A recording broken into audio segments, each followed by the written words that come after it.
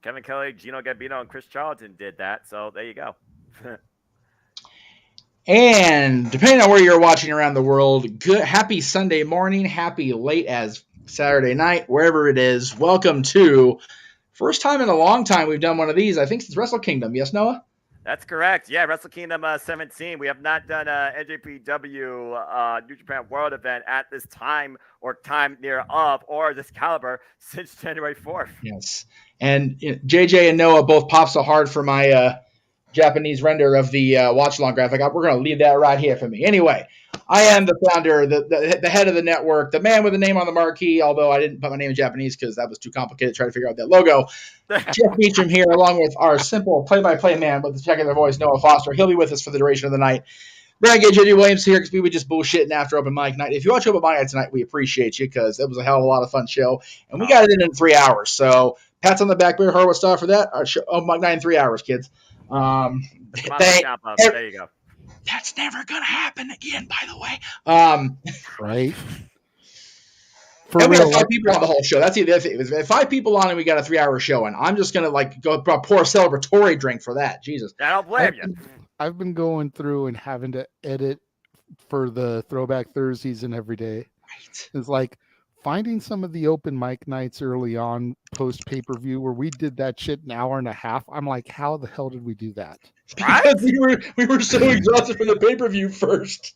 Yeah, no. We got our rhythm now, so it's like whatever. We don't give a shit. I think it was because we were still in our infancy and we were feeling things out. That's true. Yeah, we were shaping out the format, shaping out the actual show itself, and now look what the show's become.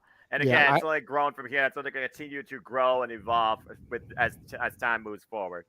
Yeah, I think we really started to get into the permanent 2.5, 3+ hour shows when you had to step back because of the House of Mouse and I took things over.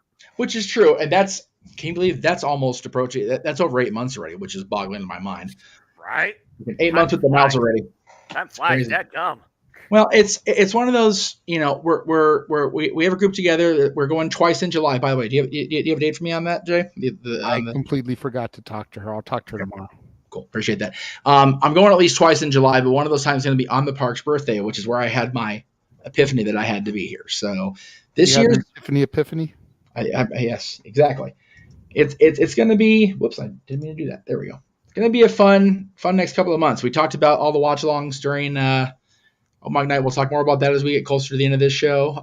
But New Japan's got quite a lineup for us, Mr. Foster. There's going to be a match that's not broadcast, so we're not going to call it because you can't call something that you can't see. We're not John Cena trying to, watch something here. But it's a kickoff match, 5-minute limit, Young Lion consecutive battle match. You're going to have to look at the names because, lordy. Oscar Lube versus Ryoshi Oiwa? Yeah. Versus Bolton Oleg versus Yuto Nakashima. That's going to be the match that you're not going to see. So we'll go ahead and keep going until we get the first match. This is the first match, okay? Like literally, it's the first thing you're going to see tonight on pay-per-view that we're going to be calling along. Let's just get the craziness started right away. Oh, that's not it. Where the hell did it go? I botched it. Where did it go? Hang on. Where's your boy? This is your boy, man. This is your drinking buddy on the ship. You effed up. You effed up. We're not past the 5 minutes yet, so I can't say it. It didn't go through. Okay, well, I'll find it. Anyway, Will Ospreay and Lance Archer's kicking off the actual pay-per-view. Like, what the hell? Oh, boy. I love it, though. I love it. It's, again, Ospreay and, again, I haven't seen Ospreay wrestle live yet because he was just doing the party hosting thing on the Jericho Cruise, and he did that very well. I don't think either one of us had any water for 3 days, but we did have drinks, and I'll let you think what y'all want to think about that one. Copious booze. Anyway, so and then he's facing Lance Archer, who we haven't seen a hell of a whole lot of on AEW TV, but I understand he's been working in Japan more frequently. Is that the case, Noah, or am I hearing wrong there? As far as Lance Archer goes, and both Ospreay, Ospreay, of course, coming back from a shoulder injury when he had to drop out of the New Japan Cup, and he let his boy in the United Empire, crowns up, folks, and Mark Davis, who's now injured, not only run for the New Japan Cup, but make it pretty much to the finals. And, of course, Lance Archer, he's been in and out of Japan, AEW, and, of course, this tournament was started where the winner will face Kenny Omega. Date originally was Forbidden Door date now up in the air based on recent events that have occurred. And of course, it's not the first time these two have faced each other. This is actually the third one-on-one encounter, and they're 1-1. It was when Ospreay first came into New Japan Pro Wrestling in 2019, before he became the Commonwealth Kingpin. In the New Japan Cup, he was eliminated, but then Ospreay got his win back. Or excuse me, Lance got his win back in that same year at the 2019 G1 Climax. Both these men are no stranger to Okada either, and both these men kind of have a similar path when it comes to IWGP United States Championship. I mean, Lance Archer, he won it when it was vacated against Juice Robinson, and he actually is a two-time champion, also winning it off of John Moxley in a Texas Death Match, the same match he lost it in. Well, Ospreay beat Sonata for the title last year, actually at Dominion. So just on that, Dominion plays in Will Ospreay's favor. So if Will Ospreay can get the win 2 years in a row, Will Ospreay's on his way to getting back to that road to redemption against Kenny Omega here at OSAKA-JO Hall. Well, we were talking about when we were doing this that this is traditionally New Japan's second biggest show of the year, or is it the G1? I would say it's their second biggest show of the year, but their biggest tournament of the year has to be the G1 Climax, the most prolific wrestling tournament of the year, and we will learn our participants tonight as well. Yes, that's actually on the lineup. Yeah, I've always looked at New Japan Pro Wrestling like this because they always have these tours that are kind of like inconsistent in names sometimes, but there's always those key things that always are the standard. You have the start of the year with Wrestle Kingdom every year on the floor, been that way since Wrestle Kingdom's inception. And then you have Dominion, who's always there basically as the gateway to New Japan Pro Wrestling Summer, which usually leads into New Japan Road and G1 Climax, whether it's the 5th, the 12th, the 19th, the 20th, because it's always been that June standard. And here we are once again now on June 4th. Yeah. It's kind of like school. My younger niece, through Teresa, starts school July 17th. Damn. Like, that's too hot for them kids to be going to school. Anyway. The lie should be freaking. We're not going to talk about the American education system today. No. We're here all weekend. That's too political of an argument, even with a super chat. I don't want to get into one of those back in my day conversations. But this one here, talk about back in our day, man. These guys, all these guys, major historical significance throughout the wrestling world. I told my dad Taka Michinoku's wrestling. He's like, what? Yeah, right. What the hell's Taka doing? Taka's leading a new faction now with Taiji, a running mate for Suzuki Gun for Life. Now they're just 5 guys. I kid you not. That is their name. Yes. Yes. Be careful if you chuck them over the top rope. Right. Damn. It's not an elimination match. It's just a standard 8-man tag. But there's a lot of moving parts here. I mean, Taiji, the Holy Emperor, recently took the KOPW Championship from Los Ingonables de Hapong's Shingo Takagi. Tetsuya Naito's had fallout with Doki, so Doki was in the best Super Juniors. And, of course, Yoshimura Kawamaru, the guy, what can I not say about Yoshimura Kawamaru? One of the longest-running IWGP Heavyweight Tag Team Champions with El Desperado, the heel master, one of the best Super Juniors there's ever been, 21-plus years in the business. And then you got Taka Michinoku, who's been tag partner, coach, running mate. He used to lead Zack Sabre Time. Now he leads just 5 guys. And then you got Bushi, who always eats the fall. And Teton, who made it to the finals of the Best Super Juniors and nearly won the damn thing. For me, I look at this match for 2 things. I feel Shingo wants to go after Taiji again and reclaim the KOPW Championship. But I also look at particularly Taiji, Naito, Shingo. Those 3 men in particular could be literally in this year's G1 Climax. If nothing else, this could be a match to build momentum for potentially a G1 Climax participant or even maybe your winner. There you go.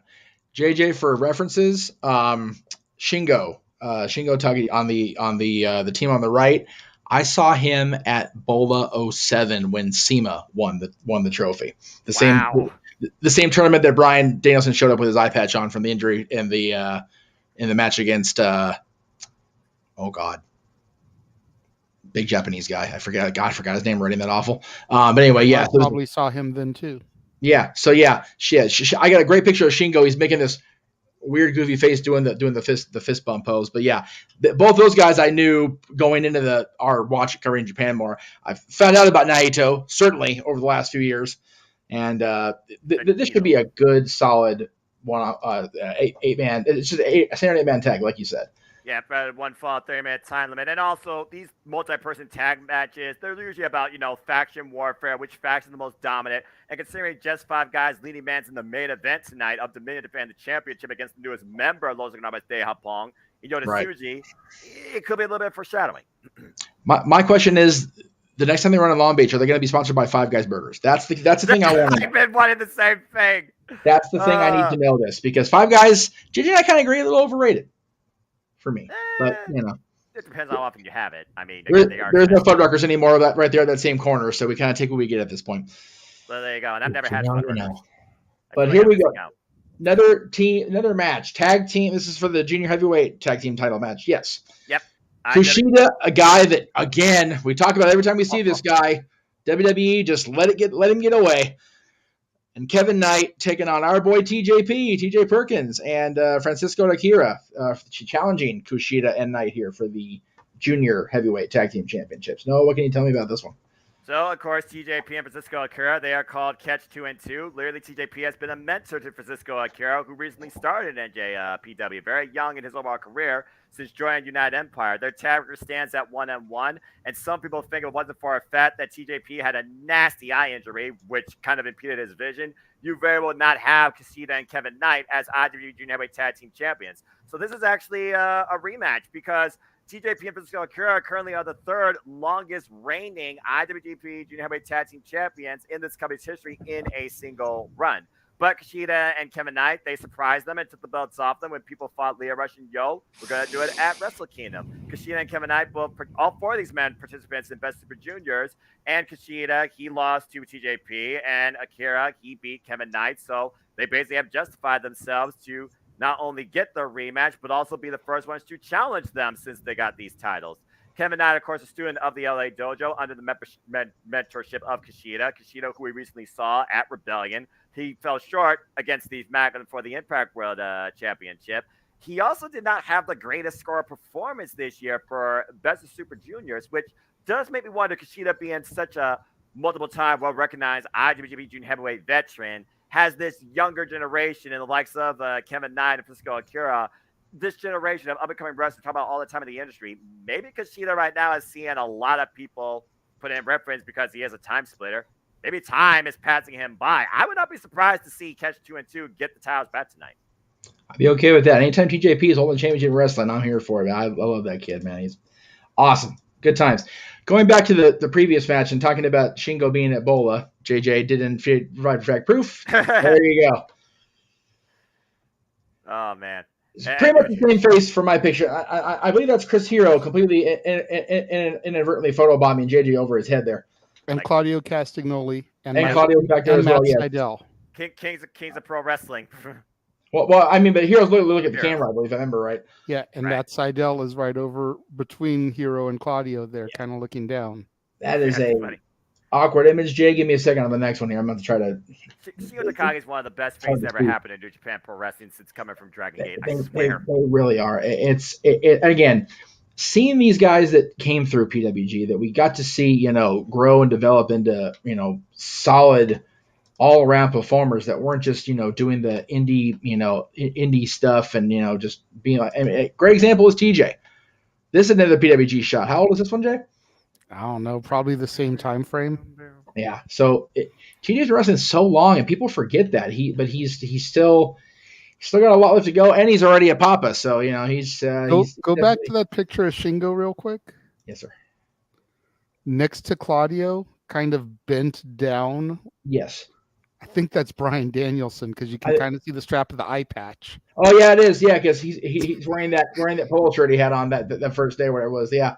So yeah, think about all the talent there behind me in Shingo: Chris Hero, Matt Seidel, Claudio Castagnoli, Bryan Danielson, and they're not even supposed to be in the picture. Right.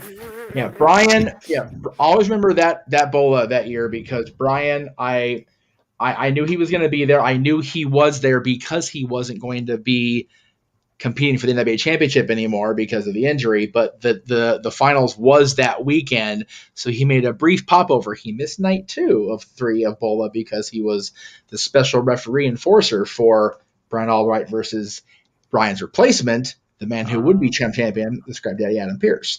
And then he came back for night 3, and I brought my 10 pounds of gold. I got to find it somewhere, but there's a picture of me and Brian holding 10 pounds of gold. I should caption it, what should have been.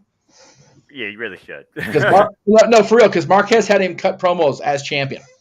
That was the goal.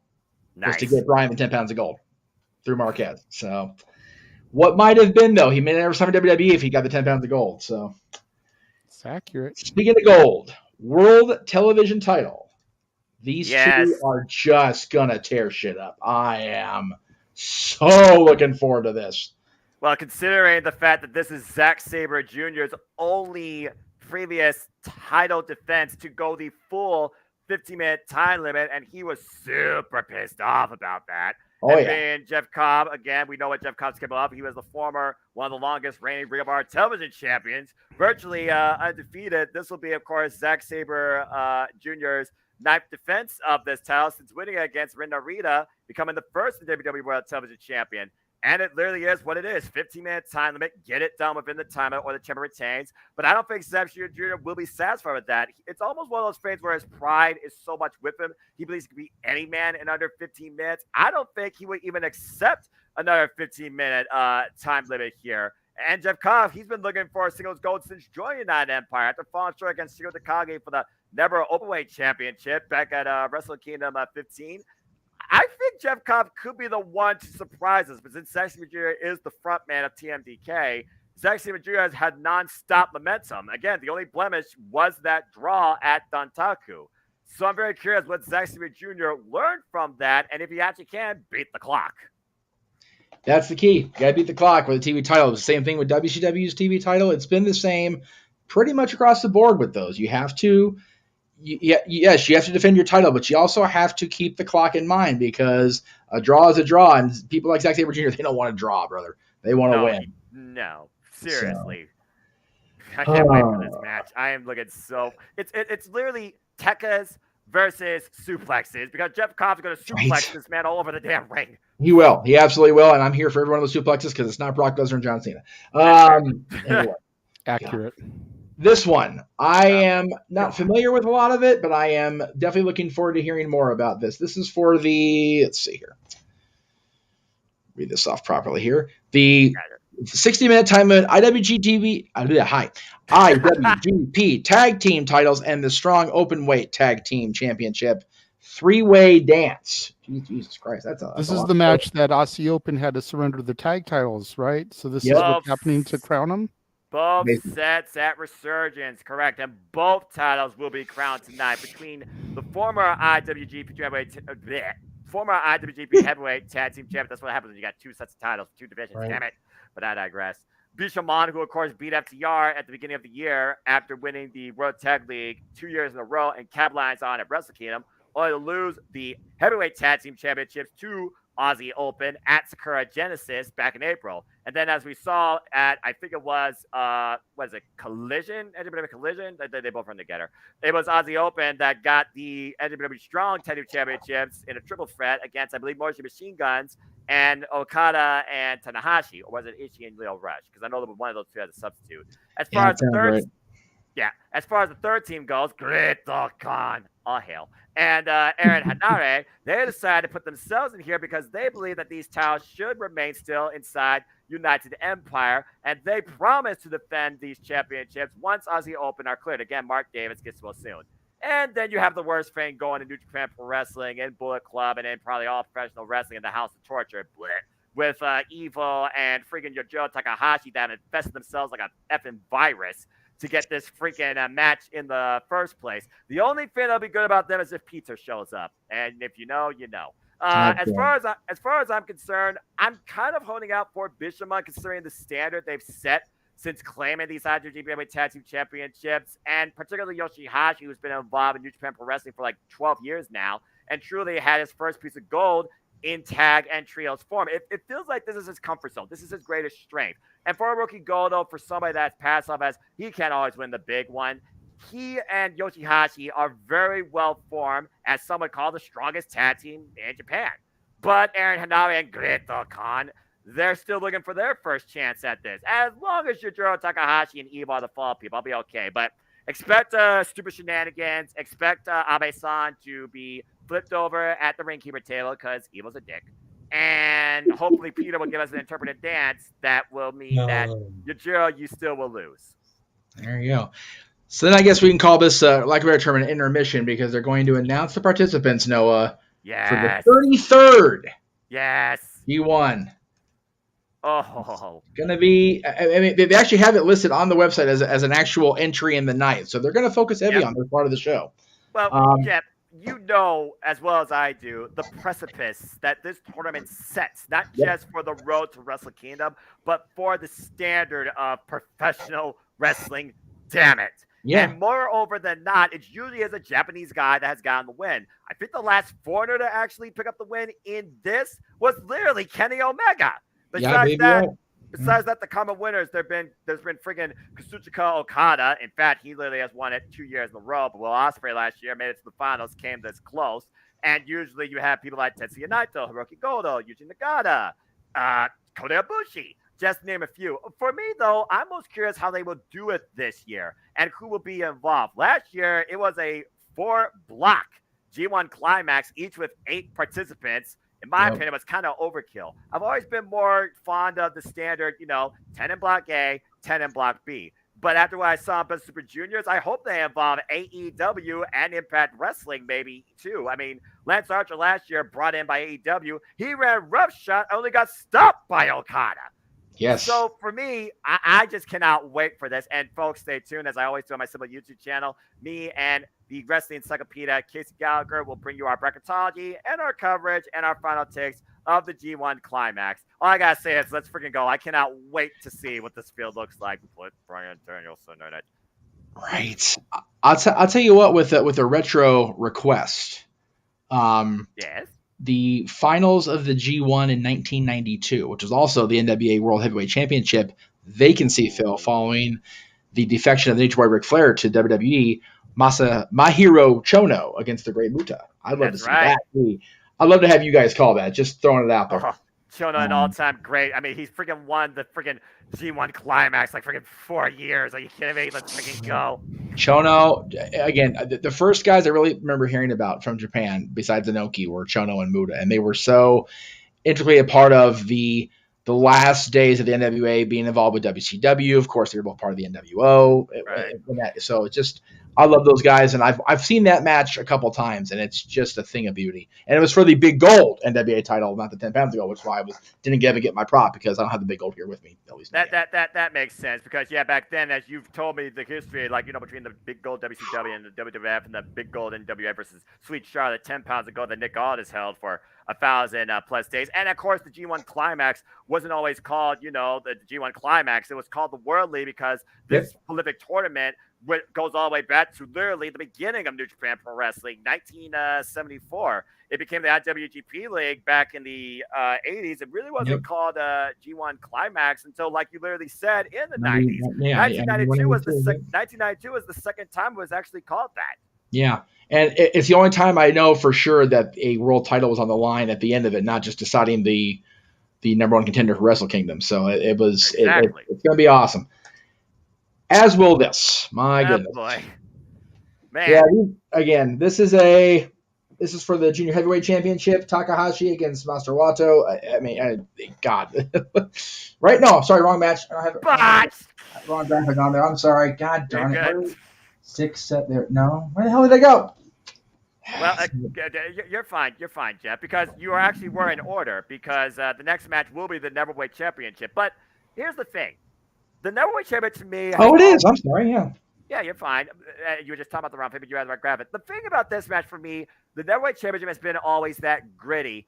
Never say die. Show me your strongest spirit. Test your will to its ultimate limit title. I think about that, and it reflects in the likes of Hiroki Goto, Katsuyori Shibata, Minoru Suzuki, and particularly my favorite champion holding this title, Tomohiro Ishii. For the last few years, it's been kind of a different form factor in mentality. When Tanahashi had it, when Jay White had it, when friggin' Sonata and Kenta had it, and now Tama Tonga, who recently had it, just lost that Dontaku.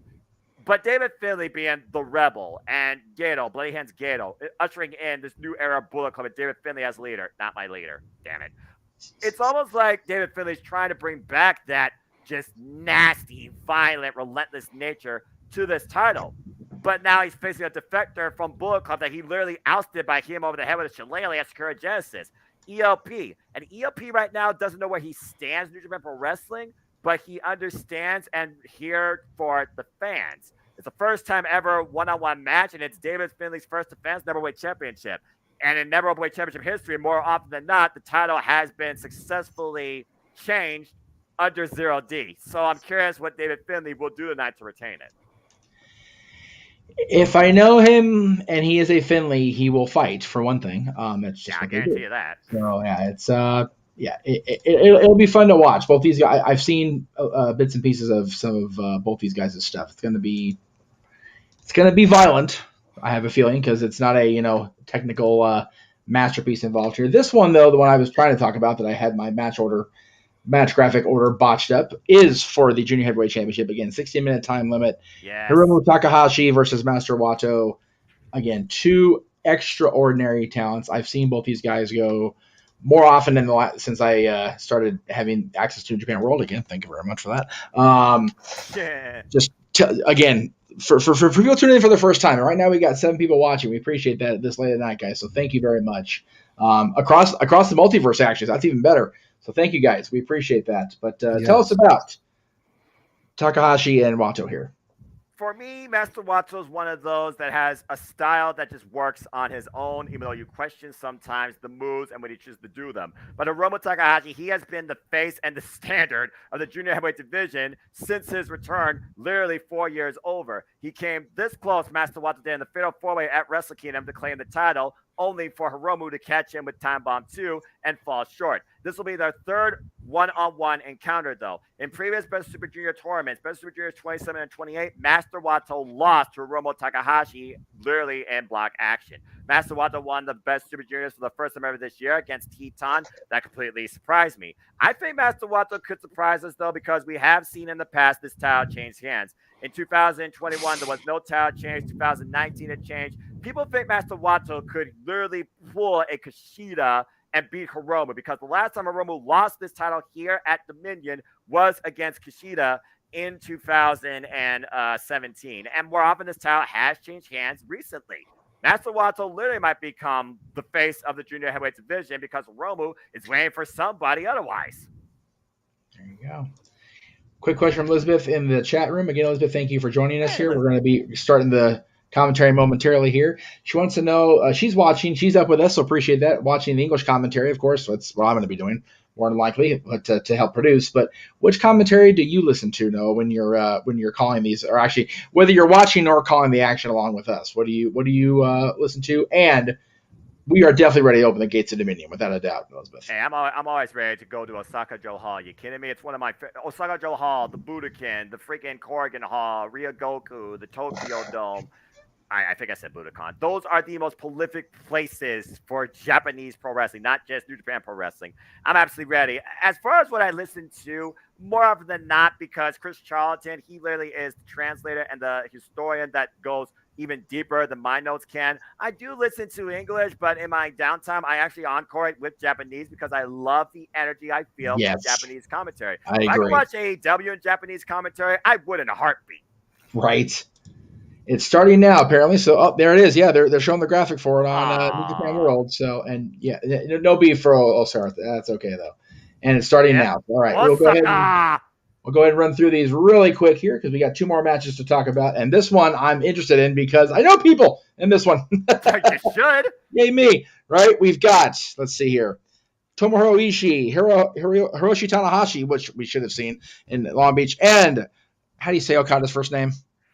Kazuchika Okada, thank you. Versus 2 members of the BCC, Claudio Castagnoli, the Ring of Honor World Champion, and the crazy man from Cincinnati, Jon Moxley, teaming up with Shota Umino. This is for the never open weight 6-man tag team championship.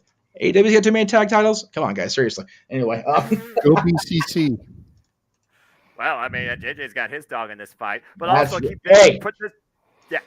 It's not a bad idea, but also let's put this in perspective. This is Claudio Castagnoli's NJPW debut, and he's in the same ring as Okada, Tanahashi, and Ishii. Are you kidding me? Exactly. That's 3 singles matches that I want.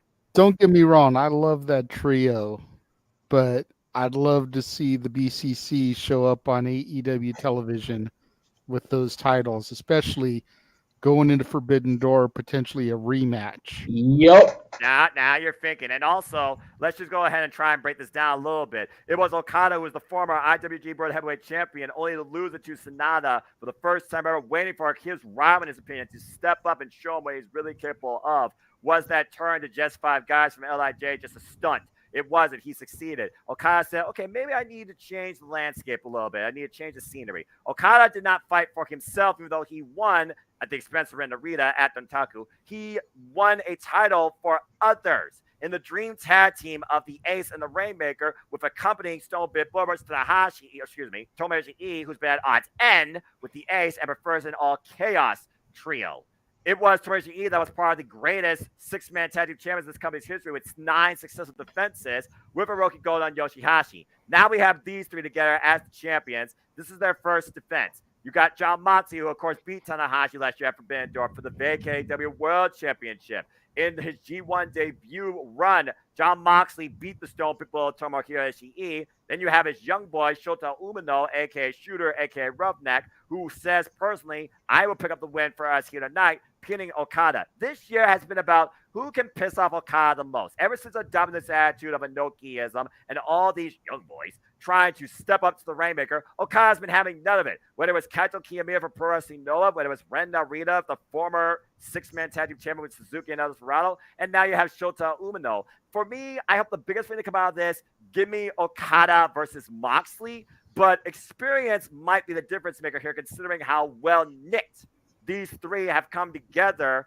as we saw at Resurgence. It was Shota Umino and John Moxley and Wheeler Yuta that did get the win. Ever since Blackpool Combat Club has been the influence of Shota Umino, he no longer even wears that white blazer now. He's not the shining star. He literally is what his name says. He is the roughneck. He is the guy that will tussle if it means getting the win. I think Claudio John Moxley and Shota really have a chance. Do we see Takeshita based on his affiliation with BCC the other night? Oh, that's a hot take. I'm just saying, just throwing it out there. I was actually going to go a step further, considering, again, John Moxley, Claudio Nelly, 0 Fs. What if this is the moment that Kenny Omega comes back to New Japan and enlists the help of at least one friend? I was going to say, he's got Okada sitting right there. So, and as well as Tanahashi, who has no love for Moxley anyway. But he also has no love for Omega. Remember, Wrestle Kingdom 13, it was Tanahashi versus Kenny Omega because it was a ideal of morals that separated the two. Whether or not that's completely buried is a whole different story, Jeff. Well, you know, with Omega apparently seeing the lighter side of things now that he's been betrayed by family, maybe Tanahashi will overlook certain things from the past. You only can hope. We shall see. But main event is not in our past, in our future. And 60-minute time limit IWGP World Heavyweight Championship. I love saying that now, World Heavyweight Championship. It's such a cool, a cool change. I love it. I dig it the most. Sonata in his second defense against Yota to oh Lord help me. Tsuji. Okay, no T. Got it. Very good. Okay. No T being spilled here. Just Tsuji. Very good. All right. Sonata I'm familiar with. I've seen him wrestle quite a bit. He actually came to PWG a couple times, if I remember right. He's a tremendous talent. Tsuji I'm not familiar with, though, so help a brother out here. So Yota Tsuji is a former young lion that went up an excursion to CMLL. He's been mostly wrestling in Mexico. And funny enough, at the press conference yesterday in Osaka, Yota Tsuji was welcomed into Los Ingobernables de Japón by Tetsuya Naito. He is here to make New Japan Pro Wrestling feel different and bring his own level of destruction after spearing Sonata the next week with his return, as you see right now. God, the distance. At Dontaku, Yota Tsuji has usurped himself as the number 1 contender for the IWGP World Championship against Sonata, who, like I said, joined just 5 guys and became basically their front man as the champion. And again, Yota Tsuji's no stranger to Sonata, but they've only contended with tag team action back in 2020 and 2021 when he was a young lion. With the history of Dominion showing title changes, included but not limited to at the expense of Okada, AJ Styles, Tetsuya Naito. Again, Dominion going into the G1, Sonata literally might be surprised here. And Sonata may not be aware what Yota Tsuji has learned since his excursion. But this will define who goes in with the highest momentum in the G1. And it looks like we got somebody going to the ring here. Is that Archer in the mask, or who is that? Countdown to destruction. It's Murder Hawk fun time as we officially begin tonight's event. So, Jeff, JJ, let's freaking go. Hello, everybody. Welcome once again to JMN Live Watch-Along event. I hope you all are doing well. And again, I am the simple man of the simple brand, the voice of the JMN, and my name is Noah Foster. With me, of course, tonight is the guy whose name's on the marquee. He is the founder. He is the brand. Damn it, Jeff motherfucking Meacham. Jeff, I guess you ready to go tonight? Oh God. Well, Lance Archer's ready to go after dropping that young lion. Yeah, I reckon so. No one's safe at ringside. No one is safe with Lance around. Oh, God. God damn it, Lance. That's enough out of you. And Lance Archer, again, the theme says everybody dies. Jesus. Everybody dies. The Murder Hawk monster. That's right. Oh, man, I'm going to enjoy the shit out of this match. Lance Archer's one of my all-time favorite wrestlers I've never seen live. JJ, are you going to stick around for the duration? I'm assuming you're going to want to go to bed at some point. Yeah, I'm ready to tap. JJ, always a pleasure to have you. I'm going to chill for this and all the wrestling groups that I'm in. Post links, so hopefully the traffic will go up. Appreciate that, brother. I'll be putting a tweet out there in a moment, and then I will be taking my happy ass to bed. As you should. As you should. It was a good night. It was a good night of open mic night, and I encourage everybody to get out there this week if I can find the graphic in a timely manner. There it is. Yay, I found it. Woo. Check out the Renegades reviews this week. Again, no Warzone today on Castlevania Studios due to overabundance of Dollar Tree and oversaturation of the product. We'll put it that way. But Renegades reviews this week. Boom. There you go. There it is. Benny and June, Don Juan DeMarco, and Nick of Time, which he somehow looks younger in Nick of Time than Don Juan DeMarco. I don't understand that at all because Johnny Depp is weird. But we all love Johnny anyway, except when his wife shits the bed, dumb bitch. And still, a Michael J. Fox film about his battle with Parkinson's. I wish I had Apple TV on weeks like this because I want to see that so bad. It looks like it's going to be awesome. So check out the Renegade this week. Of course, he'll also be part of Mike Night next week, and then we'll be that final build into a literal collision on the JMN Network Multiverse Media with Collision, Match Game, and Open Mic Night. So, Brother Jay, appreciate you. I'll see you when I see you. See you on Monday for our live. That's right, live dance. God, God, I'm the worst sugar. I got my dad's partner here. I didn't even get the dad's graphic in there. Terrible. This is why I fail, right, Master Yoda? Damn right. But anyway, that's okay. Not as bad as freaking Mansfield. So that's okay. I'm getting better. There it is. There's the match. There's the show for Monday. There we go. Check it out, guys. We will see you Monday with JJ. And for now, Jesus Christ. Okay, I guess we're doing that. Well, I mean, I wouldn't expect anything less from Lance Archer. No, definitely not. As he do. All right. Well, konnichiwa, everybody. Oh, my. Gino Gambino's back. Nice to hear Gino Gambino back here. Again, this is for the IWGP United States Heavyweight Championship #1 contendership. As a short-range tournament was started, Lance Archer made his way, of course, at the expense of Fred Rosser, while Will Ospreay beat Tanahashi. On the table. This is not good. Oh, no. And, of course, Will Ospreay returning from that shoulder injury. A guy wanted the extent of that. Whoa! Well, then. Flying forearm. Will Ospreay not wasting no time here trying to take advantage of the Murder Hawk. Off the top, Sky Twister! Jesus. Whew. And that is a fully sold out OSAKA-JO Hall right there. It's so nice to hear the fans once again. Right? Elizabeth, good to see you. Yeah, you might be a little bit ahead. Again, this is what happens with New Japan Pro Wrestling. Again, you figure out the time. I am there. too. That's okay. You figure out the time. There's like 70 freaking. Got caught, got Guzzo. Flips out it though. I step up Enziguri, preventing the choke slam. Again, it's going to be speed versus power here. Oh, Scudder! Already? You kidding me? Cover 2? No! Oscar gets the shoulder up. You know, it's probably a smart strategy considering, again, we don't know the extent of Will Ospreay's shoulder. Oh, my God! And he just got clothesline back to the UK. That's an inside-out Ospreay, what that is. Yeah, no kidding. And Lance Archer smiling. We all know Lance Archer. Oh, yeah, he loves it. He loves every bit of that shit. He loves to fight. You know this, man. He welcomes He's crazy. it. Well, again, former member of Suzuki-gun, former IWGP Heavyweight Tag Team Champion, member of Killer Elite Squad, and former 2-time IWGP United States Champion. Former NWA World Tag Team Champion, former TNA star. They held gold throughout that. It's been around people a lot longer than people realize, and now he's under the evil influence of Jake the Snake Roberts on occasion when they're both at AEW. So yeah, Lance not to be underestimated by any means, even this late in his career. Again, it's amazing how well this man moves. Oh. Imagine that just coming at you. What the hell do you do? What do you do when you can't move and you know it's going to be a thing? It's like, well, this is going to suck. Just take it, right? Yeah, I mean, what are you going to do there? Again, we got tremendous respect between Lance Archer and Tanahashi. It was last year at Resurgence that Lance Archer won the IWGP United States Championship. Or excuse me, it was last year at Resurgence that Tanahashi took the IWGP United States Heavyweight Championship from Lance Archer. And since then, they're like, one more time. We have yet to see that one-on-one kind of repeated. And again, we saw Will Ospreay's year start out with his biggest moment. It might be his golly, I guess. biggest defeat when Kenny Omega came back to Japan Pro Wrestling and took the IWGP United States Heavyweight Championship from him. He's been on a warpath to get back there ever since. Again, you see the tape heavily on the right shoulder of Will Ospreay. Oof. Just welling away. Lance still keeping his face. Oh, God. These two are crazy.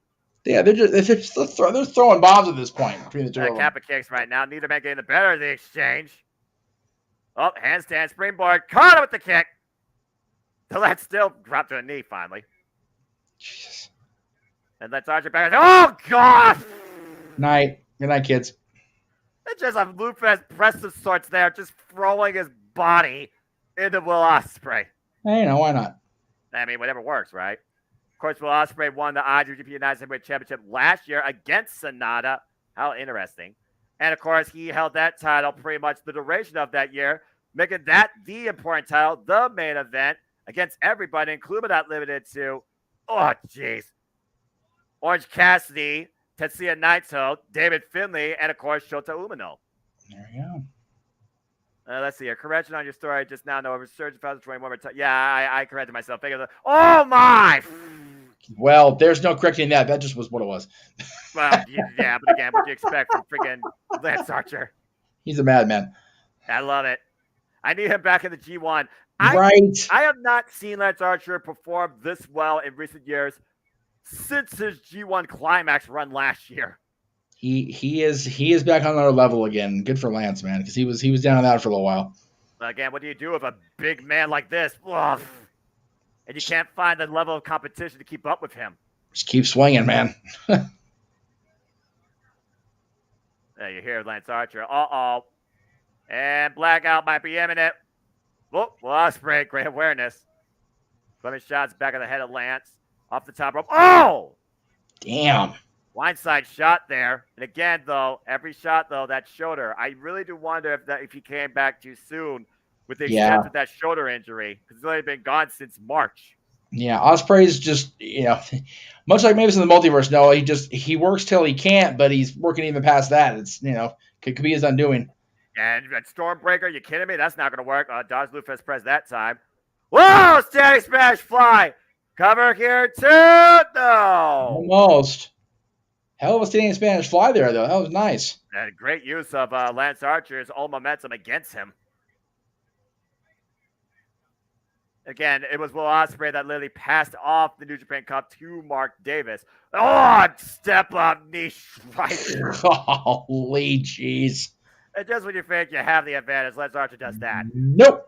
His attempt again for the blackout. Will Ospreay up in the Razor's Edge position. Oh. Everybody dies. Oh, and he got it. That's it.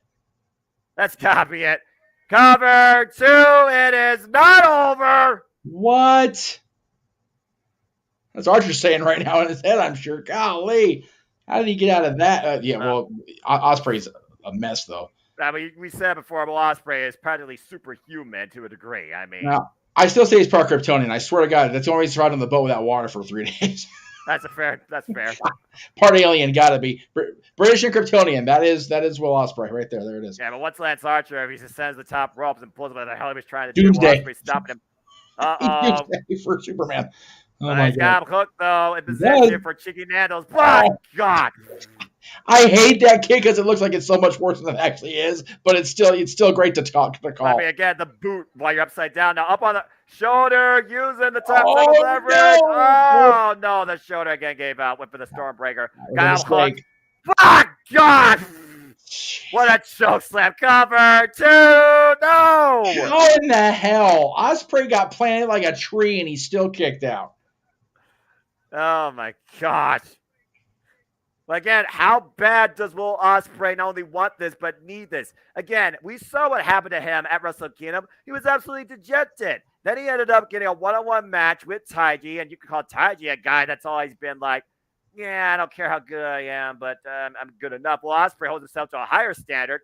Oh, took him out of the knee. Oh, Again, chopping the tree down. Hit it, Blade connects. he got it, man. He got all of it, too. And the cover. Wow. A 1 count.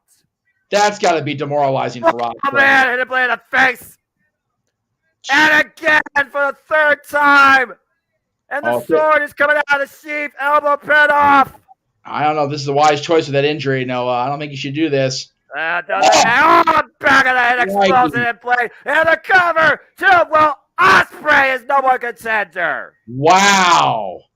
So, Elizabeth, in the chat room, if you want to pick a certain point in the next match, or for the finish, because I was going to say do it for this match, but the match just finished for us. So if you want to pick like a finish of the next match and pause to stay up with us, you're more than welcome to. We encourage that when we're doing the calls because not everybody's with us. But if you want to follow along, which again, we love you for that, please feel free to pause at the end of a match. That way when you hear us and the match, you can be on point with us. But man, what a way to start that live show, Noah. Golly, man. Archer and Ospreay just went, what was it? Probably about 10 minutes worth. Almost 10 minutes, yeah. There you go. They brought everything out, as much fury as possible, but Will Ospreay refused to be denied. And again, Kenny Omega, what are you thinking after seeing this? I done fucked up messing with this guy. Yeah, well, I mean, again, the shoulder still. The shoulder's still in question. I'm just saying. Yeah, look at the mental game here being played right now. But you know what? Will Ospreay face to face. I like it. Ospreay is not being completely cocky Ospreay, but he's still like, yeah, I got you. Respect. Yep. There is respect there, which Ospreay has never been too keen on showing until very recently. So it's cool to see him evolve that character. Well, again, when you're humbled on the grandest stage of them all in New Japan Pro Wrestling, and what is the biggest match probably of your career by Kenny Omega, that definitely affects your mentality a different way. And then even after that, coming back from an injury, you're trying to use New Japan Cup as a launching pad. Now Kenny Omega and Will Ospreay too is a guarantee. Yeah, I remember that. Nakajima and Go with 4 lariats to get that win and back in 2020. That was bananas. You could go Suzuki and figuring Kazuhiko Nakajima. Yeah. Oh, well, Ospreay's got a mic. This is going to be deadly. I mean, we don't know that for sure.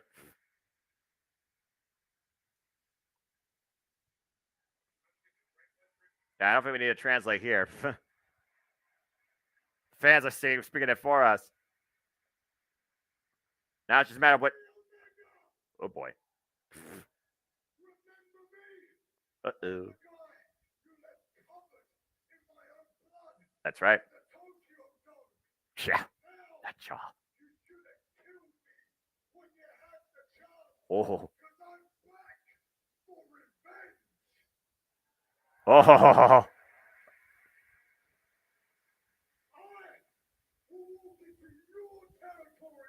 It's territory. Canada. That's Canada.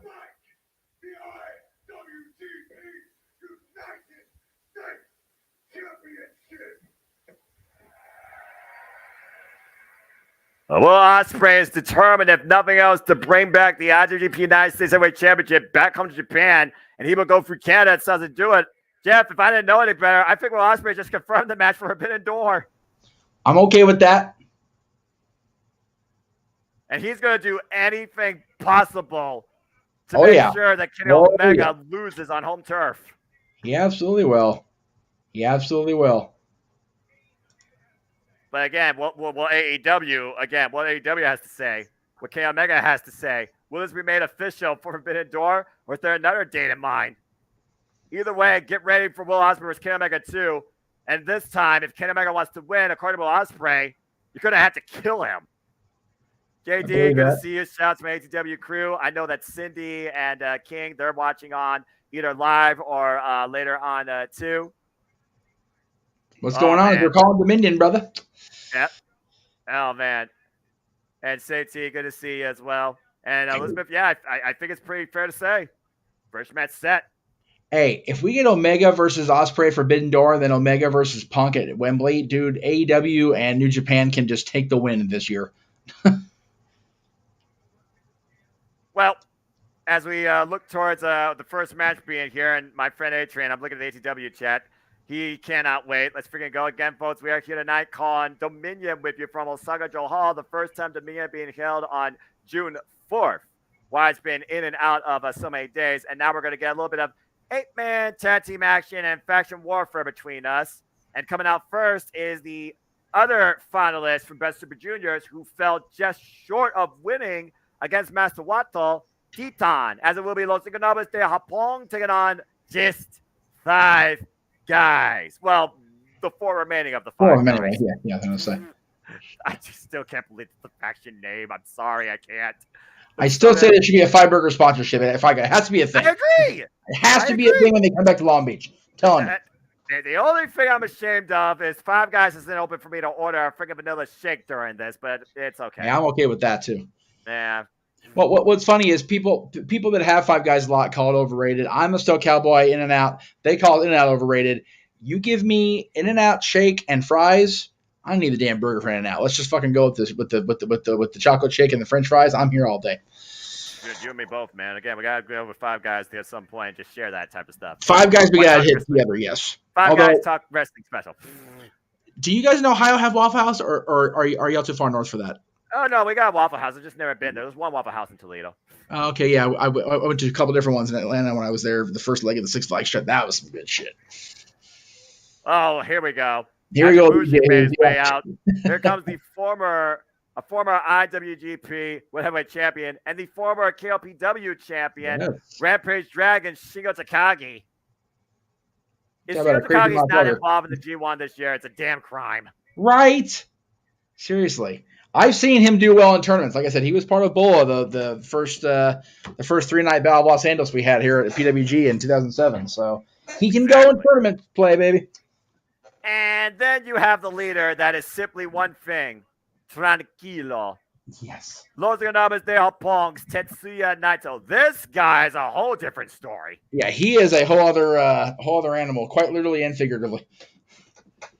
Again, I really wonder at this point, what does Tetsuya Naito want? I mean, he got the win against Keiji Muto at Pro Wrestling Last Love, so he finally got that win back after being defeated by the Genius of the Stardust Genius. He's a former WGP World Heavyweight Champion, former G1 Climax winner. At this point, the only thing he hasn't gotten is the Los Ingobernables de Japón road call to close out Tokyo Dome. But I wonder if that's really all he really wants at this point. Yeah, I was fortunate to be able to get the access back when he became the unified champion. So that was awesome to see that for Naito. I know it was a long road to that. So yeah. And, of course, Tetsuya Naito welcome in the other half of our main event tonight, to Los Ingobernables de Japón, Yota Tsuji. So, again, a lot of pressure tonight, I feel like, on Los Ingobernables de Japón ahead of the G1 Climax. Titan, who recently became part of LIJ prior to the Best Super Juniors earlier last year. Interesting to know about Ospreay's words. He says, same way about Kono Okada 2021. Oh, yeah, that's true. But he couldn't beat Okada. Can he beat Omega? Are those two things impossible for Ospreay to overcome? That's the question there. JG Andrade is a great shout, but I just don't know if we're ever going to see Andrade El Idolo and Tetsuya Naito in the same ring, considering Andrade works in AAA, why CMLL is partners with New Japan Pro Wrestling, and still to this day, CMLL and AAA are at a crossroads. Yes. So, just saying. again, Shingo Takagi recently lost the KLPW Championship to the Holy Emperor Taiji in a 43-minute Takagi-style triad match that the Red Shoes Umino had to stop because the man was damn right unconscious. So Andrade was mentioned in the press release for Collision. We haven't seen him return to TV yet, so I don't know. Yeah, we did see Thunder Rosa come to TV the week before the announcement. Was Miro part of the announcement for Collision? I don't think so. Yes, he was. He's part of the whole there you go. And we saw him go to the office. So Miro, Thunder Rosa were confirmed on television in the press release. He was in the press release, but we know CM Punk's going to be at the United Center. So I just wonder if we're finally going to get CM Punk versus Kenta at this point, GTS versus GTS. Dude, if they keep the partnership strong and they work with New Japan, they've got to get Kenta in the ring with Punk. It has to be a thing. Right? Has to be. And, of course, Tetsuya Naito adorning the all-white. Again, what goes through that man's mind? Right. And, again, prior to Excursion, it was Tetsuya Naito that faced Yota Tsuji. Here they come. Just the 5 guys. So what? We're going to change everything. Taka Michinoku, the hot guy. Oh, brother. Again, who would have thought you heard Taka Michinoku again? Yeah, I just had Taka Michinoku on my bingo card on a card in 2023. Ever. My bingo card's already been filled out 10 times over. Hey, like I said, being at WrestleMania this year was like a bonus card to take with me to the bingo table, so I'm okay with it. Taka looks good. He does. Yeah, I think Taka's still in good shape. Also knows how to pull up a suit. Again, the guy used to hype up Zack Sabre time. Also a guy that still trains people to this day. And then you got heel master Noshinobu Kawamaru with the Satori whiskey special in hand. You got this bent up pipe wielding lunatic in Dukai. Yeah, right. And there's the man himself, Taka Michinoku, with that weird, just straight up hairstyle. Dang. And last but not least, the Holy Emperor, former member of Suzuki-gun. Well, honestly, all four of these men were former Suzuki-gun. Taiji, now the KLPW champion. Again, who came up? This had to be a Taiji idea. Just 5 guys. Seriously. Right? Yeah. We're just 5 guys. Market it. That's the gimmick. Hey, they got merch. They got merch, Jeff. That's all you gotta know. They got merch. Yeah. Hey, Josh, are you gonna buy the Just 5 Guys shirt for you? Buy one of my shirts? Yeah, thanks. I think you're asleep, but still, it's okay. Oh, brother. Hey, I like a Just 5 Guys shirt. I'd encourage people to just buy my shit first. Yeah, well, I mean, at the end of the day, market editors. There's a cross promotion. That's right. Taiji's always been one of those, though. Again, he didn't originally come into New Japan from the get-go. He came in from somewhere else, just like Tomohiro Ishii, one of these so-called 4 black saints in New Japan Pro Wrestling, black sheep or whatever. Right. And he's garnered the respect of the fans and also really has put more care into himself in the ring. And it's paid dividends. Again, any of these men we're seeing right now, any of these 8 men could be involved in the G1, now that we think about it. Yeah, the G1 is just that. It is a complete unknown, at least through the first half of the show tonight. We're going to get the participants named halfway through, kind of like an intermission thing. But you know what? I look forward to stuff like that because, like I said, the G1 will always have a place for me in my heart because the first time I ever saw anything of the G1, it was when they filled the vacancy for the NWA Championship. And I'll never forget Cowboy Bill Watts as head of WCW along with Matsuda at the Great American Bash talking about the G1 was going to be for the title. So it's just a lot of cool young Jeff Meacham wrestling fan memories there. So. Well, right now we got 8 men in the ring slowly preparing to raise faction warfare here and maybe get some momentum ahead of the G1, whether they're in it or not. Yep. Wrestling with momentum at all times is it's the way you want to operate your existence in this world. And God, by the time he gets his pants off, he'll be main event. Jesus, come on. Hey. Naito, Tenkiya takes his time. Besides, the only pants that matter when they come off is Taiji's because it's the most electrifying moment in New Japan Pro Wrestling. That's fair. Dare someone argue with me otherwise. That's right. No, not going to give it. Not even going to try. I know better. Thank you. I appreciate that. You're welcome. That's right. Cindy learned that a long time ago. Yes, she did. Yes, you did. And of course, Naito and Taiji, they are no strangers to each other, considering their bitter grudges and rivalries over the years. Yeah, it's a lot of interesting history in this ring. Oh, okay, now we're doing the battle of the faction poses apparently. Well, again, you got to show that unity. You got to show that united front. Strange. Now I have a picture. Naito as Nakajima. Since Nakajima shaved off his goatee. Here we go. Last month, Nakajima looks like Naito from before Naito had the goatee. Tranquilo. You don't worry about shaving, I guess. Yeah. Why do I feel like Naito will be going after KBW Championship? By the way, Chris Charlton, not a very good singer. And credit for trying, but I do agree. But Simon Cowell's not here. But anyway, Chris Charlton. It's a no from me. Sorry. You know. But if you want to hear proper British singing done by nobody British, you can check out Open Mic Night karaoke night before Wembley Stadium. There you go. The draft, as long as it's not Adele and Spice Girls in One Direction, we should be all right. Hey, you know what? Spice Girls are on the wheel, as are Adele. So we'll see how it plays out for you, brother. Caitlin's not there that night. I ain't seeing no Spice Girls. We'll talk about that later. It's kind of crazy, wild man. We want to be good to Caitlin. We want to get her on the Clash of the Couples. We got to make that work. Fine. She's probably asleep right now. Tag. Probably asleep right now. Tag. Caitlin, nothing but respect. You did. Nothing but respect.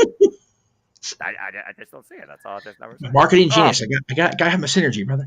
Just synergy across the ring. There's no synergy right now. Talk a big no. To the eye to Bushi. That's terrible. Typical heel tactics. Evil indeed. Oh wait, sorry, wrong ear. Go ahead, you're good. And again, this is what Taka does. Whoa! I can't take the mask off though, Taka. Come on now. There is the disqualification. JD, this is actually live on New Japan World right now. It's New Japan Dominion. Yeah, we literally are just calling and reacting to New Japan Dominion from OSAKA-JO Hall, and you can watch it if you're a subscriber at NJPW'S.com for less than $8 a month. It's a hell of a subscription. I highly suggest it. Yes, I'm only watching on my phone so I can produce the call and not have to try to cast on my TV through this thing, which will just mess the whole stream up. So, well, the casting is always going to be a thing. And just driving the days of the match. If I could find my damn Fire Stick, it wouldn't be a problem. I don't know how that thing went. Yeah. Right. But I digress. On with the show.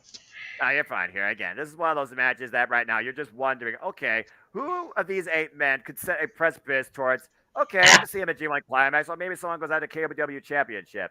Oh, there's a drop down. Drop kick. Sliding drop kick at Tetsuya Naito. Nice. LJ taking control. I'm really hyping up the fans of Osaka. Again, referee, who's legal? Who's legal?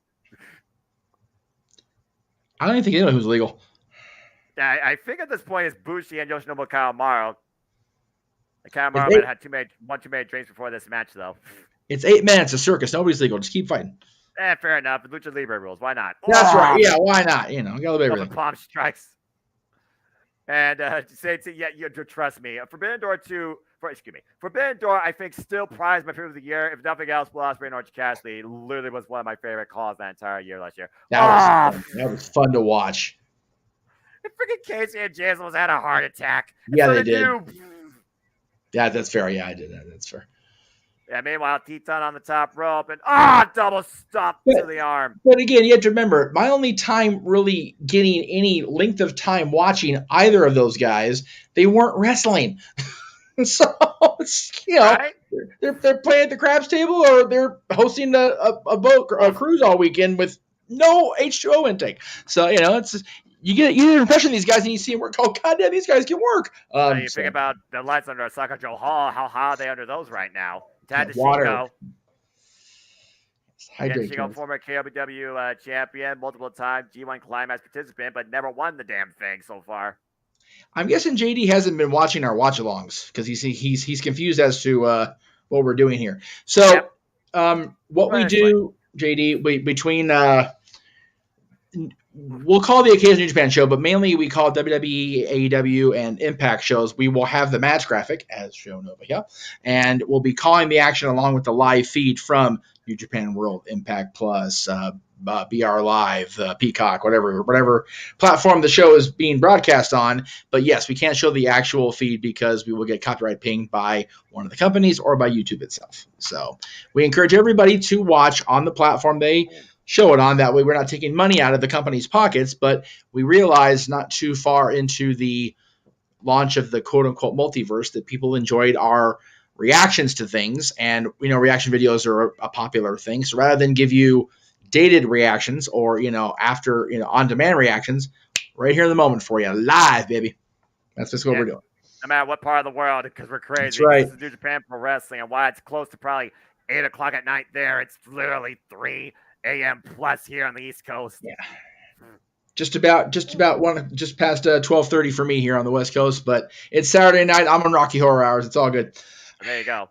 Oh, man, what a chop. Don't want a copyright strike, Seth. Exactly. You got it, brother. Yeah, I don't think Kyle Morrow wanted that chop either from Shingo Takagi. Kyle Morrow needs to make a tag.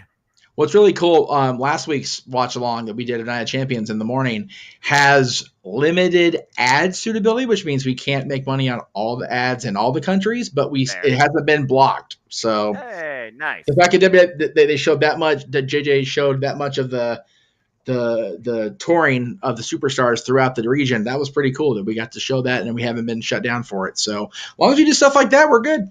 Yeah, exactly. It was all about the statute of limitations. Up and around to the DDT. Nice sequence there. That was nice. Again, Takagi dropped high on the back of his head and neck with that shot. Yeah. Again, people that are not fans. Oh, it's choreographed. It's like, yeah, it's how they stay safe, you Nimrod. Again, it might be physical, but even the show, it's got to be structured. Now Naito and Taiji picking things up. Of course, these two have also faced each other. Off. At times for the joint crowd as well. Nice hook kick there. Yeah, it was. Bushi trying to take over now. 2-on-1. Double Irish whip. Keep your eyes on everybody on the outside. And Teton again. Incredible performance during the Best Super Juniors. Oh! That was a worry and a half. Is it time? No, not yet. Wait. No. Wait. What's Taiji thinking here? Insanity, calamity. Scouting. Whoa! Wait for the big buzzsaw kick. Oof. The elbow strike off the ropes again. Big boot. Naito off the ropes now. Big boot again. Takes Taiji down. Drop kicks the back of the head. Great counter there. Again, Naito's one of those workers that, and if I remember correctly, I think Naito right now is like a free agent at this point. I'm not necessarily sure what his future holds in New Japan. Whatever he wants, man. He can write his own ticket with it. With as many years as he's had here, the last few years have been so incredible. Tied time with a number of years as well, mostly in CMLL. Recently becoming part of the Sunday Ball. Nice combination there. Yeah, it was. Excuse me, Teton. That's how you say it. Went for the ass bomber. Does their knee. Suplex. Counter. Oh! Combination kick. Back of the head. Wild Insecurity hits. And tag. Again, Master Wato, of course, will be contending for the Undisputed Junior Heavyweight Championship towards the final third of this card. What the heck is this between Taka and Doki? Yep. Clotheslines here. Elbow strikes. Whoa! Taka in for the covers. Enough here. No.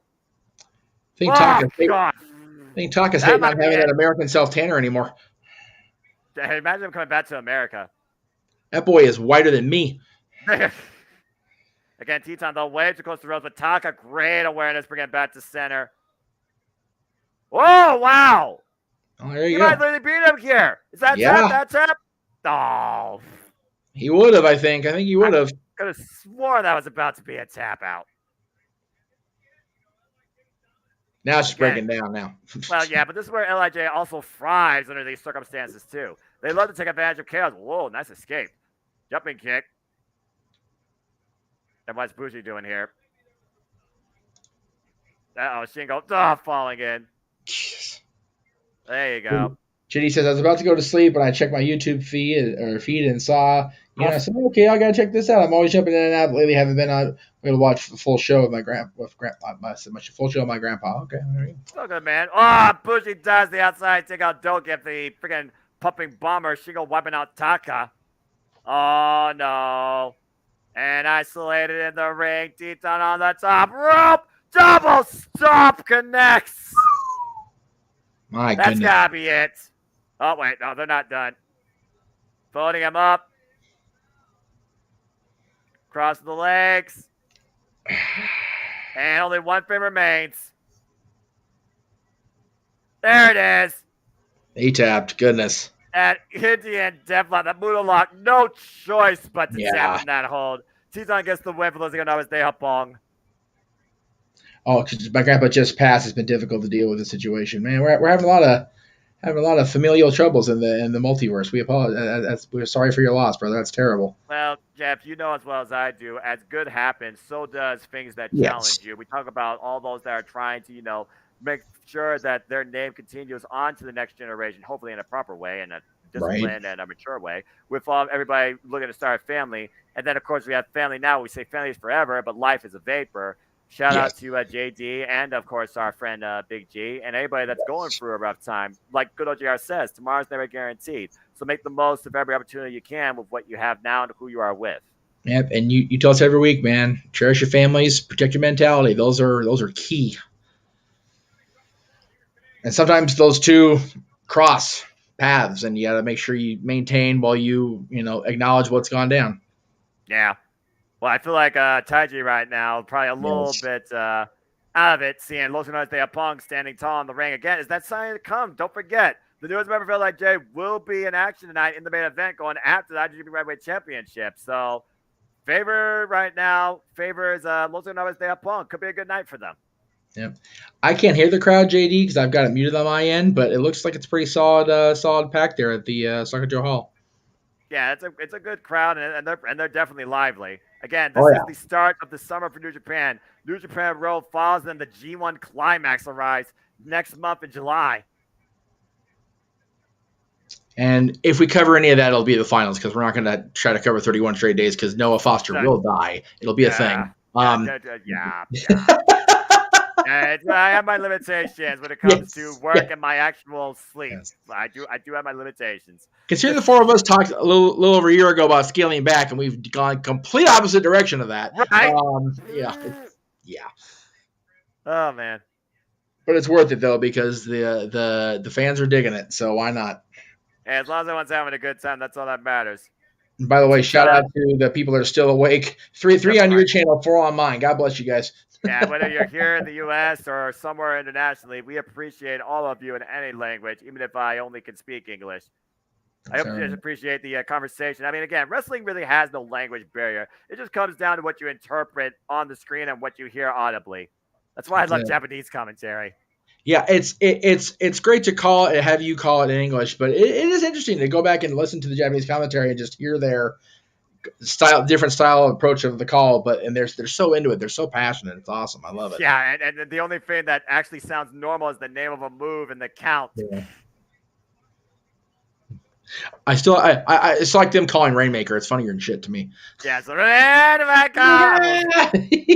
We'll see if we actually get to call that here again. But Shota Umino made it be known he plans to pin Okada and win for Blackpool Comic Con tonight for the Neverweight 6-Man Tag Team Championships. Yes, we'll see. I mean, it's waiting it out, Elizabeth. Waiting it out. Oh boy. Well, again, the natural weather phenomenon is no joke. It was literally that cost Jon Moxley to vacate the United States Championship a few years back. Yep. We've learned this year, especially in this region of the country, Mother Nature is clearly off her bipolar meds. It is what it is. So we're trying to get her back insured and get her back on track, because it's only just now starting to become normal weather here. Right. As normal as it gets. It started on my birthday on March 1st, Southern California. That's not normal. That's batshit. There you go. So there you go. Speaking of batshit, this tag team title match is going to be pretty much in that vein. Let's go back in time where it all began, shall we? It was Kushida and Kevin Knight who fought their way for the best of Super Juniors, but even before that, came together as a tag team duo. Oh, man, a DDT. And it was an injury to TJP that allowed Catch 2 and 2 to basically make the mistake needed for Kushida and Kevin Knight, known as the Intergalactic Jet Setters, to win the titles. But again, during the Best Super Juniors, it was TJP that got a pinfall victory on Kushida, and Francisco Akira that got a pinfall win over Kevin Knight. Both the tag team champions fell short against the challengers looking to reclaim the gold tonight. And you talked about, again, TJP and his level of experience and how much it's influenced young Francisco Akira. You say the same thing about Kevin Knight, though, and Kushida here. Yeah. TJP is what got me to watch. He's the one that got me to watch Cruiserweight Classic. Longtime friend of the family. Son knows him, and his previous wife before the young lady, I forget her name. I'm sorry, Aria. I think her name is Aria Blake. Aria Blake. Prior to that, he was married to a different young lady who was in the wrestling business and was auntie to Dylan for a while, the longtime friend. So we've done Teach for years. He's awesome. We love him to pieces, and it's cool to see him still wrestling, and he's living out his dream over like Rover in Japan. Now he's challenging for the Junior Heavyweight Tag Team Championships on a major New Japan show. So much love to TJP. Love Kushida too. I haven't had a chance to meet him, but I love watching him on the ill-fated 205 Live. But hell of a talent too. Yeah. But TJP, the winner of the Cruiserweight Classic back in 2016, Yep. and the inaugural Cruiserweight Champion. 7 years. Isn't that crazy? Right? 7 years that was. Oh, it looks like Dan Maloney, the newest member of the United Empire, the Drillat Killer, will be accompanying Catch 2 and 2 to ringside. So these guys are part of United Empire. These guys are with Ospreay then. That's right. Right on. Crown's up. Nothing wrong with that. I'm here for that. Again, Kushida and Kevin Knight, they had an injury factor on their side. When TJP got cut above his eye, it impaired his vision, and Kushida and Kevin Knight were able to capitalize. Again, people thought that this was just so out of nowhere. It shouldn't have happened. People thought that Yo and Leo Rush had a better chance dethroning these two at Wrestle Kingdom. And again, Catch 2 and 2, they had a hell of a run with these titles. They're, I believe, the third longest reigning champions. The second longest reigning champion single run. They held those titles for 311 days, just short of Shinjiro and Takshido at 348 days, surpassing Apollo 55, the duo of Prince Devitt and Rizuzi Taguchi at 290, and even surpassing my Suzuki-gun faction of El Desperado and Yoshinobu Kamara 301. So they can definitely get it done here. But Kushida, of course, multiple-time IWGP Junior Heavyweight Champion. Now, once again, IWGP Junior Heavyweight Tag Team Champion. This time not with Alex Shelley, but with Kevin Knight. You'll appreciate this one. So, JJ's daughter, my niece, Natalie, who's, getting, more into wrestling as we go along here. Right. Big on the Judgment Day. And, of course, Finn Balor, Fergal Devitt in there as part of that group. She now uses Fergal as an adjective and a noun, and anything is he Fergaled himself. Oh, what a Fergal! It's funnier in hell. It's a little inside joke we use with her between us in the Casa Circle. But she said that once, I almost fell out laughing, and now it's just become a thing. Anytime anybody does anything, you Fergal. What are you Fergaling for? To freaking put that in the dictionary. I'm waiting to run into Balor again and going, you have no idea what you've done. I didn't do anything. Yeah, you did. Yeah, you did, Finn. Yeah, that'd be the day, just like Jerry Slaughter running into Finn Balor in Canada in 2019. I still can't believe that happened to him. Right, that was good. Gotta get to Canada first. Anyway. I haven't been there since 2019. Again, the air is a lot thicker up there, and I wasn't sure what I was doing at the time, but every time it was just my throat was sore. It was a unique time, though. It was worth every penny. Well, we'll see. With any luck, the bulk of us will be in Philadelphia here in a few months, so we can all go. Here we go, Fergal through Philadelphia. We can do that. Possibly. Of course, there's also a rubber match here because in tag team action, these two are 1-1. This is the rubber. Yep. But we've seen how far Kevin Knight has come since being part of the LA Dojo and under the mentorship of Kushida, especially during his run in Impact Wrestling. Yeah, he has grown by leaps and bounds since his days working out in the dojo here. Yeah, just an incredible talent. And again, Kushida, I can't say enough things about him. And anybody that loves Back to the Future and has it in their gear layout, you've got my vote, brother. So. Again, Kushida, though, did not have the strongest best Juniors performance this year, which really surprised me. And it was a lot of the younger talents that have gotten the better of him as of lately. Elizabeth, I feel your pain on that comment. I'm waiting for the G1 announcement intermission to go do that. I don't blame y'all. Yeah, I got to go, but I wanna watch this match too. So again, we'll just see how in the corner. Francisco and immediately Kevin Knight with the drop kick. Stalemate. Bell rings. Starting off with the two emotionally driven competitors here and the ones under the mentorships of their respective partners. Yes. Oh, what a boot. And the reach of Kevin Knight, by the way, definitely plays to his advantage when it comes to escaping submissions off Yeah, in the high-flying style that he exhibits. Yeah, Kevin Knight's got that. I'm not familiar with a wrestler named Human Tornado. That was he was a natural liberator. He was El Snowflake in that movie, and just he's so tall and just got that. He's got a reach for days. Very rangy competitor. Whoa, rangy. But I was going to say his abilities were deceptive because he came off as kind of just a laid back gimmick. But man, he could reach across that ring and his legs were here for days. So yeah, similar style here with Kevin. And my feed froze. Wonderful. Oh, that's interesting. Carry on. The top. And with both men on the apron coming off the second. Good Lord! Holy, I guess. Almost overshot everybody there. Took out Dan Maloney in the process. Good grief. That jet almost crashed. Right. Pun intended. Yes. Snapmare now, Francisco Akira, Kushida. What's their freaking hair? Oh! Isolating Francisco with the cover, too. TJP breaks it up, though. TJP literally says how much he appreciates this young kid. Sees a lot of himself in him. Yeah. Clearly has mentored this guy. Very cool for me to see TJ be a mentor, too. I just can't say enough good about TJ. Yeah, I mean, again, former multiple-time X Division champion, whether it was TJP or whether he was Manic.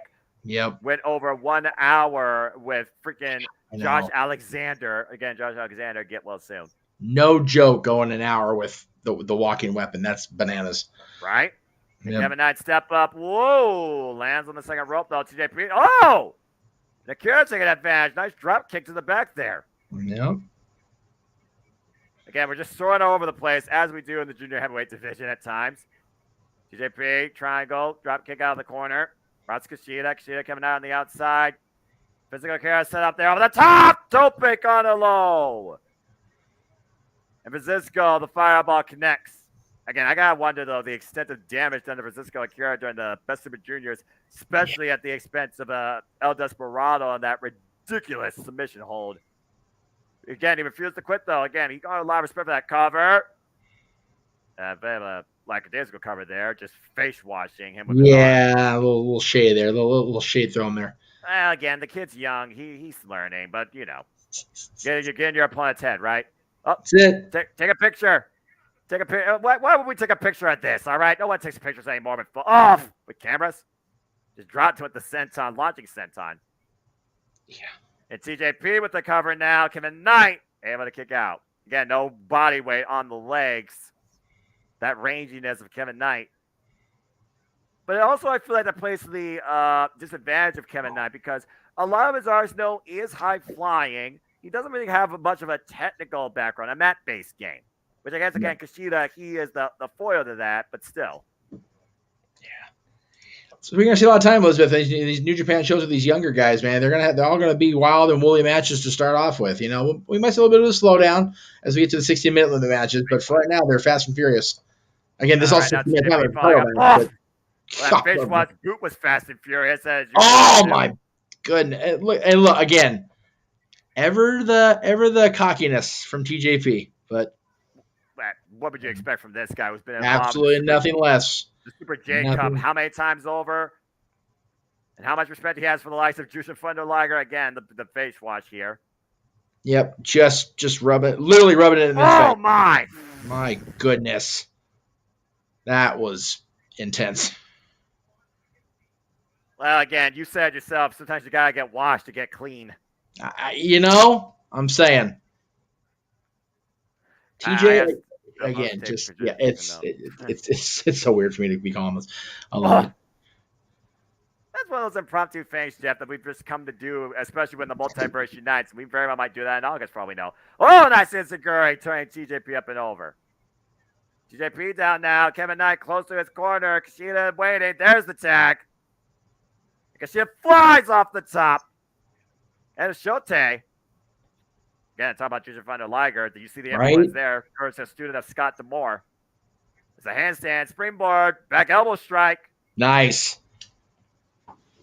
And again, Kushida from the corner. Big Shote to TJ. Yeah, he leveled TJ with that. Get up and over, though. Connick hits us. Cartwheel, drop kick. Oh, that was a nice sequence, too. Again, Elizabeth, New Japan show in Japan's on the bucket list, but not gonna lie, it's easier when they come to Long Beach. Not even gonna make it that one. So It's a lot easier for you than it is for me here. I'll tell you that much. Still disappoints me. I didn't go to G1 Supercard 2019. And wait a minute, double hoverboard block? what the hell? I was trying for it. He was. Grasping his. Oh, Kevin Knight to the midsection. Drop down by both.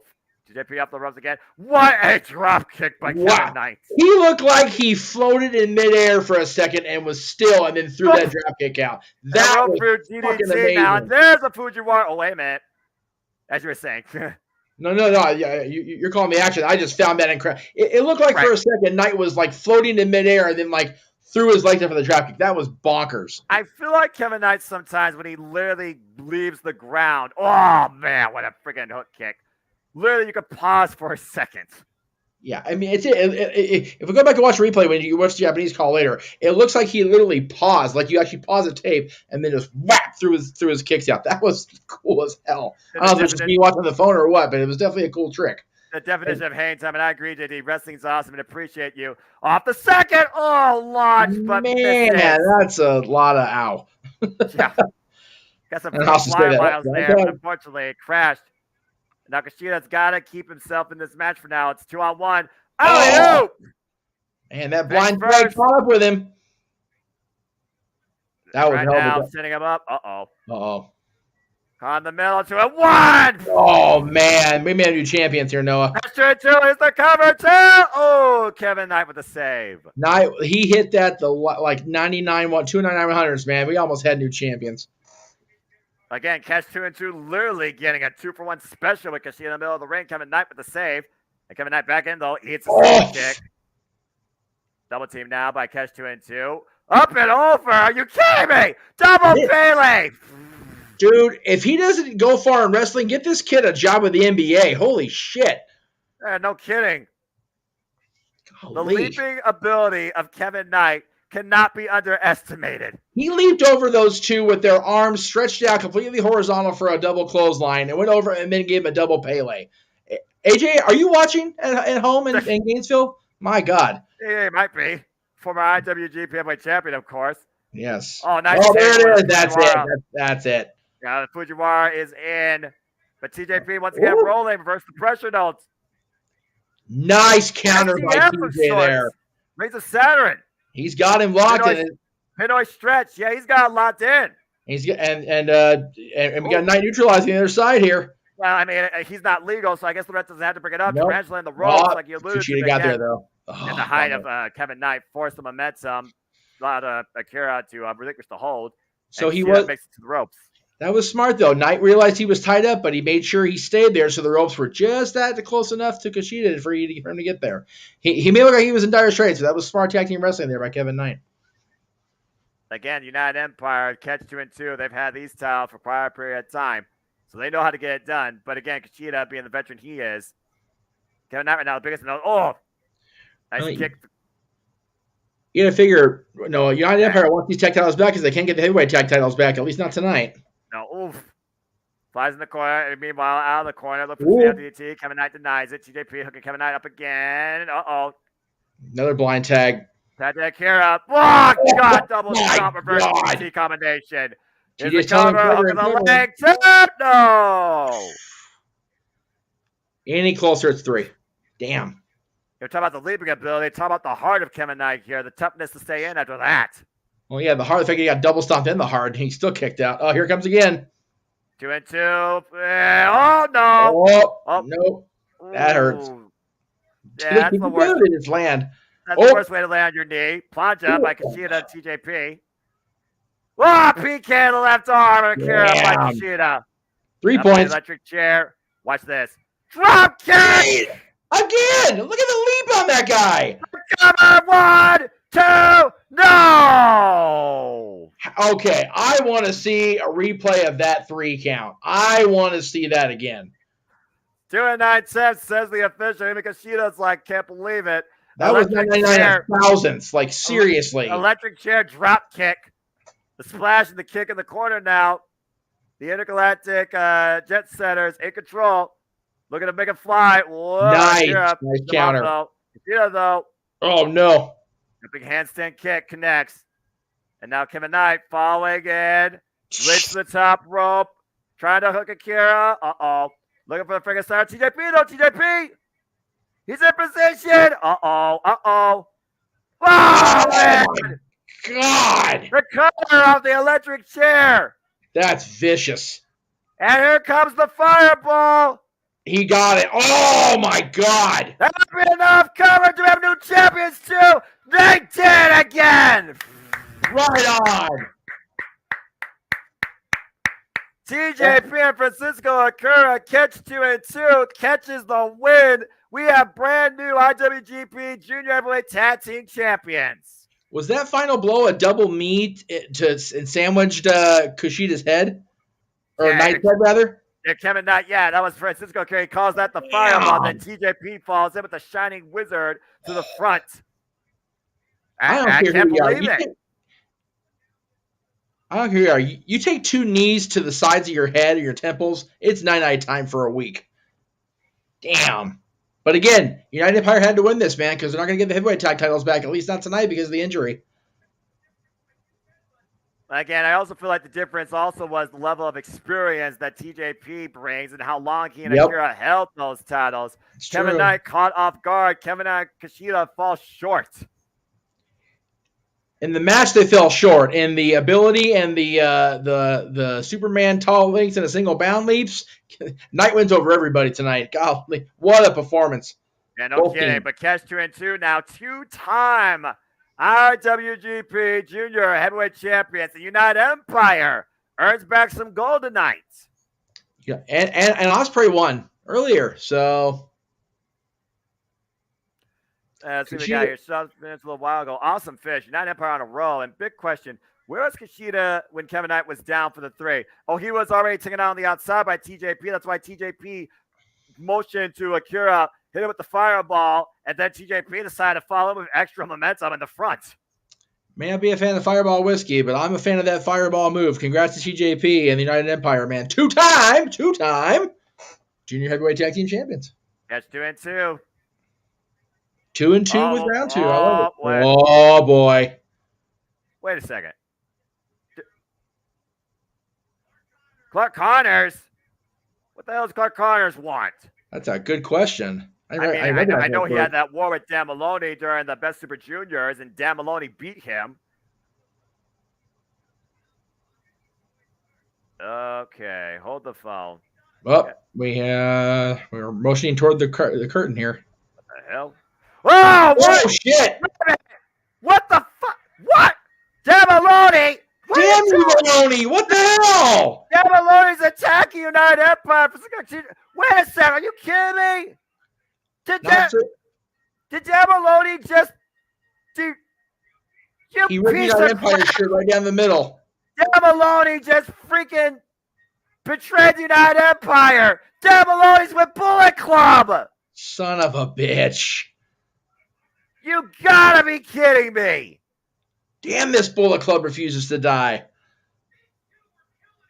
Dan Maloney literally killed Clark Connors in Best Super Juniors. Oh, God, power slam. God, that was a power slam in every sense of the word. That savage nature that David Finlay wants in his Bullet Club. Dan Maloney personifies that. I think Catch 2 and 2 just found out who their next challengers are for those tag team championships. Oh, no. Come on, man. They just went for a war. I don't think Bullet Club cares about wars. They worry about dominance and conquers. Yeah, well, with these. Oh, God! Oh, my God! That was bad. Killer. Damn, I hate that. The audience literally chanting, go home. Damn, man. This is all on Gato. This is all on that damn Gato. Bloody hands for a reason. More blood, proverbially on Gato's hands. Bullet Club, once again with a plan. Bullet Club just got a new member. What the hell are they doing now? Oh, no. No. Fuck! Damn it. The Chaser. Oh, there it is. Dan Maloney has united alongside 100% proof Clark Connors. And Bullet Club just got a whole new level of savage with this edition. Dan Maloney as a Bullet Club member is a game changer here. Unbelievable. Damn, man. Oh, that's rough. And Gino Gambino, shut up, Gino. Pop you just cuz. Damn, man. I was so happy for TJ, too. That's what Bullet Club is. It was savage trash. Not even worth a damn dime in their merch. Friggin' damn Maloney. What the hell? Literally, he and Clark Connors nearly killed each other through years. Damn Maloney, you friggin' traitor. Whoa, hey, whoa. Let's not get crazy here now. And don't get yourself suspended. I dare you. Yeah. Just keep walking, Clark. What the hell? Yeah, you can too sweet all you want. Yeah, the crowd's like, go home, and I'm going to get these two rejects off my screen. Damn. Ugh. The TJPW'S had no idea. Nobody saw this coming. Not a single person. Can we seriously get back to the ring and turn this damn theme off? I'm not sure how far ahead Elizabeth is, but as far as total shock, are you talking about Maloney, Elizabeth? Because if not, what now? I mean, again, Dominion, the show that sets the precedents for the summer, always the shocking moments, always the interesting returns and circumstances. There's your first one tonight. Not only do we get new IWGP champions, Dan Maloney has joined Bullet Club. And yeah, he was very symbolic. He literally tore the United Empire shirt right down the middle of the logo. Much like Hogan did when he left the NWO in 2002. Symbolic. What the hell Will Ospreay's going to figure about this? Will Ospreay was one that brought Dan Maloney in from Rev Pro. I'm surprised Ospreay doesn't go back and find him and kick his freaking Maloney's head off before they go home. Well, anyway. Damn it. Uh-oh. Here we go. World TV title time, Noah. Let's go ahead and hear from Jeff Coop. Jeff Cobb's no joke here. Bad mother. And, I love me some Zack Sabre Jr., so.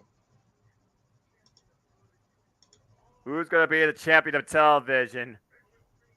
All that stands between us here and now is 15 minutes.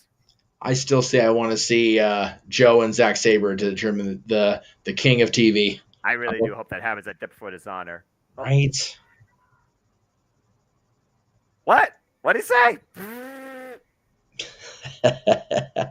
All I know is we added Death Before Dishonor to our lineup for the watch-alongs. I'm here for it, brother.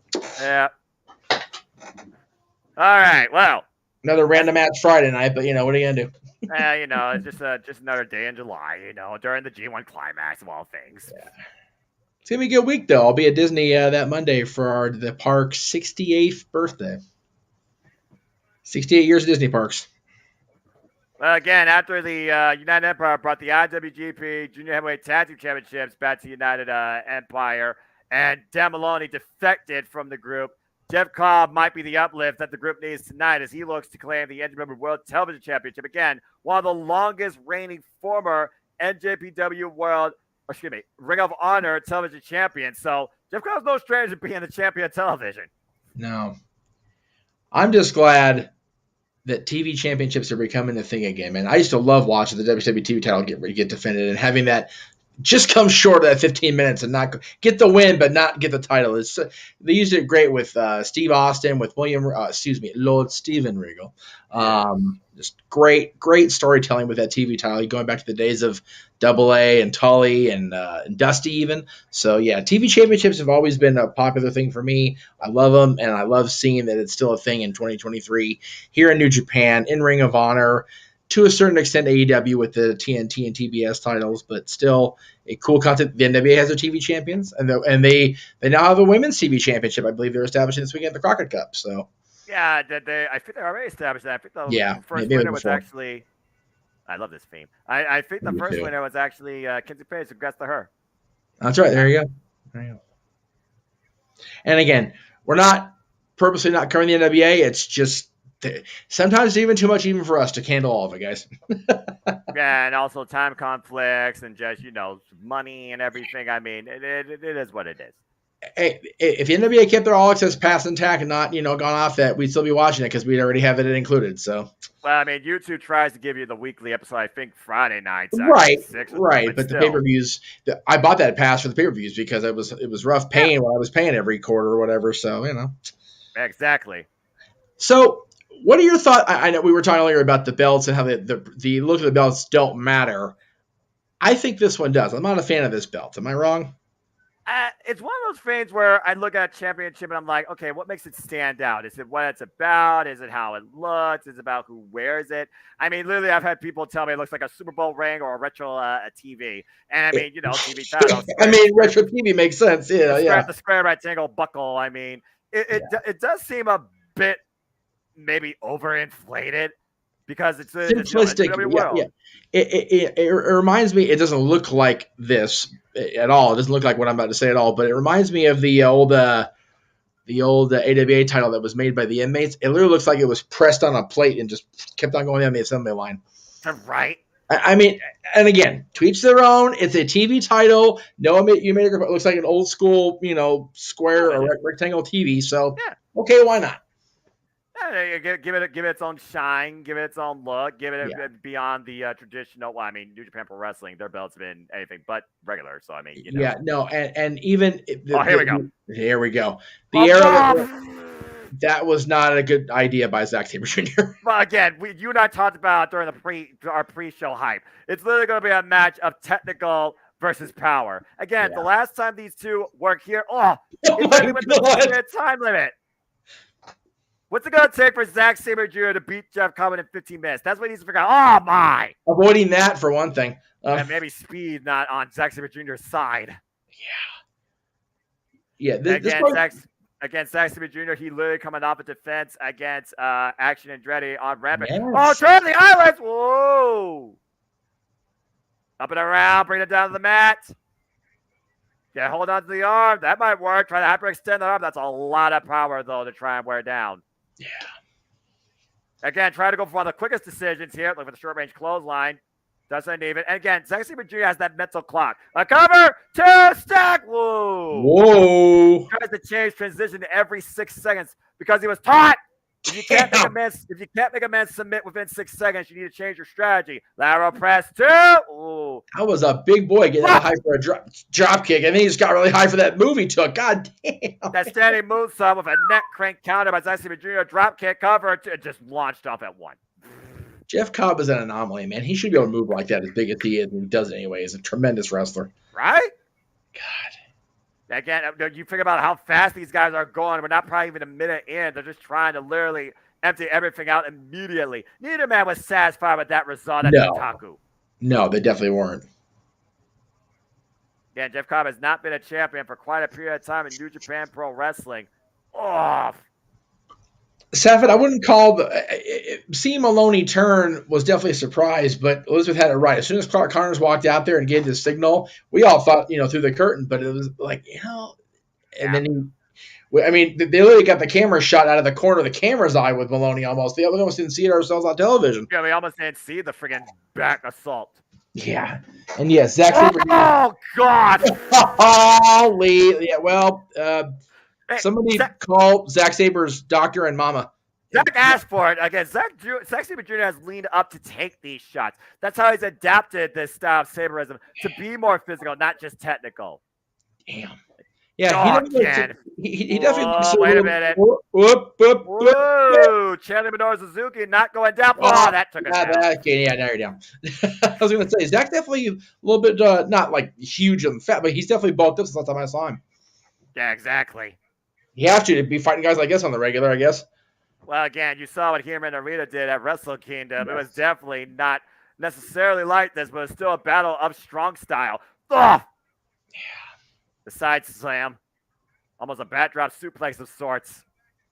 And here's the cover again. 2. No. And again, Zack Sabre Jr. won this title. His first singles title in New Japan Pro Wrestling under NJPW in his 6 years since being there at Wrestle Kingdom against Ren Narita. This is his 9th defense. Yeah. And on average, his matches have been about 10 minutes. I mean, before the draw, his longest match was against Tomoyoshi E, 14 minutes and 38 seconds. but he's always found a way to win before the 15-minute time limit, no matter who he's been up against, except for Jeff Cobb. Yep, and it's eating his shit alive, Noah. That's why we're having this rematch now. And the funny thing about this, though, Jeff Cobb has yet to beat Zack Sabre Jr. in any capacity. Oh, look at that. Pick of the leg. Oh, again, caught Cazadora. Zack Sabre Jr. trying to wear down the big man. Now looking for a guillotine. Well, but exactly the right idea at first with the legs. You don't chop a tree down by chopping off the top branches first. Not how it works. He's just picking any limb he can to try and bring the big man off his feet.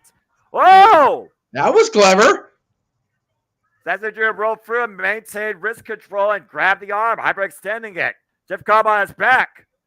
Everybody's the same height when they're down the mat, Jeff. Oh, and now picking the ankle and the heel hook. Oh, twisting it. Again, count how many seconds he changes his position each and every time. Now grabbing the right arm here, trying to hyperextend that. Again, 15-minute time limit. This is grappling, folks. Those of you that aren't familiar, this is what grappling is right here. Stuff like this. This is catch as catch cam as catch as catch cam gets. Hooking the arm, hooking the leg, and again, too much power, too much body weight. Yep. A lot of wrestling fans nowadays wouldn't appreciate that if it wasn't happening in Japan, but because it's happening in Japan, you got a wrestler like Zack Sabre Jr. doing it. It's the greatest thing ever. And I'm not discounting it. It's awesome. It throws back to the olden days where that's all there was, and people would like ho-hum at it. Now it's like incredible to watch and analyze it. So, well, Zack Sabre Jr. also is a rare breed that keeps that style alive quite proficiently. Calls himself the best technical wrestler on the planet. And Cobb just stays hard to argue with it. Fuck, got sumo drop. And technical wrestlers get sumo drop like that, so that's what it is. Jesus. Fair point. Oh my God. Yeah, Zack Sabre Jr. I think for me is the biggest regret about the WWE Cruiserweight division not picking up Steen. He was part of the tournament, and man, but again, their loss is everybody else's win because he has just grown in every facet of his approach in the last 7 years. Yeah, especially with Jeff Cobb's growing his own way since joining the Empire over the last couple of years. Again, he was a run-in to win the G1, so he met Okada. Spin, sucker counter in the sleeper. Hey, you know what? That's one way to wear him down. Just cut off his. God. Break it. And then there's a Vader approach. There you go. That's one way to relinquish a hold. There's that. Ask Mick Foley about taking that on a ramp. God, you don't need to remind me. I remember that sickening thud of steel. And he still didn't get to catch insurance policy because it didn't hurt him as bad as he wanted it to. Right? Freaking Mick Foley. He's something else. These guys go all the way back to Rep. These guys go all the way back to Rep Pro 2016. Man, Zack Sabre Jr. beat Jeff Cobb in 15 minutes and 34 seconds. Yeah, there you go. And right now, Jeff Cobb once again affirming his control. Hooking Zack Sabre Jr. up. Zack Sabre Jr. Nice parallel kick to the arm. That was nice. Plus the clothesline. He's working the arm a lot. No way. Deadlift Sherman. I notice he's focusing on that left arm of Jeff Cobb. Anytime Jeff tries to do anything with it, Zach just kicks it away. And again, there you go. Another one. Cover and immediately only gets a 1 count. A follow-up again. Another PK. Here's the cover again. 2. And Jeff Cobb still finds a way to power out. You guys should just keep chopping away at Jeff Cobb. He's not going to go down to anything simple or basic. You got to just keep chopping away at the big tree till he finally stays down. Yeah, but it takes a lot to wear down Jeff Cobb. I mean, before the draw with Zack Sabre Jr., he's had 11 straight wins in some sort of capacity in New Japan Pro Wrestling. He was one of the highest-rated pinfall guys, getting a decision not only for his team but for himself in matches last year. I think he literally was just short of Shugo Takagi's record last year. Yeah, I believe you're right. Again, the power of Cobb. Oh my goodness. Thank God for the ropes. He'd have been in the 5th row on that. The head and shoulder suplex takeover. Zack Sabre Jr. grabs his lower back. Jeff Cobb looking for a big clothesline. Zack Sabre Jr. that's underneath it. Whoa! Jeff Cobb looking for the drop kick. Zack Sabre scouted it though. Looking for the clutch. Jeff Cobb scouts that though. Wait a minute. Jeff Cobb a clutch of his own. Whoa! European tail. Oh! How about that? I'm talking about old school grappling. He went for the Backlund Bridge on that. Look at that. Yeah, double leg Nelson, European clutch of sorts, a trademark Zack Sabre Jr. And wait a minute, awesome. Spin cycle. Jeez. Yes, reverse rotation. I mean, not in Australia. There was nothing Bob Backlund about that one at all. No. Damn. That's just you going down a different route. Whoa! Oh, Hey, Jeremy Cobb now floating Zack Sabre Jr. damn, they both exploded up so fast that they were going to come off the mat there. Again, Wow, that Jeff was Cobb awesome. looking to finish Zach here, taking him on a tour of the. No, Zach counter good. Crucifix bomb cover two. Got him! He got him! He got him, Noah! Wow! Unbelievable! That was a hell of a match. I was invested in that the whole time. That was great.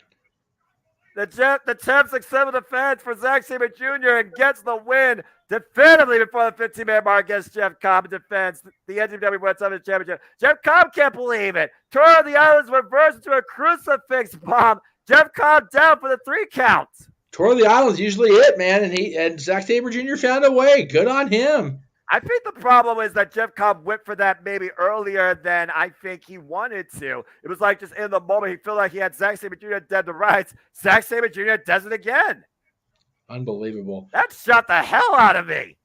I always like watching the aftermath of the New Japan matches. These young boys bring the ice packs in right in the small of the back. I know that's a major point for most wrestlers when they're involved in a match. You got to get the ice and the heat on it right away. So it's again, I'm sort of little. I don't get to watch these very often, but observing stuff like that, it makes me go, man, these guys got it. They know what's up. Yeah. Jeff Cobb, though, again, falling short Man, of the championship. And I he can't believe he got that. caught like that. He's definitely mad at himself because Zach straight up out wrestled him. Yeah, literally. That was great. One title changed hands. One title remains in place so far here at the Minion. Zack Sabre Jr. is still our first NJPW World Television Champion. 10 defenses in. Again, get that ice pack on his lower back, too, because good grief almighty. And Elizabeth with a good point here. Maybe what happened with Maloney and Connors attacking 2-Catch-2, affecting Jeff Cobb's mindset going into this match. The United Empire falling just a bit short. And that's true. Again, you talk about the young boy there, the young lion. That's Zack Sabre Jr.'s young boy there, Yes, Jose Fuja. yes. Again, what does it take to beat Zack Sabre Jr.? He just beat one of the most powerful men in New Japan Pro Wrestling. What a crucifix takeover. And he got out of the Tour of the Islands to do it at that, which was impressive as hell. Let's see what we got to say. He's too strong. He is strong. Yeah, former Olympian from Guam.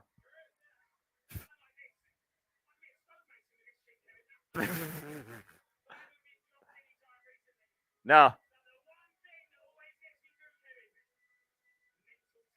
Mental techers. You heard what he said, right? Mental techers. Again, what do you do against Zack Sabre Jr. to claim that championship from him? 10 in so far have failed. Oh, that was awesome. Yeah, again, you very well could be onto something, Elizabeth. We'll find out here soon enough. Outrageous techers. From outrageous techers to mental techers. Techers gets it done again. Zack Sabre Jr. wins. Oh, man, that was awesome. It's so funny hearing Kevin Kelly, and I say that because I'm going back and watching classic content in my off time here. 2000s era WWF, and God, poor Kevin Kelly just got so railroaded by The Rock. Yeah. Yeah. And now he's the voice of New Japan Pro Wrestling, and he loves it. It does, and good for him. You know, he found his niche. It was not calling WWF action because it's he's not a sports entertainment announcer. But you digress. I mean, really though. I know. Oh man. You need the next match because of who's in, not watching the match involving the house. Oh yeah, that's right. I don't blame you. I don't blame you. I just look when the House of Torture is on the screen, the mood dies. I'm just gonna say that for record. Only thing that's gonna uplift my mood is if I see Pita, and if you know, you know. Anyway. But we'll go ahead and throw it up there, the graphics, since you mentioned it. Well, again, we talked about it. Ever since Kyle Fletcher relinquished the IWGP Heavyweight Tag Team Championships and the Edward Strong Openweight Tag Team Championships at Resurgence due to Mark Davis's injury, Bishamon put their name in there to try and reclaim these titles. But Great-O Khan, all hail, and Aaron Hernandez of the United Empire, they decided to put their names here and believe that the titles should remain United Empire and promise if they win to give Aussie Open the rematch. But it was Bishamon that challenged Aussie Open twice to their limit. It was the second go-around, though, that Aussie Open were able to overcome Bishamon at Sakura Genesis this year. But against the former two-time in a row IWGP Heavyweight Tag Team Champions and IWGP World Tag League winners, Bishamon very well, the strong favorites to get it done again. Triple threat for IWGP and NJPW Strong Openweight Tag Team Championships is now Bishamon, Aussie Open greatest challengers, Great-O Khan, and Aaron Hernandez United Empire, all hail, and the other team. Here we go. So, for clarification, the NJPW Strong Open Weight Tag titles, those are like basically TV tag titles? The NJPW Strong is the American brand for NJPW, basically. It's their okay. Like Willow is the women's champion there, and who's the main champion? Kenta. We saw what that match was. Okay. Right. The title Willow won after Mercedes' incident. I got it. Okay. And you know a rematch is in that. And good first defense, by the way, against Emi Sakura on yes. We knew Emi Sakura was coming for her, so good on her. She got her first defense out of the way. Emi Sakura, one of the most respected veterans of Choco Pro and Joshi Pro wrestling here. So, yeah. How about Willow's match this week on Ring of Honor television? That was a hell of a defense. I'm sorry, not Willow. Why did I say Willow? Athena. Sorry. Yeah, Athena against Carol Hogan. Carol Hogan got rocked, but she still won did. Athena. Again, who can stop Athena? Seriously, who can stop Athena? There's a sub-tangent. Yeah. Again, Bishamon, who won the World Tag League this past year in December, beat FTR for the IWGP Heavyweight Tag Team Championships at Wrestle Kingdom. 2 years in a row, Bishamon has been able to achieve the goal and claim the gold at Wrestle Kingdom. But now, underneath these circumstances, Bishamon are looking to get back these titles that they just lost to Aussie Open back at Sakura Genesis in April. Again, I would say that they are the best tag team in all of Japan, at least New Japan. By the way, the 10 of you still up between 1:30 and 4:30 just in this country? God bless you folks. We love you guys. Yeah, again, we hope you all appreciating the conversation as we are starting off our summer in New Japan with Dominion. Please subscribe, comment, tell a friend. We appreciate all of you that are tuning in. That's true. Again, this is the first June call. I forgot about that. This is the first June call for the first call for the month. Yeah, I know, right? This is right awesome. On. Got a little bit of everything this month. We got New Japan this week. We got Impact next week. We've got AEW the week after, the next 2 weeks with Collision and Forbidden Door. So there you go. And then if WWE doesn't throw anything at us between now and then, we've got Money in the Bank to start July. Oh, here we go. Great-O Khan. All hail. All hail. This dude. I'm learning. This dude is literally a pimp. All right, I don't care what you tell me. He is the biggest pimp this side that side of the hemisphere. I swear. Good on him. All right. Let me know that I botched that promo the first time. That's okay. Well, did you know? I mean, again, the Great-O Khan, the champion of the British. Literally, MJF said that'd be the one guy I would mind facing in some capacity. Yes. So this Friday, actually, Elizabeth, I don't know what time that show is, but we're actually covering Against All Odds on Friday, and Jeff and Noah need to sleep at some point. We're calling this one's Dominion again, one of their showcase shows. So. Yeah, there you go. And yes, we're gonna take a look at who's in the G1 and see if we want to decide to cover at least the finals, because the finals are always where the road leads to Wrestle Kingdom after that. So, well, considering last year's finals was literally Kazuchika Okada and Will Ospreay's first ever time in the finals, Will Ospreay came that close. There's no telling what this year's G1 climax could be with what Best Super Juniors gave us. I did not expect Teton and Master Wato in my finals, let alone Master Wato winning it for the first time.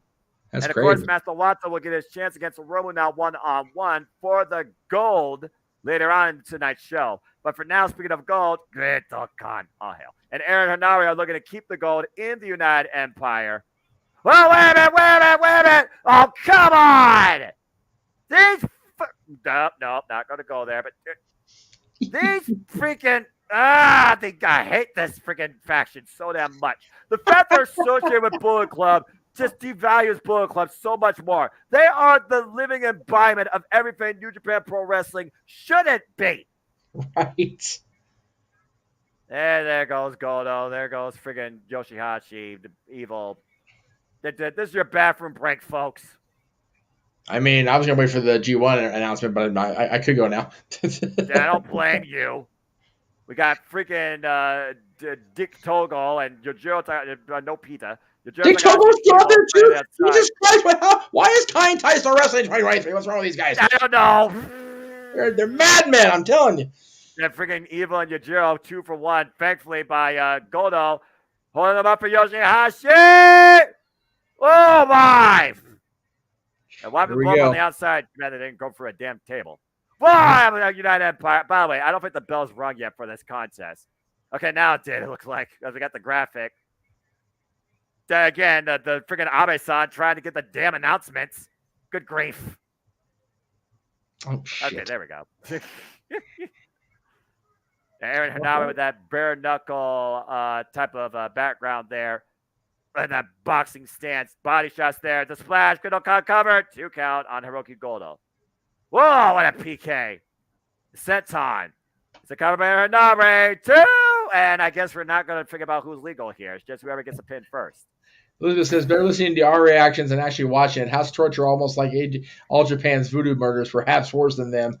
Just read Gideon Gray's latest tweet, laughing at it because he's irate. Oh, I bet he is. The freaking Dan Maloney was part of Red Pro, and freaking Gideon Gray is a freaking, guy supporting United Empire. As Greto Khan takes his seat on his throne at the expense of Yoshihashi.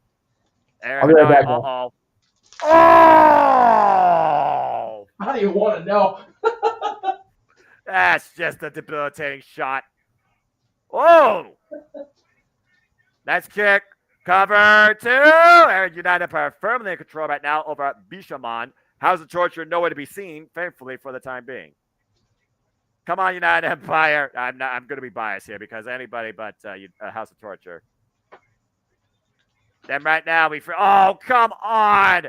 The damn exposed turnbuckle pad. The damn dick freaking taking off the pad and freaking Aaron Hanawa and Yoshihashi driven into it. And all the stupid antics, the House of Torture coming into play. Gerald driving freaking Yoshihashi. And thank God this match is early on the card. Should have been early. Right. That freaking Evil on the outside just scouting and monitoring. Sure he is. The Gino Capito's going to endorse this guy. That Bullet Club, Kevin. Bullet Club, Kevin. That Bullet Club. Now you can calm down there. And shut up, Gino. Go back to Australia. Cover 2. Oh. Oh, man. And Doke's not on the screen. All right. So, you're freaking. And there's no bad luck Fale, so I don't have nobody to salute. So, shut up. Evil right now, distracting the referee. You see Dick Togo on the outside with a chair. Now, come on already.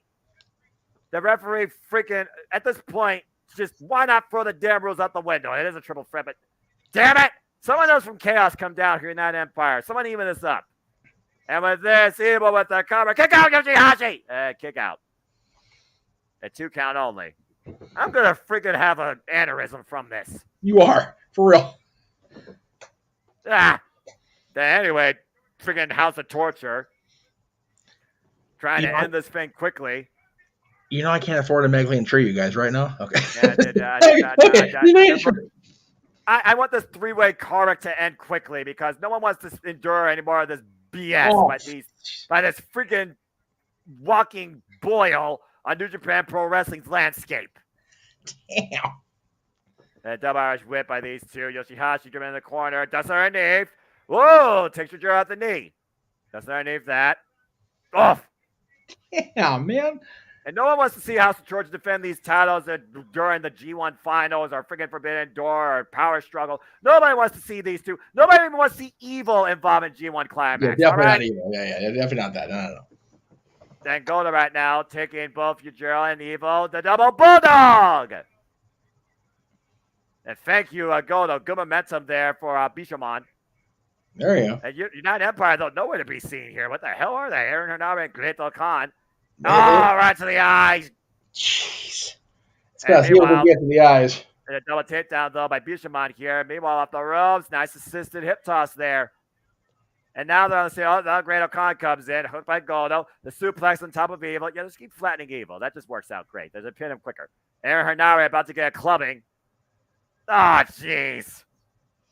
We clubbering. We be a clubbering. There's a thundering drums going on here inside the OSAKA-JO Hall.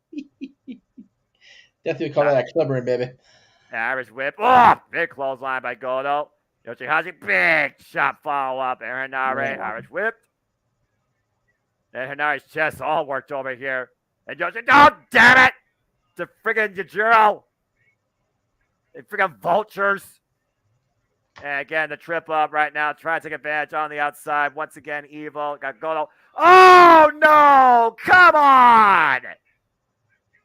The friggin' Abe-san cannot catch a damn break when House of Torture is in front of him. That's just wrong. That is. That's terrible. Now the timekeeper is down, and the referee has once again lost all control. Don't count this, too. Bullshit. Oh, thank goodness. And now Yujiro with the cover and Aaron Henare. Aaron Henare, don't lose. Then Evil again, quick covers by the House of Torture. Unfortunately, thankfully, Aaron Henare is kicking out.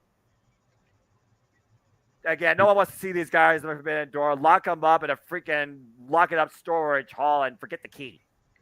Computer, make note to have Jeff Jarrett be thankful we're not thankful he's not in the Bullet Club anymore. Anyway, it'd be worse for poor Noah. The freaking Yujiro and Evil right now, isolating Aaron Henare. Oh. Again, Evil used to be worth so much more in New Japan Pro Wrestling. Great O'Khan! Oh, yes! This shit. Having a half on Yujiro. Now Great O'Khan falling on Evil. Double clotheslines, of course. Nice rising knee strike there by Aaron Henare. Right. Looking Evil up. Oh! Assistant Blue Thunderbomb head off too! Oh, damn it. Aaron Henare, 2 count only. Almost had him there. Oh, man. Break him! There, Great O'Khan in position. Might be looking for the final shot here. Great O'Khan off the ropes. What the Dick Togo? Yeah, jump that man. Make it 5 feet shorter. Oh, Evil just pushes Great O'Khan into freaking. And now every team's trying to take advantage of. Oh no! Irish whip in the exposed corner. And now Evil taking control of this match. And Evil get chase your own damn medicine, you idiot. Now wait a minute, Yujiro. Oh! Reverse DDT on Yoshihashi. Again, if Yujiro wins this match, I will be shocked beyond all damn belief. Right? Oh my God. Double pump kick by Aaron Henare and Great O'Khan to Yujiro. That was it. That was an impressive double kick. My goodness. Finish him! Right? That's this. Whoa! That page off Aussie Opens playbook. Yep. And now look at put Yujiro here. Kamkut. Oh, it's Yujiro out. Yujiro out. Are they going to call it? Oh! There that it might be it. Man, oh, man. 2. Oh, for the love of freaking God! Dick Togo, you fucking... Come on! Can we get Dick to go here? Can we do that, please? Someone circumcise this man from New Japan! Damn, that was vicious. Oh, wait a minute, show! God damn it! Oh! Damn these guys. Freaking show with the... the low blow! God damn, that's rough. Fucking hell, this is bullshit on every count! Well, yanking the ponytail back to bend his head back, and he nut shots him. That's awful. Friggin' Buckeyes, House of Torture, a friggin' 301 assault right now on friggin' everybody else. Once again, ruining New Japan Pro Wrestling and friggin' causing the Reigns for Dominion to go down the toilet. A 301 assault on Goto here. Someone needs to stop this shenanigans. You go home already, you fucking idiots. There's no smoking inside OSAKA-JO Hall, Gino. That's right. Oh, bullshit. Absolute bullshit. This is why Dick Togo's to wrestling, because he can get away with it because he's not doing much except being an asshole. Yeah, getting paid for it. What a Hey. freaking way to make a living. Hey, you know what? Some people make a living. Magic Killer connects. Oh man, that was a magic killer and a half, man. They dropped him. And now they're just evil gonna try and steal this thing. Not like this. Not like this. Come on. Oh, thank God. Yoshihashi kicks out. Damn, man. And now they took Goto on the outside. Now you got that damn Garrett. Oh, excuse me, it was Goto. Now you got the damn Garrett around Goto's throat. Now, wait a minute! Hey! Wait! That's you! Show's here. Nice! That was nice. Nice kick there. Way to go, yo! Drop show on the outside! There we go. It's about time Chaos gets some freaking control here in this match and wipes out this idiot. Yeah, I knew that statement. Chaos getting control. Oh, yeah, get Show out of here. Go put him in a dumpster somewhere. Let him be forgotten. And Yoshihashi with the clothesline. Yeah, look at this skateboard nonetheless. That's one way to freaking restrain somebody. I mean, whatever it takes, right? Yeah. And now Bishamon isolated Yojiro up on the shoulder. There's a kick. Oh man. Yeah, this is great. This is absolutely great. I love this.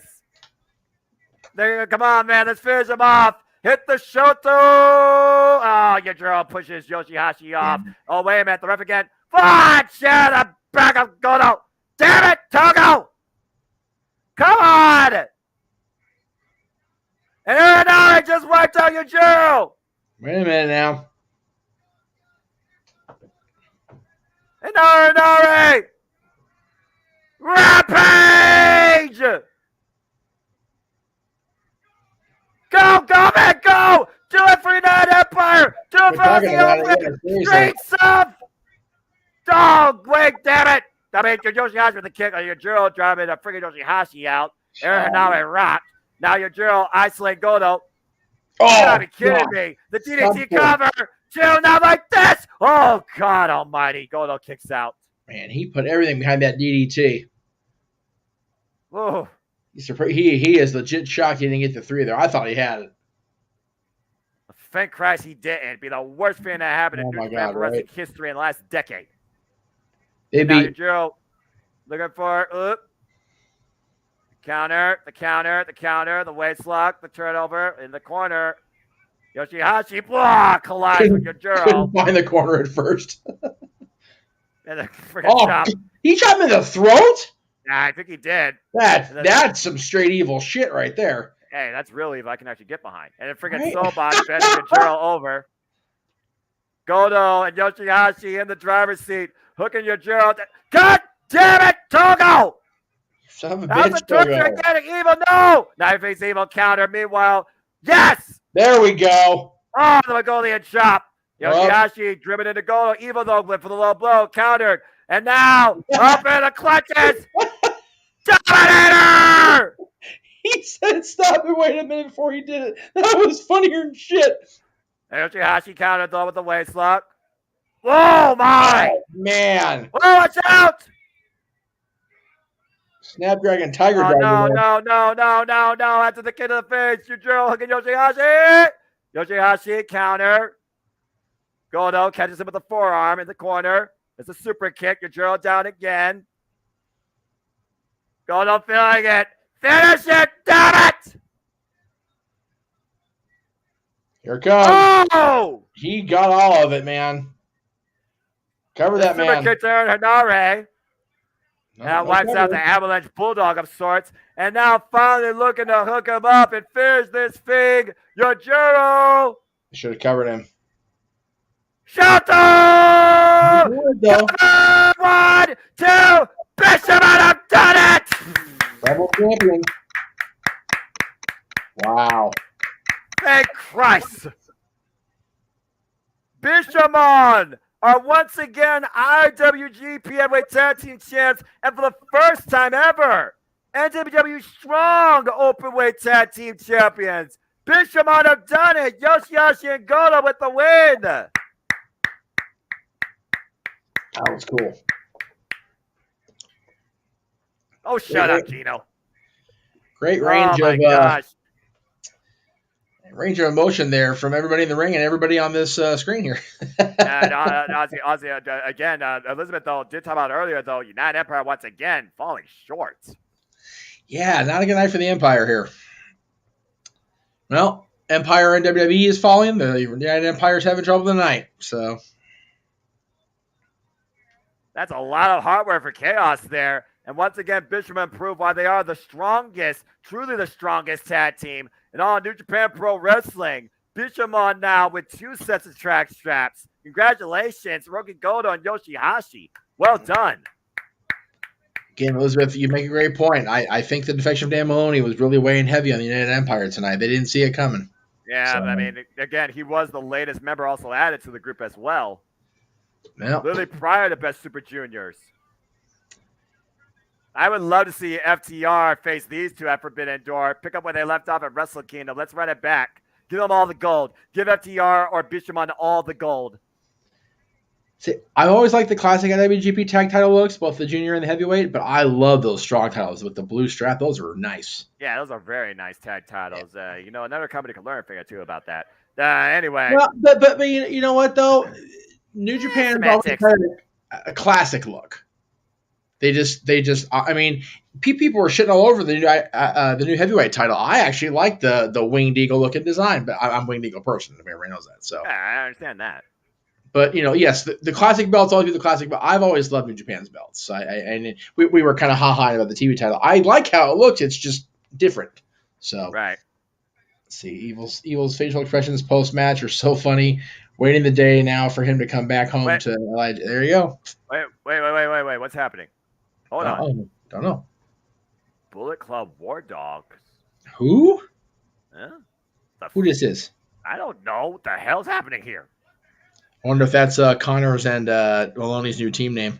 But I thought they were going after the junior heavyweight tag titles. Don't know. What the? That's Gabriel Kidd and Alex Coughlin!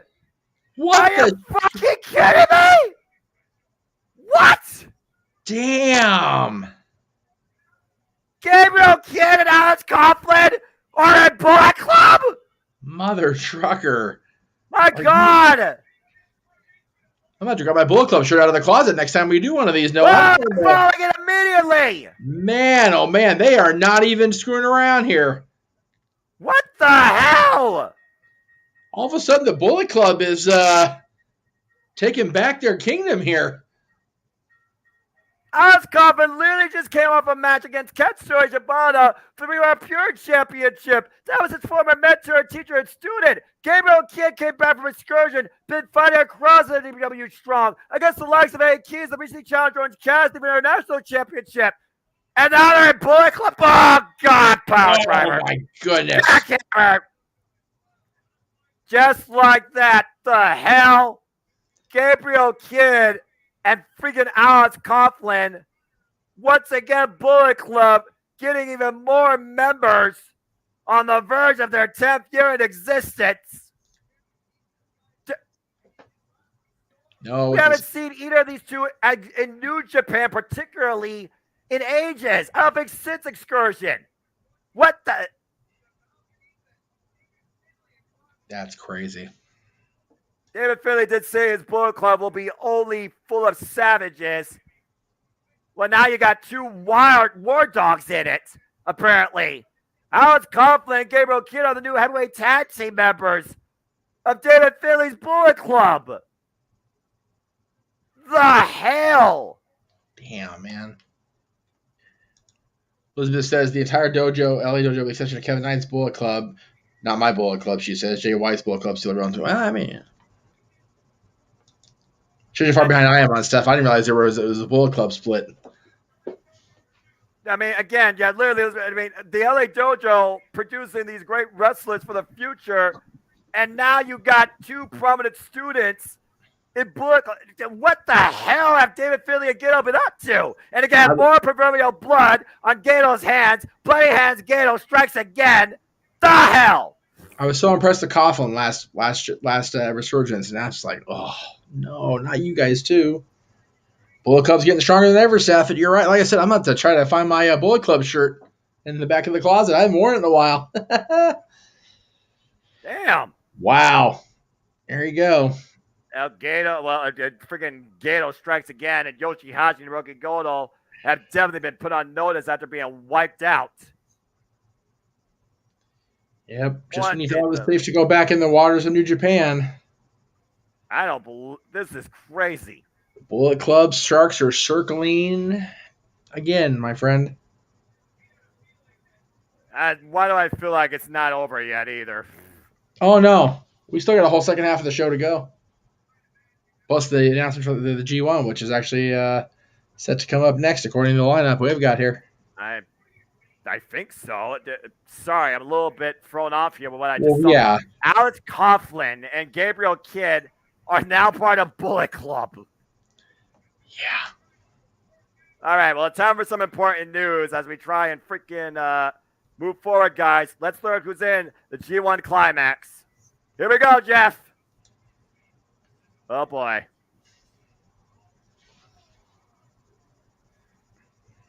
Okay, entry 5. Red Mega! As he should Okada. Los Gamenables de Hapong. Tetsuya Naito. All right, I'm here for that. I'm here for it. I mean, come on, they're former G1 winners. Just 5 guys. Sonata, IWGP champion. The current champion. Interesting. United Empire. Uh-oh. Will Ospreay. This could be his year.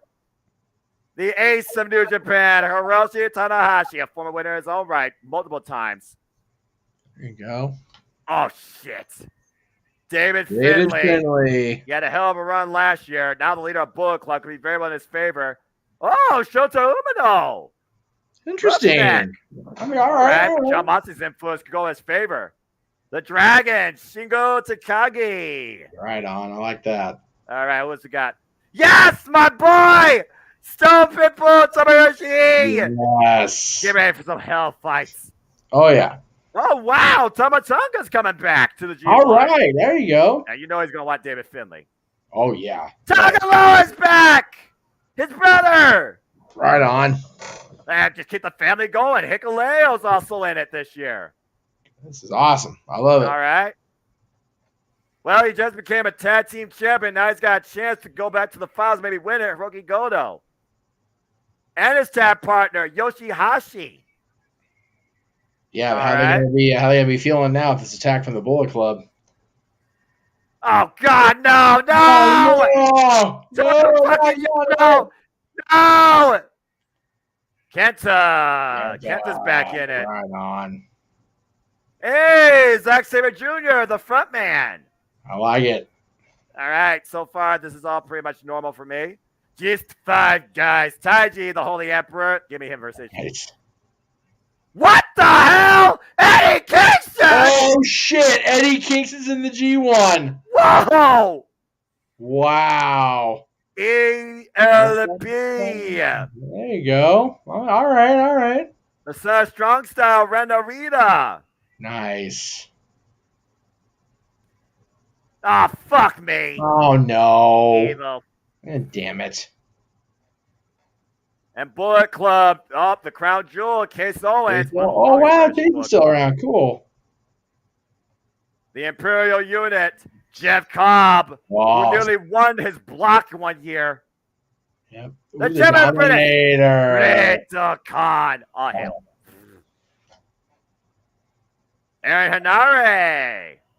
The United Empire's got a lot of forces in this. United Empire is definitely going to have a strong presence here. The Young Bull. Gabriel Kidd? Bullet Club. There you go. That in mind. Yeah, obviously didn't know, but, you know. And Alex Coughlin. There you go. Oh, boy.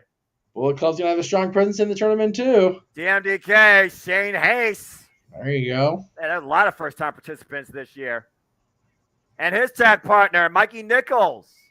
God, I haven't been Shane Mikey forever. Wow.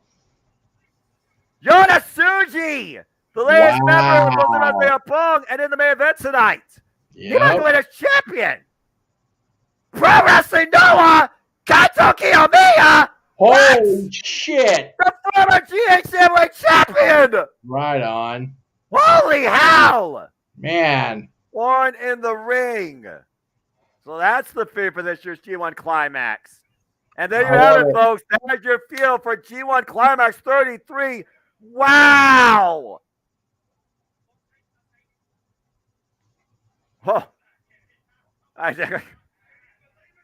Kaito Kiyomiya, Eddie Kingston? That's crazy, right? I mean, a lot of first-time names involved here. If we get Kaito Kiyomiya and Okada ran back, let's fucking go. That's all I gotta say, man. All right, let's fucking go. Oh, well, I'm excited for this field. I'm not gonna lie, but I'm also nervous because freaking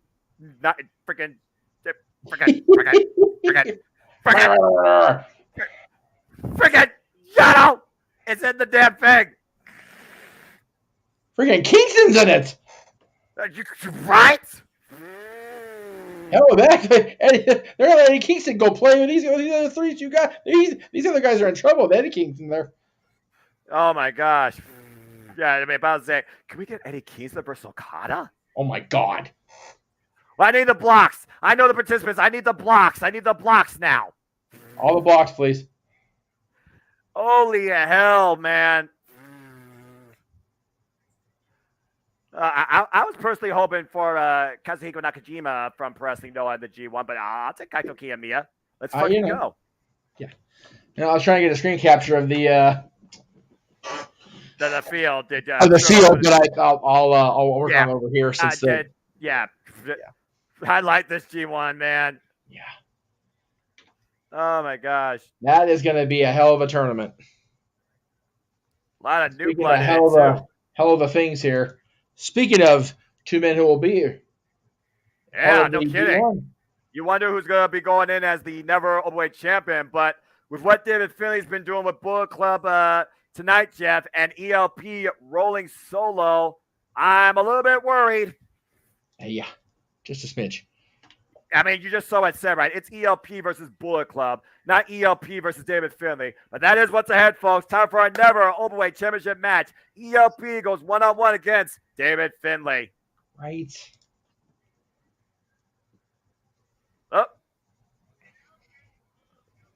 Oh, hey, man. What is going on? I think a new Titantron? I mean, he's no longer part of Bullet Club, so. I mean. Huh? Okay. You got a new jam. Might as well, like you said.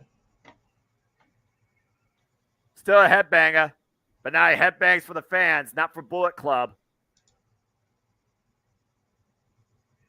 Very curious to see what a non-Bullet Club ELP brings against Bullet Club's new leader, it seems, David Finley. It's going to take me a moment to get used to this, Finn. Not going to lie. It's a different jam. Yeah. Definitely a different take on this guy.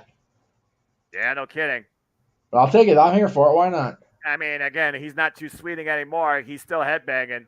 But ELP right now rolling solo. That may prove to be his undoing with the way that Bullet Club is bolstering their ranks here tonight. Friggin' Bullet Club got friggin' 3 members tonight so far, and they still might not be done. Oh, no. One thing I've learned about the Bullet Club over the years, you never know when they're... Well, considering, again, we're on the verge of, Bullet Club's 10th anniversary, I believe. Isn't that crazy, right? Oh, gosh. And you know Tama Tonga is going to come after David Finley with blood after Tama Tonga was bludgeoned at Dontaku. Oh, yeah, absolutely. And lost the title to David Finley. Oof. Friggin' Gino calling him a Judas. How dare you? Let's see, Elizabeth. Had a dream about Go Shioki and Shiosaki. I'm butchering names, sorry. Kazuhiko Nakajima being in the G1. Didn't expect Katsuki Miya. What a surprise. Yeah, right? I didn't expect President Noah to be involved in this thing at all. Should also add one more thing. This year's G1 will have last year's winner of the event and last year's M1 victory at the same time. That's a good point. It is a good point. I just thought about that myself. That's M1, of course, for those that don't know, is literally Pro Wrestling Noah's own variation of the G1. Like Stardom has their 5-star Grand Prix, which I believe is also coming up here in the fall. All right, well, uh-oh. Now here comes the Rebel. David Finlay made it very well known at Battle in the Valley this year that he literally fought for everything that Jay White had. What if he could have that for himself? And again, he decided for himself, no doubt, with the influence of Bloody Hands Gato, as Bullet Club stands on stage. Oh my gosh. Look at that. Look at that lineup of Bullet Club. God. Young Blood, Savage Nature, all being led by this guy. The psychopath. The second generation Savage. Yeah. At least. Shillelagh I'm not sure if Finlay. I'm not sure if Finlay, Fit Finlay's father. If Fit Finlay's father was a wrestler, but if I know that family, he definitely was a crazy bastard. Yeah, no kidding. You might as well call all these guys crazy bastards. Fair point. Again, you saw what the Titantron said prior to this. It's not freaking ELP versus David Finlay. Tonight it is definitely ELP versus Bullet Club after being excommunicated from Bullet Club by David Finlay and that Chile at Sakura Genesis. This is quite a scene, though, right here, though. Good grief.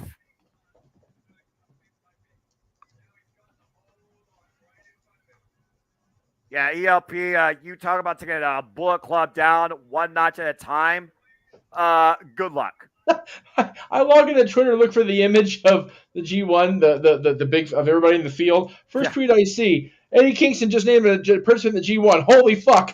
That's pretty much our reaction. It's vulgar. It's fair. It's freaking fair. Eddie Kingston in the G1. Are you kidding me? That's pretty fucking crazy. I'm not gonna lie. Oh my god, that was good. Yeah. I enjoyed that being the first tweet I saw thoroughly. That was friggin' awesome. Oh, golly. This is going to be one hell of a summer. That's all I got to say. Yeah, well. Yeah, well.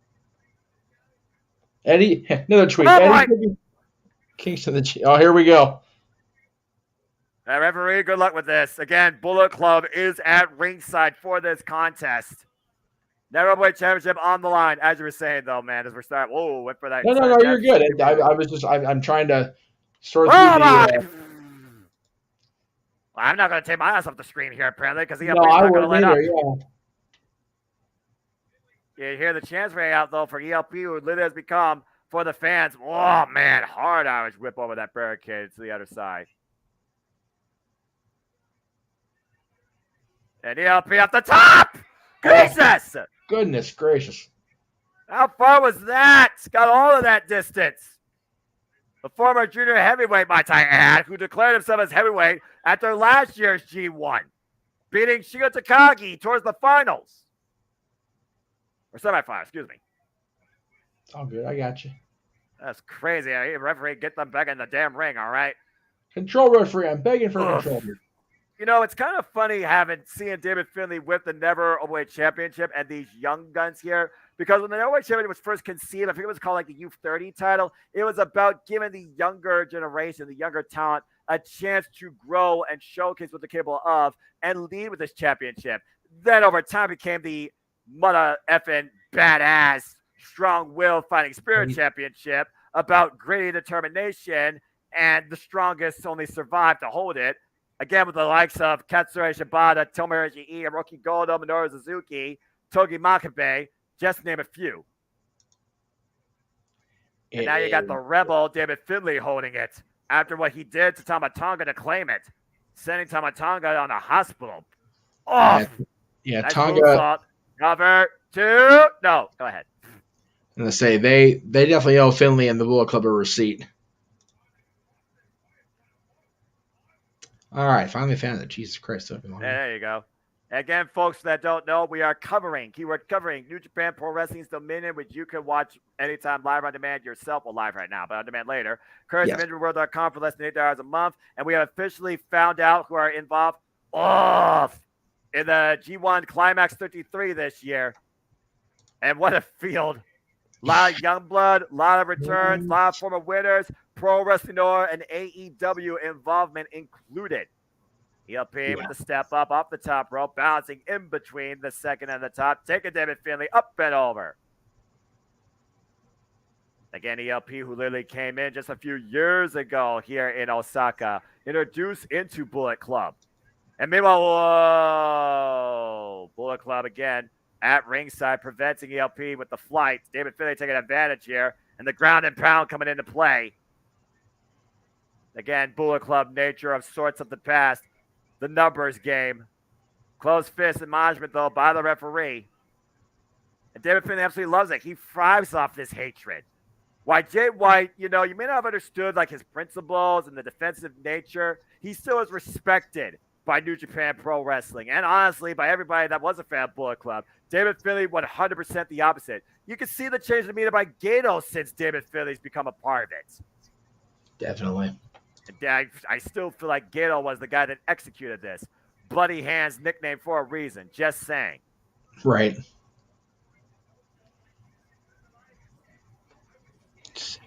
Oof. And too sweeting to his members that he's brought into his world of savages and Bullet Club. Hey, you know what? Hey, he made it clear he's not messing around. So oh man! Damn. Just throwing ELP head first into the ring post. I can't wait for the G1 Eater save for T. And folks, stay tuned for, of course, our bracketology, our coverage of sorts across my simple brand, courtesy of me and FTR Productions. Casey Gallagher. Casey, it's good to know you're doing well, man. I'm looking forward to our annual tradition. Definitely got to talk to you about some updates. We might even do me and my ATW crew and ATW impromptu discussing this field for the G1 and probably the events to happen at Dominion too. So stay tuned. A lot ahead in June. There's the graphic. Thank you, Jeff. The tagline this year, folks, is Born in the Ring. And there is your field in no particular block order, including but not limited to Will Ospreay, David Finlay, ELP, Taiji, friggin' Yano, Okada, Tanahashi, Zack Sabre Jr., Shane Hayes, Mikey Nichols, Hikuleo, and Pro Wrestling Noah's Kaito Kiyomiya and AEW's Eddie Kingston, among others. It's crazy. I cannot wait for this thing. Oh, right? My gosh. Definitely going to call the finals. Definitely going to call the finals on here. We will have coverage of that. Call that date. We will have coverage of that. Date. Make it official. As soon as they're going to first talk about the blocks, and then they're going to talk about the schedule. So we'll keep you folks in tune, I assure you. Cover David Finlay 2 count. Oh. And right now, Finlay has put the match completely into his favor. Again, we saw the betrayal of Dan Maloney against the United Empire earlier tonight, and we saw the addition, hard ash whip, of Android Alex Coughlin and Gabriel Kidd after Bishamon won the heavyweight tag team championships. Sunday, August 13th will be the final day. All right, well, there you go. Mark it down. We just got to wait for our time. Right. Oh, my gosh. That's crazy. I'm trying to get my voice together. It's one of those fans where David Finlay kind of takes me out at this point. It's like, Right.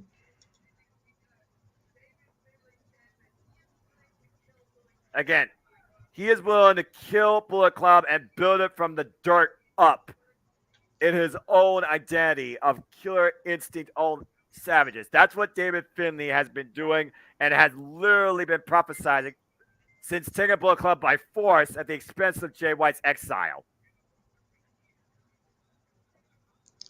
Well, again, Jay White made his decision. So.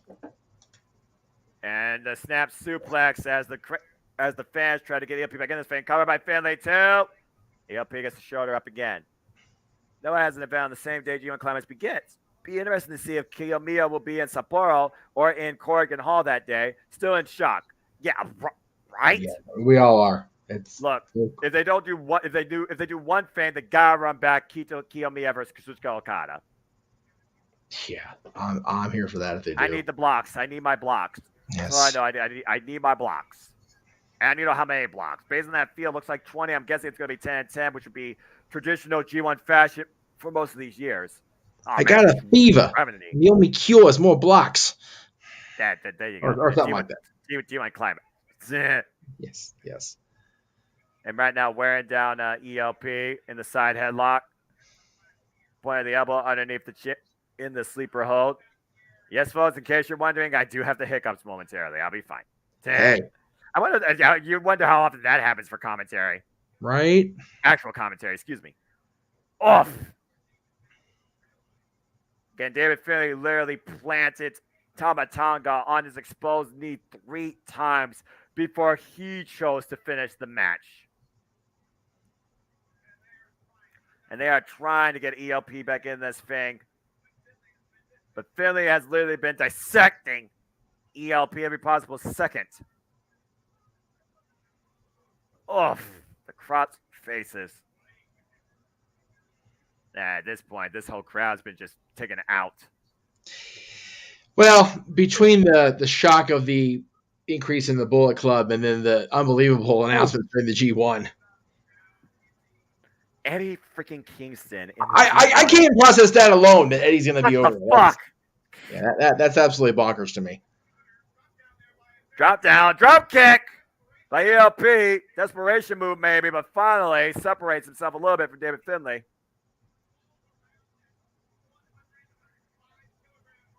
Yeah, you see Gato maybe a little bit worried there, and Dan Maloney maybe talking. Gato should be worried about his health. You're right. Somebody's going to off that dude. On the verge of the decade of Bullet Club, back in 2013 by Prince Devitt, Machine Gun Carl Anderson. David Finlay looking to rewrite the history in his own savage way. Does the G1 take place around the same time of night as the normal events? Yeah, they vary. The 3, the 2. It depends on, I feel like, the venue and stuff like that. But yeah, basically, like, all the tours varying throughout. They aren't consistent as far as time goes, but the range is pretty much the same. Got it. Again, we'll learn more once the schedules are finalized. I can't wait. I think they're going to finalize them during their next tour, which is New Japan Road, which starts shortly after Dominion here tonight. Okay. Look at Dan Maloney and Clark Connors here trying to distract ELP from tuning up the band. And David Finlay capitalizing off that momentary distraction. Again, ELP is fighting all of Bullet Club tonight. It's not just David Finlay. That's how it works with the Bullet Club. You fight them all. You fight one, you fight them all, brother. I mean, to be fair, it hasn't worked like that in a while. Okay, there actually has been some more integrity. But David Finlay literally trying to remind everybody what Bullet Club once is with an additional dose of savagery and snap suplex. And this is not what Never-Openweight Championship matches have been for me in the past when I truly loved calling them and thought they were the biggest thing on the card. Now they're just a letdown. And David Finlay on the top turnbuckle up in the tree of woe. And Elizabeth Finger for confirming that. Claudio Castagnoli has arrived, folks. Stay tuned. The Never-Openweight 6-man Tag Team Championship match will be on the line. We'll get there. And freaking those antics by ELP. I'm not sure how far they'll get him to the freaking Neverweight Championship, though. But he's getting back in the crowd. People love ELP because of this tomfoolery, but also what he brings to the ring. I mean, it wasn't necessarily a low blow. I mean, it's just not necessarily. No. Cover two. It's not a low blow. It's a stomp. It's just an inverted stomp. It's a love tap. Close to Bullet Club corner. Gotta be aware of the outside. Looking to capitalize off the top and inside out. Whoa! Far away DDT. Silent variation cover. Typical lay two. Oh! Kick out. That was a good short range tornado or satellite DDT, whatever the hell you want to call it. Only near fall, though. Might be looking for the CR2. And again, David Finlay down to a knee to prevent the hold. Counting the move. Oh, just rips one off. ELP falls up, though. And you hear the hype from Bullet Club on the outside. Oof.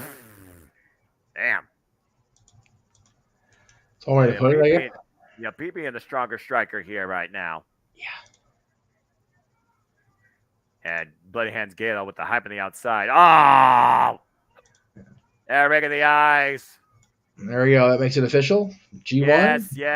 Look at that graphic. 1, 2, 3, 4, 5, 6, 7, 8, 9, 10, 11, 12, 13, 15, 16, 17, 18, 19, 20, 22, 23, 24, 25, 26, 27, 28, 29, 30. 30. Wait. 3, 32. 6, 9, 12, 15, 16, 8, 19. Is that actually at 33%?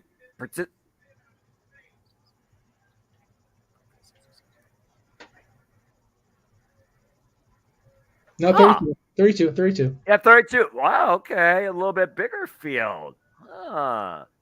So not your standard 10 on wow, much more. 32 participants in the tournament, 8 blocks of 32 participants in this tournament, 4 blocks. Okay, so they are doing the 4 block variation. That would make most sense because of the time constraint. So they're going to go back to that 4 block variation. Oh, Lord, that's going to be a freaking data nightmare. No sleep for. Oh, man.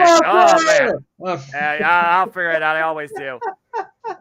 Blue Thunder Bomb cover 2. No. Blue Thunder Bomb. It never ends a match. Come on. No, I know. It's still, you call it as you see it. That never wins a match, especially in WWE or the Independents in America. Anyway. Right? Off. That tilt, that just tilt the world, just shot over the knee, though. Bet breaker. 2 count. Why is there that's why. Or sidewinder, what the hell you want to call it. Effective, but not enough for David Finlay to get the 3 count yet, as he's back in control of this match. But yeah, we'll see soon enough what the blocks will be and what the schedule is. Again, who will Eddie Kingston be paired up with? What 7, at least, are we going to see Eddie Kingston compete against? That's the real question for me. Because Eddie Kingston is about to have a New Japan Pro Wrestling clinic. And the gut wrench. Up on the shoulder. Oh, man. Super kick. Up kick. Took him out of the knee. Brought him with the head kick. Just like that, David Finlay down. Elbow pad off. ELP building up some stuff here. Nice clothesline. Here's a cover. 2. No.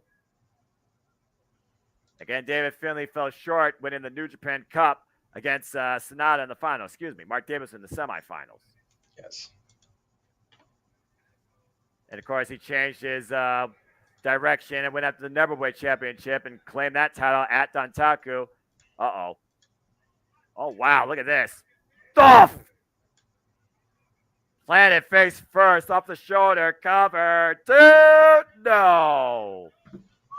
Does not claim the 3 here. And thank you for that clarification, Liz. I appreciate it. And the news. Yeah, ELP right now trying to get feeling back in his fingers. Again, this might be a battle ELP can't win, but the fans will still respect him. Oh, yeah.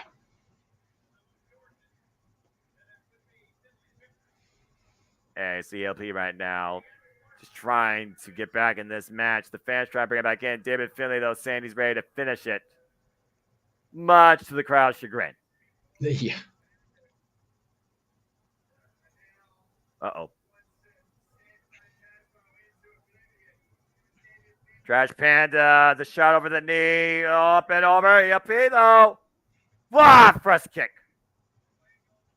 Low angle variation. Nice super kick on all of that one, though. And the cover. Deep on the leg, 2. No. Damn it.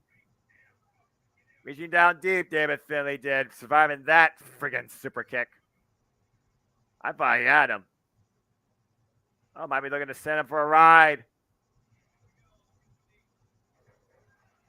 Oh, that's nice. Not necessarily a burning hammer, reverse variation of it. Oh, no, David Malone, Maloney trying to get involved here. Driven into Clark Connors, though. ELP. Oh! That moves off the outside, wipes out Bullet Clubs, Gabriel Kidd and Alex Coughlin. And now on the other side, whoa! Almost overlaunching himself with that cannonball off the top rope. But Bullet Club's been wiped out. Again, it's a super kick trying to come with the shillelagh. ELP has single-handedly taken out Bullet Club here. No small task as they keep growing. Oh, wait a minute. Oh, my! Jesus.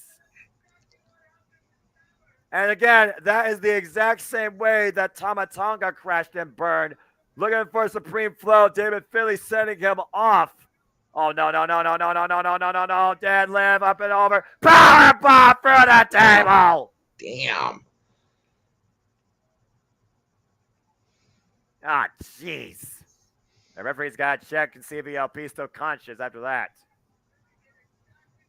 Again, this is literally mirroring what happened at freaking Dontaku with Tama Tonga. This is where David Finlay got not only full control, but pretty much finished his opponent his way. And it looks like David Finlay is just literally a knee into oblivion away, if he chooses only one knee, to retaining the freaking Neverweight Championship. ELP up on the shoulders. Oh, God, powerbomb. Again. This is just going to turn to a one-side clinic of pain. And Finlay once again raising the ire of the crowd. This is bad. And they can tell they want ELP right now. I'm going to be down and out. Yeah. Oh, no. There it is. Into oblivion. And there's the cover, too, and it's over. Damn. It wasn't even close, man. No, it wasn't. Again, it was a one-sided clinic. The moment ELP thought he had the advantage, wiping out all of Bullet Club, David Finlay capitalized and wiped him out on the outside. It was just a power bomb and a knee into oblivion later that finally ended the match. David Finlay had this firmly in hand since the beginning. And again, I mean, who's laughing now? Yeah. Ah, that freaking sucked. Yeah. Pretty much. And David Finlay sucking the air out of the damn building. As he do. David Finlay stands triumphant over a fallen ELP. Tonight at Dominion, still our Neverweight champion. And now these men both have nothing but the G1 climax ahead. Whether or not they're in the same block remains to be seen.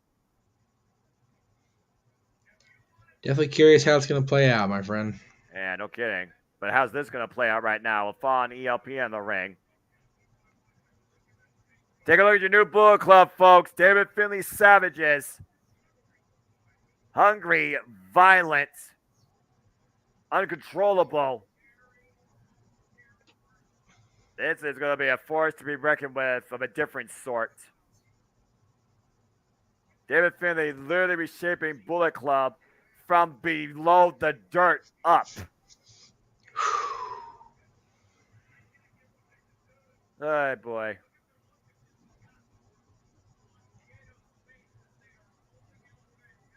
Yeah, Gato, bloody hands, freaking in charge of all of this. The Shingo, don't do anything, man. It's not worth it. The G1 aways, don't do anything, man.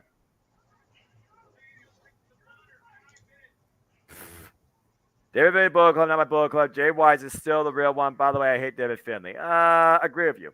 Thinking out a little on the hatred David Finlay there. Just, you know. Yeah. I get it, you know. He makes it hard not to. Especially this night. Right. Yeah, you hear Clark Connors emphatically. Oh, Clark Connors is cock of the walk today, man. He got Maloney to jump ship. Here's to the Savage era of Bullet Club, I guess, folks. I reckon so.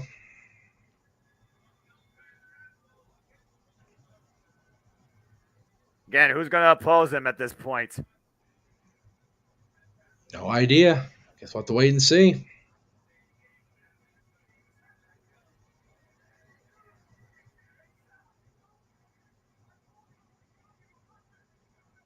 Says Savage's only was building a weapon. Literally friggin' recruited an android. Self-proclaimed android Alex Coughlin.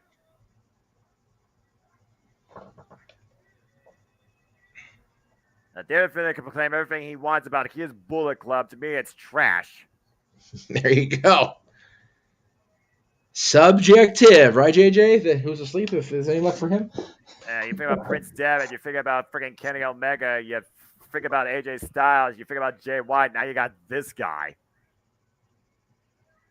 Bullet Club may be forever, but Bullet Club will never be the same again with this guy as the leader. Oh, definitely not. 10 years in the Bullet Club's existence, and it's been literally driven down to the dirt, courtesy of these savages. But Noah, they are still going. Yeah, can't argue that. And there may be no stopping them now. That Gino literally proclaiming forever. Don't have to like it, but we do have to acknowledge it, much like we did earlier, or last night, rather. Well, again, that was a one-off. Hopefully this was a one-off for me as far as tonight goes when it comes to acknowledging that Bullet Club madness. I will acknowledge this, though, that truly surprised me. Of the finals I thought I was going to see, it was Master Wato who beat Titan and won his first ever Best of Super Juniors at Best Super Juniors 30. What a moment for this young man who has had 3 previous chances at beating the guy that holds the prize tonight. Hiromu Takahashi. It was back July 3rd, 2020, during the pandemic era when Master Wato made his return to New Japan Pro Wrestling from excursion and brought us into the way of the Grandmaster. Necessarily is not a way you need to understand, but it's a way that I feel nowadays the Japanese fans truly have learned to respect. Yes. We saw how close he came at Wrestle Kingdom in that Fatal 4-Way. He was involved in the first ever KLPW. He's been hanging with the likes of Yoshinobu Kawamaro and El Desperado under the tutelage, guidance, and mentorship of Hiroyoshi Tenzan. Even Tenzan believed in Master Wato at the time. Yes, he did. Again, we talk about the face of the junior heavyweight division. It's been Hiromu how many times over now, but he was unable to win the Best Super Juniors this year. Again, Hiromu Takahashi, a 4-time Best Super Juniors winner, 3 times in a row consecutively, and our current IWGP Junior Heavyweight Champion. Let's see if 3rd time is the charm, though, for Master Wato. Oh, my! That February 11, 2022 against El Desperado came up short. Again, he's been in the ring with the best, but he never has been able to fully win where it matters the most. That giant high-angle German suplex with the bridge, I thought that was it. How the hell Hiromu survived that, I'll never know. Yeah, that's just one of those mysteries of life that will never get truly answered, unfortunately. This could be Master Wato's time. The summer could truly be the way to the Grandmaster, finally becoming our IWGP Junior Heavyweight Championship. And history does favor him. In 2021, there was no title change, but in 2018 and 2019, the title did change hands. Master Wato could literally pull a moment as big as what Kushida did. And Kushida, by the way, is the last man to beat Hiromu Takahashi on this stage for the IWGP Junior Heavyweight Championship. Here we stand 6 years later. Is the way of the Grandmaster the way to a new IWGP Junior Heavyweight Champion? Master Wato looks dethroned, ticking time bomb, Hiromu Takahashi. This is going to be something. This whole show's been something for me. I'm glad I stood up to help you with this. I appreciate it, Jeff. And again, to me, it's always been one of those shows that I feel has always set a precipice for, as so alluded to in the pre-opener, the gates to the summer. The gates open the way to G1 Climax, to Power Struggle, and the long and winding road to Wrestle Kingdom. Exactly. This is going to be good. And with the way this month is played out, or is going to play out, we're going to have a watch-along every weekend in June. So stay tuned for that, kids. We'll be doing our shameless shills at the end here and get Noah off to bed for the brief time he gets before he has to go to church. I'll be fine, because after church I can sleep in all day. So, I know. But there you go. Still makes for a long Sunday. Woof. Well, I mean, again, the long, windy days of summer, as it's known. That's it. Again, Master Wato, he came so close at Wrestle Kingdom to claiming the title. Last year, he pinned the IWGP Junior Heavyweight Champion at the time, Taiji Mori, who's recovering from a shoulder injury, by the way. Get well soon. And, of course, Master Wato has been in the ring with the likes of El Desperado and Hiromu Takahashi under title implications and previous tournaments, winning his first Best Super Juniors, adding his name to that flag on one of those tassels this year. Master Wato looks to capitalize on how many times Hiromu has done the last few years and become, for the first time in his career, IWGP Junior Heavyweight Champion. This could be Master Wato's night, folks. And again, I feel like a lot of the people within the Junior Heavyweight division at times like, who is this guy? Why is he here? But tonight he's looking to prove why he is here. Sometimes you have to prove it. Naysayers is wrong, brother. He's here to do it. Sorry, I'm talking over you. Well, to prove it once for all, he's got to be probably one of the best, not the best, junior heavyweight going today in New Japan, Hiromu Takahashi. With that time bomb, too, now added to his arsenal, he's been on top with the 93rd IWGP Junior Heavyweight Champion, the 4-time Best Super Juniors winner, winning it 3 years in a row, coming off successful defenses so far against Leo Rush and Robbie Eagles. There's just something out there of Hiromu that just works in his favor. And Hiromu's been waiting for that guy to literally surpass him. Why Hiromu wants to literally take the junior heavyweight division to the main event of the Tokyo Dome. Believes that the junior heavyweights can be the biggest thing at Wrestle Kingdom.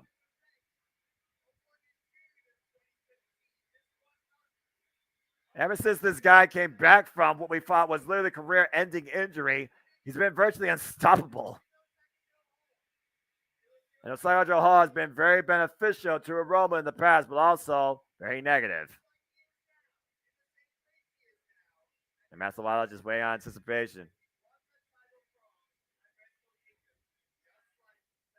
Oh boy.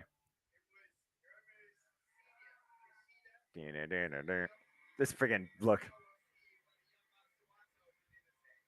Again, we're going to see if Master Wato can achieve what Kushida did a few years ago in 2017. In recent years, we have seen the IWGP Junior Heavyweight Championship change hands. But again, Master Wato has lost to Hiromu Takahashi back at Best Super Juniors 27 and Best Super Juniors 28. And fell at the expense of him at Wrestle Kingdom.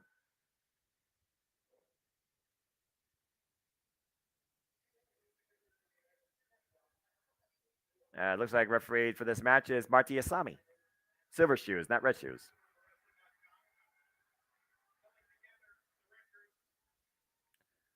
And Shigo Takagi on commentary. Oh boy.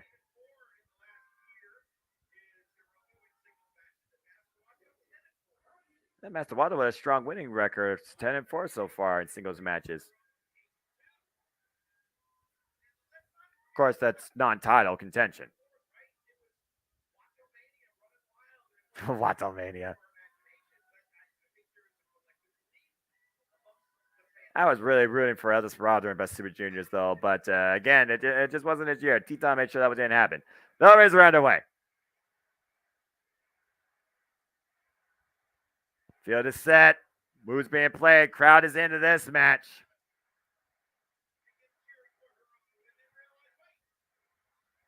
We got Hiromu chants and Wato chants raining out respectfully.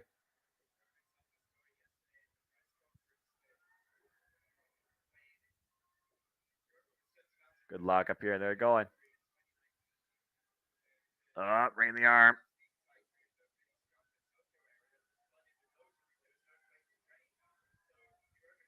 Nice hammerlock there. Yeah, again, if y'all didn't watch the press conference, I think there's English subtitles for it on New Japan. Of course, these two talk about at one point they didn't have nowhere to train due to the natural weather phenomenon that, for example, delayed Claudio Castagnoli here, but will be in action later tonight. I think literally after this match, by the way. And it was Master Wato getting that pinnacle win needed to make sure Hiromu did not win Best of Super Juniors this year for the 5th time, aka 4th year in a row.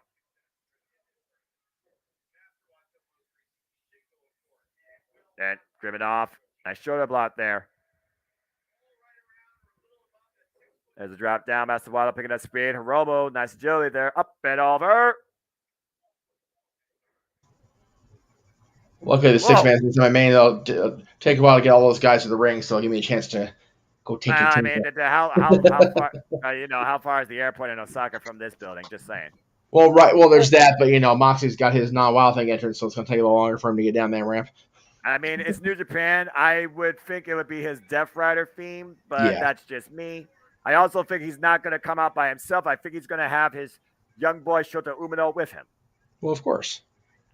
Yeah, and that's the thing. Oh, my! So we know Brian is not in the G1, so he doesn't have to be there necessarily. But what about Takeshita? Takeshita showed his where he stands in Vegas. Right. Will he stand with the BCC tonight? Well, again, I don't know if he stands with BCC or does he stand alone with Don Callis. You saw the fat Don Callis go behind him. Whoa, man! They're running shotgun dropkick off the apron. Hiromu just throwing his body to the floor, but driving it through Watto, through the gate. Immediately rolls him in the ring. Cover, two, not that quick. That's the explosive, reckless nature of Hiromu Takahashi.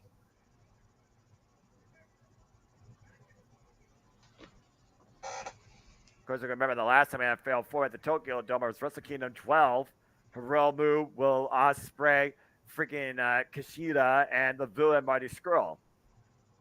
Oof. Name I haven't heard in a long time. Marty Scurll. God, I haven't even thought about him in forever. Yeah, I know, right? Well, there's reasons behind that, clearly. I mean, yes, true, but... Uh-oh. Oof. Again, Mota. Hiromu just trying to bring more and more and more of his old crazy version of fun to the junior heavyweight division. Woof. Nice drop kick. Of course, Hiromu Takahashi has won the IWGP Junior Heavyweight Championship back at Wrestle Kingdom 14. Another long rival, and Wrestle Kingdom 15. And now Wrestle Kingdom 17. Oof. Get to the midsection, up on the shoulders. Oh, what the hell is this crazy man thinking? Uh-oh. Oh, dear. What the hell? Bringing him all the way up the rampway.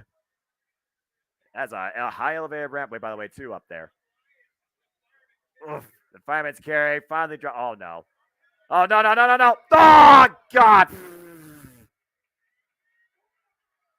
And that rampway has no give off the snap suplex by Hiromu to Watto. You hear the thud of a man's back. Very, very bad situation for the challenger. Because again, hey, you can retain on count out. And Elizabeth saying, Konosuke is not part of the Blackpool Combat Club. His alliance with Don Callis is a separate entry. I completely agree at this point. Because Don Callis has a singular story. I do too, and I would more than likely state that we're not going to see him, but it doesn't mean that with him and again, Don and Takeshita were standing separate-ish from the Bullet Club. Listen to me, BCC, but doesn't mean that there's not a further agenda. We'll have to wait and see how it plays out tonight. Yeah, exactly. And again, this show already has surprised the hell out of us. And look at Master Watto rolling all the way down to the ring, using the ramp's literal slant to his own advantage, but also staying off his feet. That's one way to get close to the ring. Now he's crawling. Count to 14. Hiromu waiting 15 and 16, and Watto breaks the count. Again, for those that don't know, New Japan Pro Wrestling has a 20 count, like Ring of Honor. It's one of those phrases that's made them stand out for, well, as long as their existence is. But, of course, NJPW has been existed since 1972. Off! Again. Chops in the corner. Experience favors, of course, the champion here, Hiromu Takahashi. And meanwhile, whoa! Nice leg lariat there by Master Watto. Yeah, Master Watto, this is his, I believe, second chance singles-wise for the IWGP German Championship. After falling short against Taiji Ishimori, now Master Watto looking to pick up momentum off the ropes. Up and over! Tope con hello. But again, Master Watto's one of those that doesn't listen to say the reason. He just kind of goes his own way, the way of the Grand Master, as he likes to call it. or to the Grandmaster, excuse me. And sometimes it's worked to his advantage. Sometimes it's been literally his biggest disadvantage. But he wants to do things his own way. And I can respect that. Just got to make sure it actually gives you results. Off the top rope, springboard. Whoop, Aroma out of the way. Wato rolls through.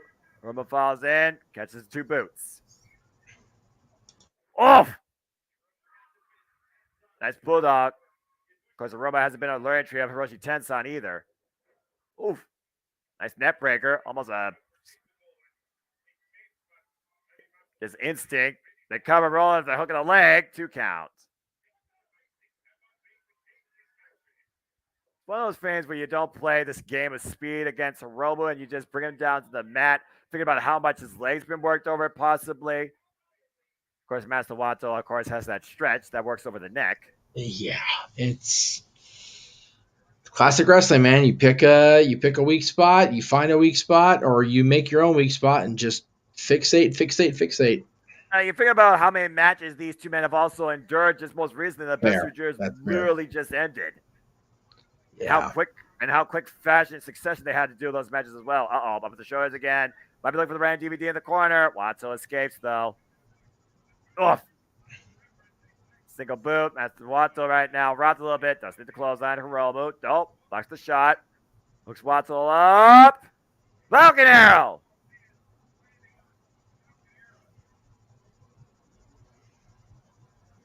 Slowing things down for the moment. This is definitely a different speed game versus when he faced Leo Rush. Yeah, I would say so. For the most time, he wasn't even able to keep up with Leo Rush. Right. Again, I go back to that 4-way at Wrestle Kingdom and how close Master Wato was taking advantage of one opponent at a time.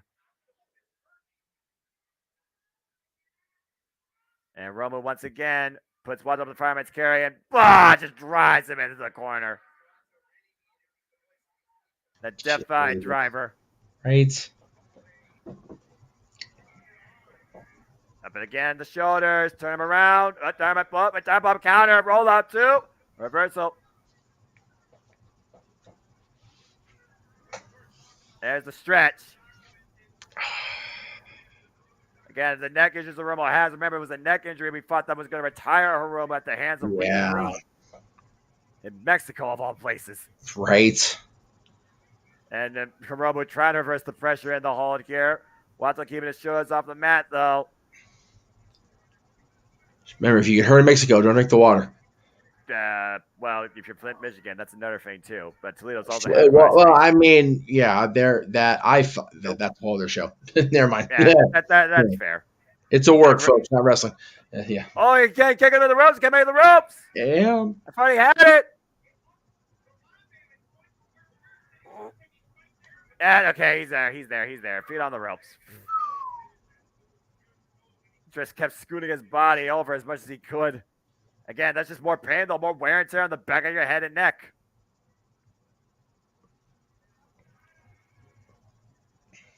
Stay on the attack, Wato. 10 minutes in so far in this match. Oh. Wait for that giant suplex. And Hiromu immediately grabs the ropes. Oh my God, oh my, oh. The deadlift to the outside. What's Wato thinking here? Oh no.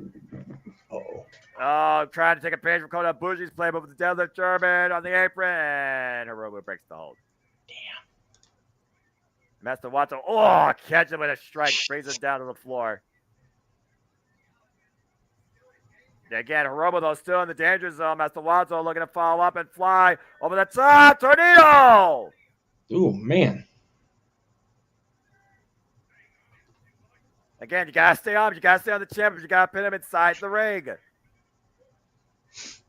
Master Wato in the driver's seat. The fans firmly behind him. Springing to the top. Oh! Okay, I don't know if Hiromu just literally just dropped down on an instinct or just desperation, dodging the springboard elbow strike, and Wato crashed and burned off that. Just like he kind of ducked, just randomly, but just enough. Right. And right now we got some Disc Champion and Challenger here. Again, with Master Watson, you're not necessarily in a speed contest.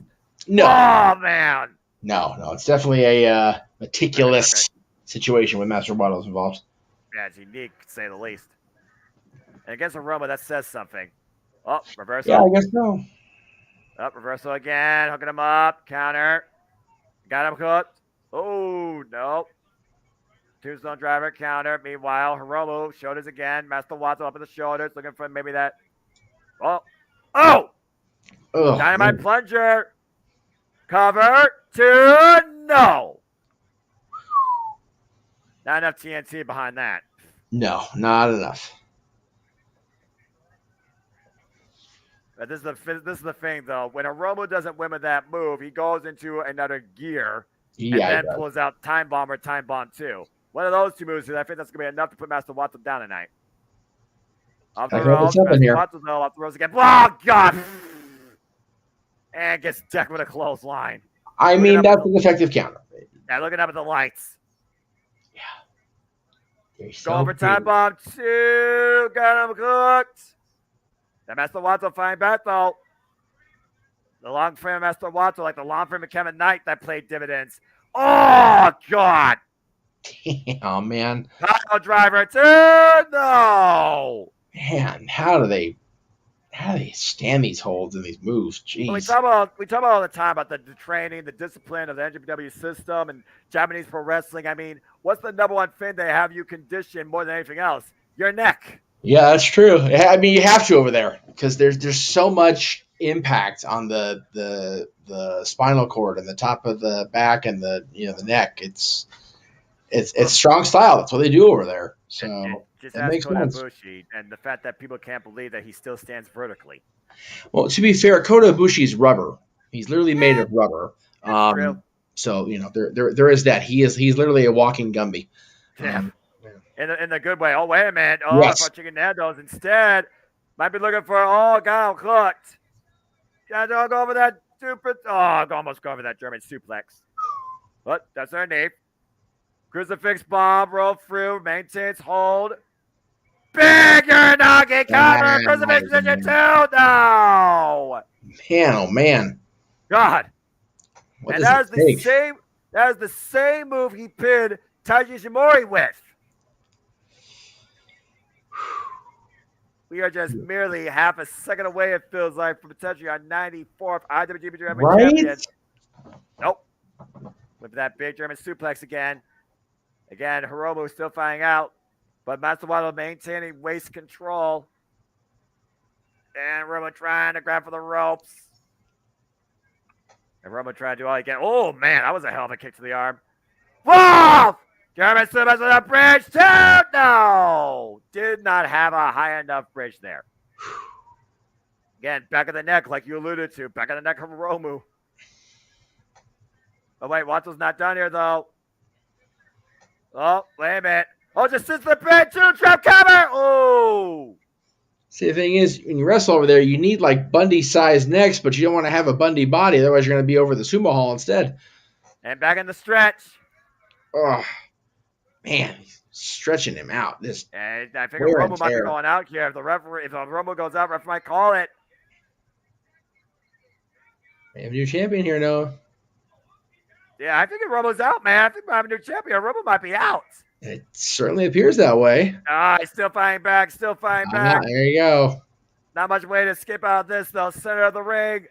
Still trying to scoot his way over to the ropes, though. Trying to rock him back and forth. Once again, wearing away at that neck. And, oh my gosh, the bridge there. The pain's got to be excruciating. And Hiromu finally makes some pressure. Seriously, come on, ref. Hiromu's not going to tap, all right? His body's going to give up before this man taps. We know how crazy he is. Crazy and Pryor, two very powerful things. Yeah, no kidding. And just right there, can Hiromu touch the rope and stay underneath it? That should do it. That'll do it. He brushed the rope, but he finally broke the hold when he was able to break contact from underneath the rope and finally grasp it. It's one of those things when a body part breaks contact from the ring underneath the ropes. That's a rope break. It's got to be long enough to sustain it. Yeah, it's a fire reflection. But for that German suplex again, still fighting back. Back elbow strike. How the hell is Roman still in this? Yeah, sheer will and guts. Yeah, that freaking definition. Ugh. Oh man, both elbow strikes. Rocket Master Wato. Oh, wait for the Okada roll. Counter. Oh, ran the back elbow strike. Oh, block that shot. Get to the hamstring. Went for the high kick. Wato up. Miss. Up kick. Hiromu, though, with some kicks of his own. Big super kick on the button. Wato, though. Goes down with a clothesline. Wato's like, no, I would not go down that easily. But Hiromu's like, fine, I'll take you down the hard way. And still press forward. Hiromu picking up speed and oh! Damn. That corkscrew kick connected, bending Hiromu over backwards, literally. Jesus. Gotta get German too! We got a new champion now! Man, oh man, oh man. Come on! Finally got the full reach of that German, but still not enough. But he still got the waist. Go for it again! What's it gonna take, Noah? Oh, counter. Went for the hacking again. Hiromu ducked underneath it. Uh-oh, pump handle. Oh, the rubber roll, Oh, almost trapped him there. And Wato can't believe it, but it was only a 2 count. Still in it. Flies a super kick again. Damn. And walks into another one by Hiromu. They're down off the rope, still on his feet, though. Up. Block the third. Up and around. Uh-oh, got cooked. Got hooked. Oh, no. Oh, no. Changing position. Time bomb. Wait a minute. Round of reversal. Didn't hold on, though. The roll move with the roll through. Hooks the leg. Fireman's carry. What the hell is this? Oh, no. Time bomb! 1, 2, no! Okay, I give up on trying to figure out how this match going in there. God. Well, one time bomb was enough. Maybe time bomb 2 has more gunpowder in it. You would think. Well, Master Wato's still in this fight, so Roma might have to resort to that. Just all the time bombs, Hiroto. All the time bombs. Hey, if there's a time bomb 3, I'll friggin' be shocked. I'll stand up. And right. Meanwhile, at the club, back clothesline. Damn. That foot, though, did hit the back of Hiromu's head, though. Sure did. And hooking him up. Going for it. Can he hit it? He's got it. He's got him hooked. He's got him hooked. Time bomb 2. 1, 2. Hiromu does it again. Man. Jesus. Take a breath, y'all.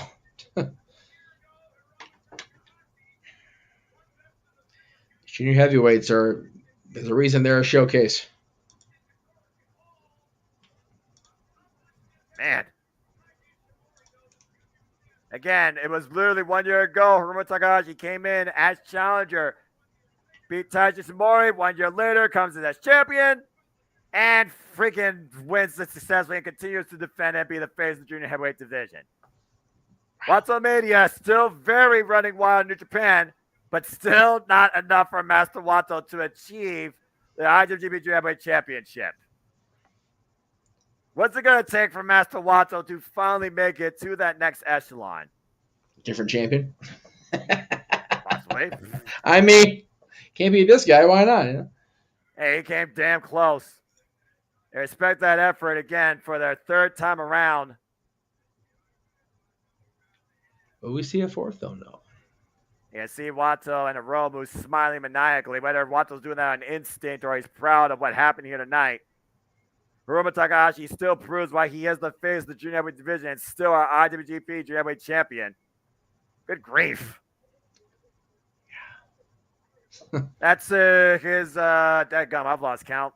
Forbes to settle defense, I believe. Yoshinobu Kanemaru, Leo Rush, and Robbie Eagles. I believe those are the 4 men he has faced so far while champion. Robbie Eagles. I haven't heard that name in a long time either. Yeah, well, Robbie Eagles was freaking Sakura Genesis back in April. Wow. Leo Rush was the New Japan Cup Finals. Yoshinobu Kanemaru was the Road to Dontaku. And he just beat Master Wato here at Dominion. Guys on a roll. And both these men who just went through the Best Super Juniors tournament will have some good time now to rest and rethink what's ahead for them as the heavyweights will take center stage as the G1 climax awaits. Well, my feet completely cut out during that match, so I am totally going off. You let me know what's coming up. But if they made it, then we're on to the 6-man. Again, he's the guy that is literally the face of the division. I'm behind every one of these classics. I'm behind every one of these men's motivations to beat me. I'm still waiting for the man to beat me. Right. And I don't know who it is at this point. As Hiromu Takahashi makes his way out of the arena. Still IWGP Junior Heavyweight Champion. I wonder if even Geto knows at this point, or is he just rolling with it, see how long he can ride the wave with him? I don't know. Liz says, by the way, I wanted Hiromu in the G1. Was surprised he didn't get in, but man, big summer is coming. It is, and again, we talked about it. Well, we talk about the summer, but let's talk about the paradigm shift that seems to be occurring only in just the wrestling industry, but in New Japan Pro Wrestling, because Shota Umino, Roughneck, has vowed tonight to pin Okada, and it is for the Never Openweight 6-man Tag Team Championships. Your semi-main event of sorts is next. Yes. And only in this spot because of travel issues for one Claudio. Yeah, talk about impeccable timing. Yeah. Oh, boy. As I play a little video package here, it was Okada, who was our former IWGP World Heavyweight Champion, who lost it to Sonata at Sakura Genesis and redefined his path. Rainmaker to Ren Narita and claiming a title not just for himself, but for a team, claiming the IWGP Never Openweight 6-man Tag Team Championships. Now he and Hiroshi Tanahashi and Tomoyasu Ii stand as the new dominant trio of New Japan Pro Wrestling. But Shota Umino is bringing in some friends of his own to usurp that in the form of AEW's Jon Moxley and Claudio Castagnoli. Oh, this is going to be good. Yeah, I know, right? Isn't that crazy?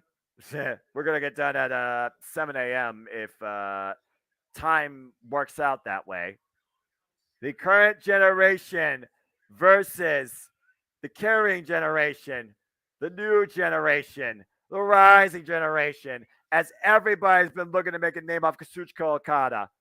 And Shota Umino might do that tonight in his biggest accomplishment to date since his return. IWGP 6-man Neverweight Tag Team Championship time. It is Hiroshi Tanahashi, Kazuchika Okada, Tomoyasu Ii defending against Shota Umino, Jon Moxley, and Claudio Castagnoli. Let's fucking go. Oh, boy. And my light's going out. That's weird.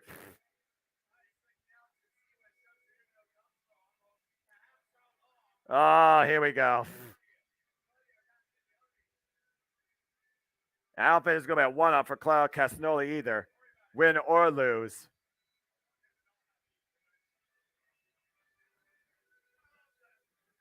And of course, Roughneck Shota Umino, that rock star persona, endorsed by the likes of Hiroshi Tanahashi, stand on opposite sides.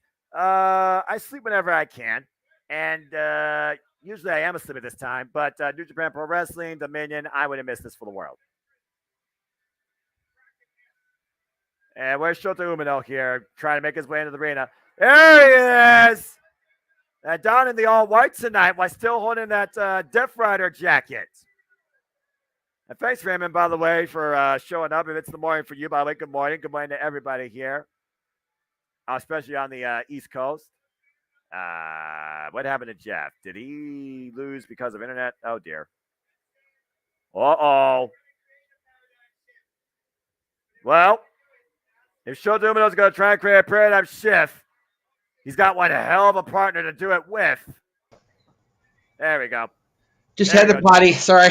No, you're good, Jeff. I mean, we really are just in time as the paradigm shift, the Death Rider, the Boogeyman of New Japan Pro Wrestling is about to arrive. Jon Moxley is back. And yes, NJPW theme. There you go. Oh boy. I'm a Wild Thing guy, but I'll take it. And there's Claudio Castagnoli. He made the Ring of Honor World Championship.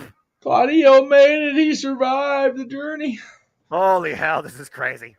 Right. Buffalo Combat Club, Def Jitsu in the building. Be real. It's as real as it gets with these three men. I need that shirt more than I need a Bloodline shirt. I swear to God. Right. Just because of the implications of it. It's fucking awesome. I love it. Oh man, this is crazy. Claudio Castagnoli's NJPW debut. Is it really? Oh wow, I didn't know that. With the freaking strain from Def Jitsu by one Jon Moxley, Death Rider, former IWGP United Heavyweight Champion, and his young boy, the Roughneck, the rock star Shota Umino. These three men are looking to insert themselves in a whole new paradigm shift. New Japan Pro Wrestling at the expense of the current generation. Kazuchika Okada, Hiroshi Tanahashi, and Tomohiro Ishii. This is gonna be insane. This is gonna be fun to watch back when I get my get the TV part back working. I got it. Yeah, it's all right. Listen to you call it. I'll put you back on. Listen to you call, then I'll listen to the Japanese call. It'll be all right. Yeah, I guess that's fair. I do my best. I am a just simple producer, man. That's all I am today. So it's all good. Oh boy. Again, Buffalo Combat Club's been unapologetic and unstoppable since their inception. Claudio Castagnoli in NJPW ring. My life is complete. Right. Oh man. It's definitely good there's that forbidden door open across the wrestling world because, man, Claudio is a special talent. He always has been. I've always been a fan of his. I felt that, he did well in WWE, but he could have done so many bigger and better things, and now he's a champion of Ring of Honor, which is no small thing for him as long as he partnered with Hero as the tag team champions there, and then, I'm so happy for Claudio. I am. Yeah, but I'm also happy to always say this when this coin drops. Rainmaker! Okay, good, Elliot. It wasn't just me that was having the issue with buffering. I don't partake in the streams unless I absolutely have to, so I don't know what's good tonight. Sorry. Yep, again, I literally watch it NJPW'S.com. The internet is what the internet is, so again, you do what you have to do within your budget and resources. Yeah, there are sites out there. I don't use them because my computer doesn't like them. There you go. Well, no computer should like them because every computer can get a virus from them, but I digress. This is an IT night, though. Yeah. Tomohiro Ishii leading the troops in the battle. Tomohiro Ishii, Hiroshi Tanahashi, and Rainmaker Kazuchika Okada. What is going through Okada's mind right now after the freaking verbal tirade and the nerve of Shota Umino in saying that tonight he will pin Okada? How'd that work out for Ren Narita? How'd that work out for Kaito Kiyomiya? All these young boys trying to make a name at the expense of probably the best professional wrestler of this generation in the last decade of New Japan Pro Wrestling, Kazuchika Okada. That is bold for anybody to try and do, let alone accomplish. All it takes is 3 counts, and he's got a hell of a pair of backups tonight. Yeah, and I'm very curious how Claudio Castagnoli hangs with Kazuchika Okada. We say in the sports world, though, and it is now Sunday across the board. Any given Sunday, something can happen. So, and that's already been a historical night on many facets for Dominion. We've already had a title change hands. We've had new members of Bullet Club being brought forward to us. We saw the clinic Zack Sabre Jr. and Jeff Cobb gave us. Now we're about to see a 6-man war. Oh, man. This is crazy. War is the word. Anytime these, the BCC's involved, and, man, you can put them there against Okada and Tanahashi and Ishii. Forget it, man. I need to see Okada before I leave this earth live in wrestling. Oh, That's all I have God. to say. For real. I need to see Okada more than insert name here. Blank. Anyway. I mean, yeah. Open check there. Yeah. The Raymond, Regal didn't necessarily create it. I feel like Bryan Danielson, who, by the way, is not here tonight, kind of was the brainchild behind it. Regal was just the one that was doing the ring and endorsement for it. And definitely helped guided it. The BCC does stand for Blackpool, and they have kept that name to honor Regal. But exactly, it came down to Regal wasn't happy in AEW, and he wanted to go back and help cultivate his son's career. Can't fault him for that whatsoever. Yeah, and as far as him not being happy or being happy, that comes down to what you read. At the end of the day, Regal's going to do what Regal wants to do, as he is literally a trailblazer of the industry. And here we got trailblazers of all different sorts here, as Red Shoes Umino holds the never openweight 6-man tag team championships. If Claudio, Moxley, and Shota Umino win these, I will be shocked. Again, we got Claudio Castagnoli, who is no stranger, I'm sure, in New Japan Pro Wrestling, but this is NJPW debut. But look at Okada and Shota Umino square off face to face. You know what happened. It had to happen. You kidding me? It had to happen. Yeah. Oh, boy. Again, it was Ren Narita's hubris that cost Strong Style, Minoru Suzuki, Ren Narita, and El Desperado the 6-man never openweight tag team championships at Dantaku, with Okada getting the win on Narita. Because Shota Umino's own hubris cost his team tonight, and will Okada get the pin on him?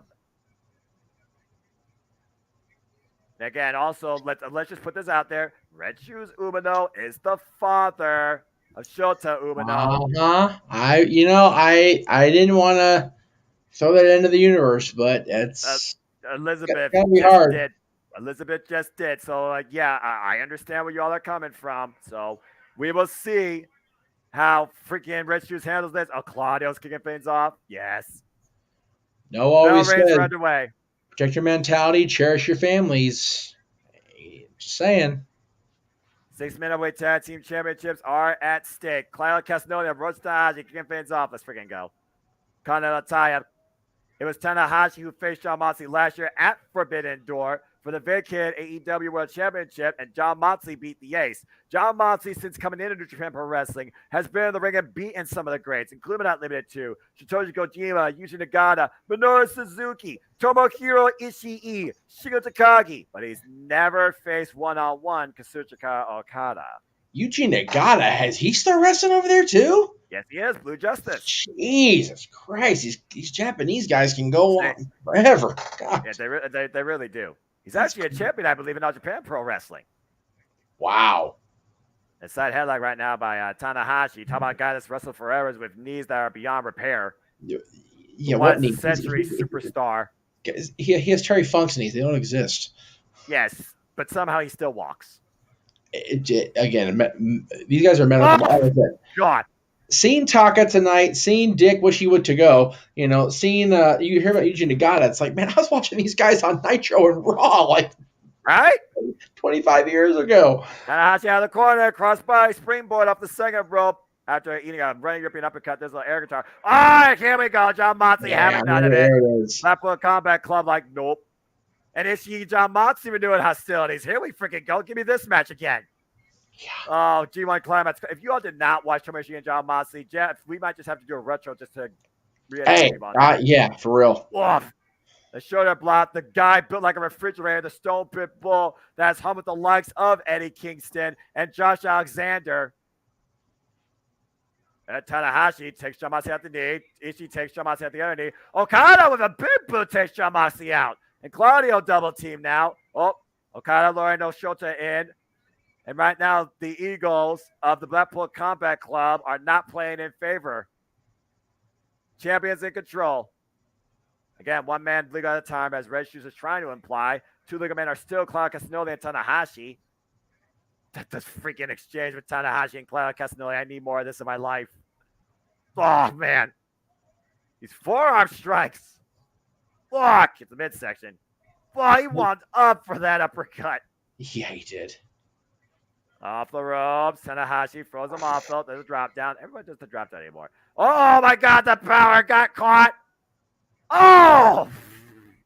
What a backbreaker over the knee. 10 to Shota Umino. I just had a brilliant epiphany when you mentioned retro throwback watch. Yes. In addition to the ECW show that we're going to do during WrestleMania season, yes, it won't happen on the exact day, but we can do it that week. August 29th, 2024, 2 days before that is the 30th anniversary of Shane Douglas winning the ECW championship in a tournament at the arena and then, of course, famously throwing it down. I would love to have you and JJ call that tournament. Absolutely. Count me in. By the way, count Shota Umino on the outside of the ring with Okada. He wanted Okada. He got him. And Okada just booted him in the next week. I will Okada definitely is put pissed. that on there. And if I know JJ is usually down for it, but if for whatever reason he doesn't want to or isn't available, because that is right around his birthday, to be fair. So yeah, you should focus definitely on that. And Shota Umino focus on Okada. What an Irish whip into the blue barricade. And the freaking back. That's been table coming into play. There we go. That didn't take long. Oh my! That's crazy. Jesus. Threw that table in his face and look at Shota Umino with the Jon Moxley mannerism. And Blackpool Combat Club's just going to town, everybody on the outside, as they do. BCC is influential, if nothing else, Noah. Yeah, right? The freaking Tomoyasu driven in the barricade by Moxley. Clark is only driving the ace. And again, Red Shoes trying to regain control here. And let's not forget about the damage that Okada's back has endured over the years. Only reason this year was Okada at 100%, if that. Oh, wow. Just bring Okada back inside the ring. Shota's still legal here. Again, Shota literally said, I will be the man to pin Okada for the win tonight, Tad to Moxley. Like I said, Shota Umino different from Kato Kiyomiya, different from Ren Narita, totally different animal. Yeah, no kidding. But when you're training under Jon Moxley, you kind of gotta have to stand out. Ugh. Yeah, you're not going to get a classic Thez style catch as catch combat training there. You say that. You see what Jon Moxley did with those kicks, and then that stomp by Claudio. Right. Look how easily Claudio lifts Okada. What the hell? He red suplex. If he's still the cover too, what the hell? If he's still the strongest man pound for pound in the business, tell me who is. Seriously. I got nothing. Claudio he's a cyborg. He's straight up a cyborg. He's a freaking freak. Oh, man, I'm wishbone. I'll tell you what, with introducing Claudio into this mix, how about we get the Kryptonian versus the cyborg? Let's get Claudio and Ospreay together. Okay, I need that someday. If it can't happen in Forbidden Door, I need that all in some capacity. Right? Oh, Ishii's had enough of this. Ishii. Just one shot. Like, I had enough. Just one shot in the back of the head of Jon Moxley. Breaking that half crab. Tad to Shota now. Shota and Okada, two legal men. Oh! Shota taking Ishii down. I don't know. That was wise. Then, yeah, I wouldn't call it wise, to be sure. Ishii's a guy that, again, is not here to be flashy here for the fans. Okada trying to follow the corner. Shota just wailing away. But Ishii is a guy that if you piss him off, you're going to regret it. Yeah, he didn't come to shows to make nice to people, shake hands. He will come up and whoop somebody's ass, and that's what he's there for. I mean, does Claudio Castagnoli do the same thing? What do you think about these stomp? Oh my gosh! Red Shoes, count for Pete's sake! Good grief! Do something. Oh, damn! This has become a one-sided match. This is a 3-on-1 Okada just slugging war. Clothesline. Well, unfortunately for Okada, is the main thing against him is that he's Okada, and everybody wants a piece of, like you said, arguably the greatest wrestler of this generation. Everyone's making a name for themselves. Okada's that guy. Yeah, he is in New Japan Pro Wrestling. Even if he had adopted Spirit of Antonio Inoki. And Jon Moxley following up the heart attack of sorts. Yeah. The cover of Shota Umino 2 almost got it on Okada. Ooh, that was photo finish. Again, Okada got the win for his team at Dantaku, pinning Ren Narita. Then Shota right now trying to instigate Okada. This is what Kaito Kiyomiya did, and boy, did he regret it. Yeah. Uh-oh. Don't, Shota, this may be bold, but I don't think this is wise. Don't instigate the Rainmaker. Oh, man. Oh, wait, got a hook. Oh, got a counter. It's clubbing elbow strikes. Oh, it's the midsection. I mean, if he wants to make it rain, I'm not going to discourage him. I mean, I think they were just waiting for that to happen. Irish whip. Okada, front of the corner. That back again. Explodes out of the corner, though. Catches him. Because midsection. DDT! And immediately returns the match to a standstill. I'm going to say, there was, that's one way to halt it. He needs to make a tag, though. Seriously. He needs to make a tag to the ace. Yeah, he's taking the pounding. He needs to get out of there. Now, Okada, Taz, and Tanahashi, these two former rivals, the dream tag team that came together. And Claudio and Tanahashi now go squaring off. Here we go. Let's do this. I need these matches to happen in NJPW and AEW sooner rather than later. There is so much. Oh, man. Just paused right there and took Jon Moxley out of the knee. Oh, my God. Damn, I guess. That left hand broke the jaw of Hiroki Goto twice. That thing's lethal. Shota Umino just got rocked. And God just ran into an uppercut. That's lethal in its own right. Yeah, that's Big true. boot Tanahashi, though, not going down. Claudio. Oh, no. Fuck, God, Dragon Screw leg whip. I hate that. Damn, that move has to suck. I don't like when anybody does the Dragon Screw. It's not okay. Tag to Ishii. Oh, here we go. Give me this. Ishii and Claudio. Yo. Oh, my God. Just walleyed him with that elbow. Hook him up and oh, my. Oh. Oh, no. Wait, Virgo. Oh, my gosh. Oh, man. This vertical suplex by Ishii to Claudio Castagnoli and falls on with a shoulder block, turning Jon Moxley up and over. Head first. That just rocked Shota Umino with one shot. The refrigerator refuses to be budged. I love this man. I love this man in his wrestling.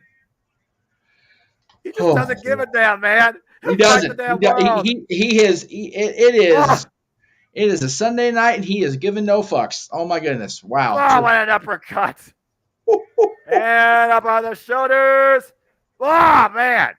Damn. Definitely a driver of sorts. High on the back of the head and neck of Ishii, if he has one. And tag to Jon Moxley. Oh, boy. Here comes the Vulture to pick the scraps. This is a G1 Climax Classic being revisited. Yeah, I'd say so. Fuck! Clothesline to the corner, clubbing Ishii. And it looks like Ishii's not even affected by these. Just looks like he doesn't budge. Nope. Oh, my! Wow, all right. A freaking dog of a different sort taking a bite out of the Stone Pit Bull. Very effective, I guess. Jon Moxley with some integrity. Umino, yeah, right. Double leg. Who are you bullshitting, Kevin Kelly? That figure four leg lock. There you go. Technical move. Oh, Okada. And to break it up. Irish whip. Meanwhile, cut the boot. Then pick the leg. And no way. Whoa. From Ishii, there's the boot exchange. Chaos working together here. Ishii and Okada. And Jon Moxley takes both men down with a clothesline. Damn. Force behind that. That's crazy. Yeah, there you go. And Raymond, I know. And meanwhile, Bob Pile Driver. Oh, my goodness. Stacked him. 1, 2. No, Tanahashi coming in. The Pile Driver, though, just freaking probably just shrunk Ishii slightly. Slightly shorter than usual. And once again, Anarchy on the outside. Shota Umino and Okada, Claudio and Tanahashi. But we're inside with the two legal men, Tomohiro Ishii and Jon Moxley. And now, hammering, anvil, elbows, trademark of the Blackpool Combat Club, Dev Jitsu Standard. And Umino checking on Ishii. Just got to come with a sliding lariat cover. 2. Oh. Man, and Raymond, I know, but hey, why not? Laying into each other. That's crazy. Sleeper hold. Again, when I saw Jon Moxley come to New Japan Wrestling, one of the first matches I wanted to see, besides Minoru Suzuki, which we did get later, was definitely him versus the Stone Cold Tomohiro Ishii, because they just don't give a fuck. Mox and Suzuki had a match? Yeah, at the New Beginning in I think it was in Osaka. Oh, Freaking 1 year Jesus. ago. That's great. Uh-oh. Like Oh my! wow. All right. 3 years ago. Excuse me. Oh, No, we're fine. We'll talk about that later. that's This is 3 years ago. Clothesline good enough. exchange by these two. Yeah, 3 years ago. Oh my god. Oh, Jesus! The freaking headbutt. Oh, wait, turn around. DDT! Oh my God. They cover him already. John Moxley knows that's not enough. He's still trying to get back up to his feet, Jeff. You see what's happening here. I understand, but God, it's just Stop! Is there enough for the leg too? Okada breaks it up. it may have been it. Oh, Jesus. John Moxley busted open off that exchange. Moxley's bleeding. Yep, ladies and gentlemen, John Moxley is bleeding. In other news, it's dark outside. And there you go. They showed the Umino rocking Okada on the outside. Cloud Castagnoli, though, now hooking up the Stone Pitbull. Up on the shoulder. Is she fighting back, though? It loses his balance, though. Fuck! God, uppercut. Fuck! Got him with a clothesline. Here's the cover. John Moxley. 2! No! Wow. Can this match go on forever? On behalf of Your Minds Need to Sleep, no. What is sleep? I'll stop it with you. No. Look, I'm loving this match. This is my favorite. I am too. Just trying to protect our mentality, you know. Yeah, fair enough. My mentality will have a burnout at some point. You're absolutely right. Yes. At least there's no watch along. Oh no, there is. Take that back. Never mind. Every weekend. Paradigm. Whoop, counter. Look for the Death Rider. Whoop, but the clothesline. Another headbutt. It's a great. Right, John Moxley there. Tanahashi with the sling blade. And the sliding lariat. Damn. Cover hook in the near leg too. No. Ishii only gets 2. Oh my gosh. There must just be one of the hardest heads in the business to make Moxley bleed this early. Yeah, no, right? There's a reason why I think there's a dent in his head. Virgo drop, Brainbuster, counter. Ace Crusher. Is he back up to his feet? Wow, clothesline.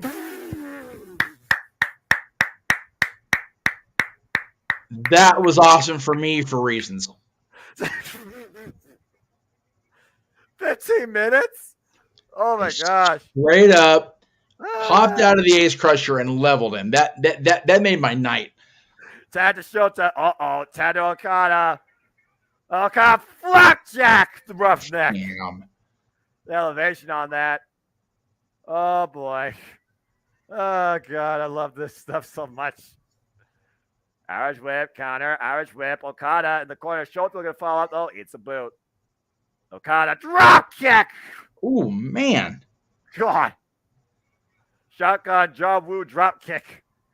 That's always a difference maker for Okada. Yeah, I'd say so. There's the money clip. I don't know necessarily if this is the way to go against Shota Umino, though. And Tanahashi, though. Baseball slide. John Moxley, though, on the outside. Red shoes. Again, red shoes. This is your son, but let's be non-biased here. Again, if he doesn't want to quit. Again, the referee here. All right, I just say he doesn't want to quit, but he's not doing it out of foolish pride either. That's it, you know. It's... Yeah, and as a father, he's going to try and protect his son. I get that. Blah blah blah. Oh my gosh! Okada reminded this young boy exactly who he is. Yeah. Damn. And meanwhile, drop kick by Shota. What the shit? Whoa! Take it out Ishii. Take it out Tanahashi. Uh-oh. Oh, no. Uh-oh. There we go. We're swinging. Look at this. Oh, my God. Look at this. Oh. Claudia swinging Okada. Swing him all night. Oh, my goodness. Okay. I've lost count. Put him down, Claudio. Put him down. The pressure's like, anyway. Oh my gosh, it's been a long while since I've seen something like this. And Claudia found her gear. Oh my God. Oh my gosh. That was incredible. And what's this? Looking him up. Claudio Moxley. Triple power bomb. Cover 2. No. If that didn't do it, I don't know what's going to. Figuring out the non-copyright, right? That John Moxley flying off. Tope to Ishii. Damn. This match is incredible. Yeah, it is. He still got a world title match to go. Right? Yeah, look at Shota. Look at Shota scouting Okada. What the hell is he looking for here? Whoa! Oh. Around the world neck breaker. And might be looking to finally get Paradise. Wait. Okada counter. Back body drop. Shota's still on his feet, though. Trying to kick him out the knee. Okada still on his feet, though. And drop kick. Damn. Best drop kick in the business. Bite me if you think otherwise. Well, though, Kevin Hold that thought, Jeff. Oh, wait a minute. Whoa, get him out of the knee. Hook him up. What the hell? Oh! That was a lot happening right there. They brought him in for a freaking short range Death Rider too. Oh my gosh, nearly pinned him. Oh. This could literally happen. Shota could actually pin Okada here. There's a very realistic possibility. And now we're going to find out, will the paradigm shift connect? And wait a minute, Tanahashi, Sling Blade. Of course. Watch out for Claudio. Wait. Wow, Tristan shout. Golly, man. And blast the boot. Wow, forearm. Oh, that left. Oh. It's hitting suplex to Moxley. Uh-oh. Shota isolated between all three men. What the hell are they going to do here? I'm not a winner. Whoa, there's a boot. Whoa, there's a left palm. Wow, clubbing shot back of the head. And hooked by Okada, Ishii, and Tanahashi. Wow, high elevated DDT. Cover. Two. No. Not yet. This match is fucking incredible. Okada doing the show to Okada did Okada back in January. That may come back to haunt him. Yeah, exactly. I mean, I was thinking the same thing, but I wasn't sure of all the names involved, so I didn't want to come off ignorant. Yeah, you're fine, brother. Look who's still, by the way, legal in this ring. Okada and Shota. Okada lifting Shota up. Uh-oh. Meanwhile, look for landslide counter. Wow, and that strike did not affect the Rainmaker. Nope. I admire the fighting spirit of Shota, but right now he's facing a force he might not be ready for. Okada literally yelling at him to get him harder, young boy. Come on. Oh, boy. Just try and beat Okada. Keyword try. Dude, Jay, he's... Uh-oh. Yeah, no. Whoa, for the Speed Rainmaker counter. Double underhook. Here, go for it. Okada. Oh. And hooking him up. Here we go. Rainmaker. Cover 2. The champs retain. Right on. And Okada pinned Shota. Holy hell. That was amazing. Damn.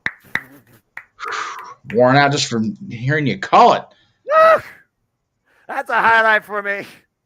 Absolutely. On so many levels. I gotta say this though. Blackpool Combat Club came in with a game plan, and Shota Umino had everything working for him. But at the end of the day, it's hard to stop the rain, and he fell to the Rainmaker tonight. He did. I don't want to make a comparison that'll get me in trouble because Lord knows that's always a thing. But big match John, big match Roman. Do not bet against Okada. Oh, wait a minute. Claudio Castagnoli and John Moxley. I wonder what they're thinking here. Chaos and destruction to mayhem.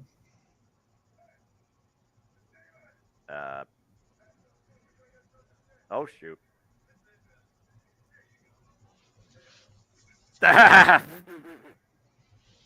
What are they saying there?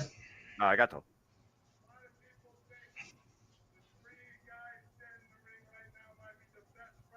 Oh, cutting promo. Okay. Oh. Well, as Moxley's doing that, we don't want to play the audio because we don't want to get in trouble. I can't hear it enough where it's going to ping over, but I'm going to go ahead and do the show now so we can bounce out of here as soon as this is over, get you in the bed and get you some rest for church. Wait. Hold on. They're going to the Titantron. Okay. Wait a second. Wait a fucking second.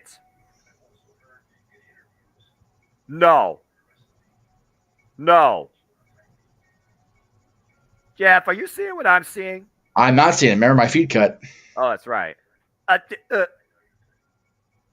Oh my God. I don't want to know if I want to know now. Bryan Danielson! Is he there?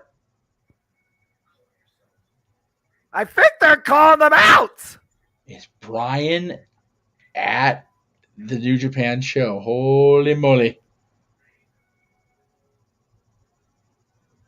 What? Are they playing Final Countdown? No, but there's a Titantron going. Bryan Danielson on the Titantron. And did Bryan... I'm hearing everybody in OSAKA-JO say yes in unison. Right on. That'll make my day if they get him involved. Let's see what Kyle has to say about that. I'm gonna try to pull him down for a world title match. I would if I was. Or not. He's not world champion. Sorry. Brett, Bryan. Omaito. Unashi. What? What he said? I will step in the ring with you, Bryan.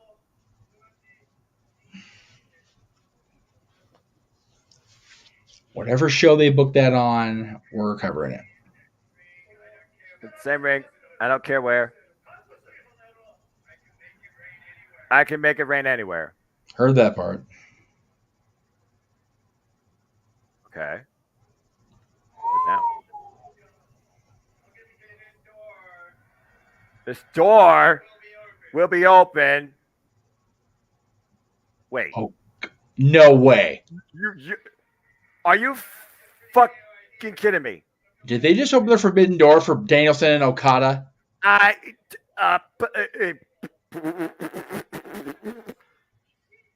Jeff, they very well just might have booked the greatest match I probably would ever see in my professional wrestling life.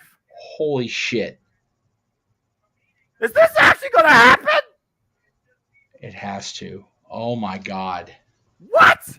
The American Dragon versus the Rainmaker? Possibly a forbidden door? Are you fucking kidding me? You Tony Khan and friggin' Sugar Miyashi, you be fools not to book this. Open that damn door and don't close it. Take it off its fucking hinges. Give me this, please.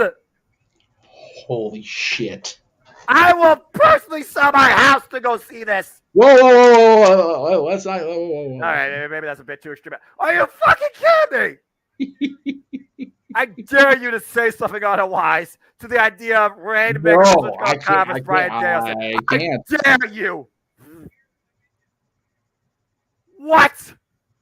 That is bananas.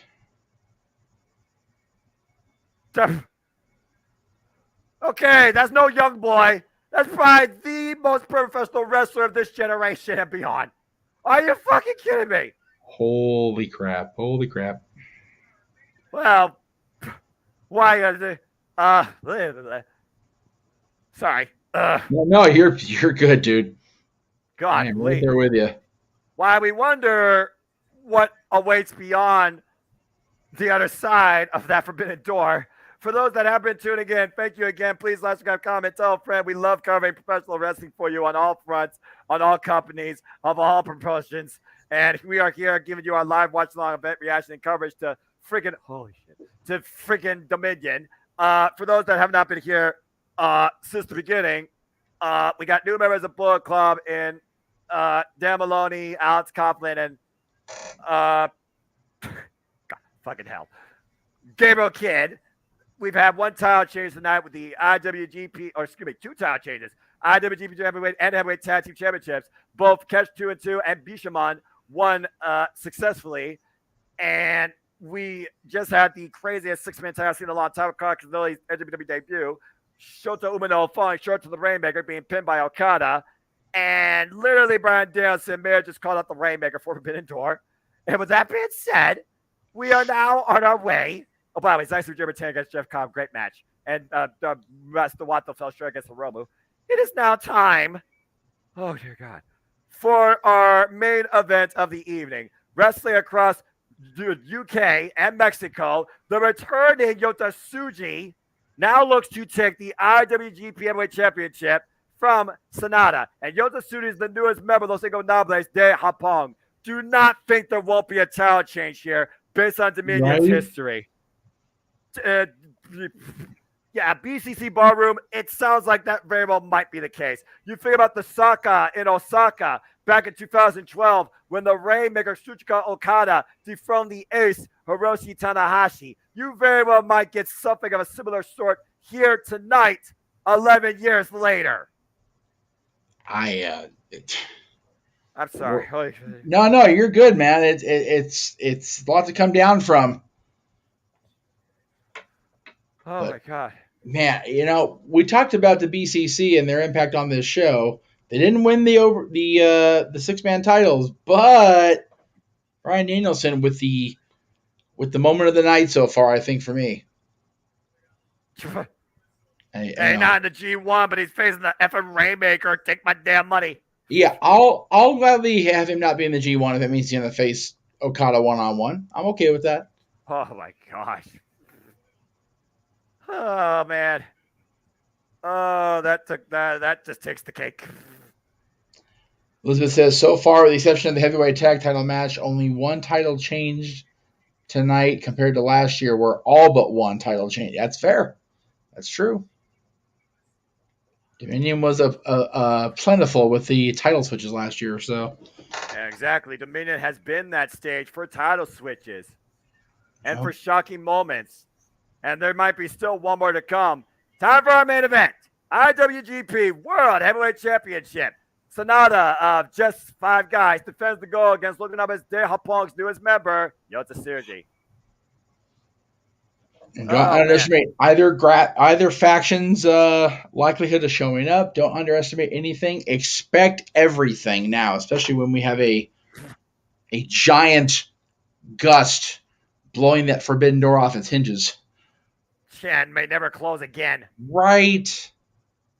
Talk about destruction of a whole different level. But you can say the same thing about Yota Tsuji, who's coming back from the freaking UK and Mexico, looking to shape New Japan Pro Wrestling differently as part of Los Ingobernables de Japón and as the new IWGP World Heavyweight Champion. After spearing Sanada into Dominion at freaking Dontaku, took the man off his feet. This is going to be something. Yeah, I just... Golly! That's crazy.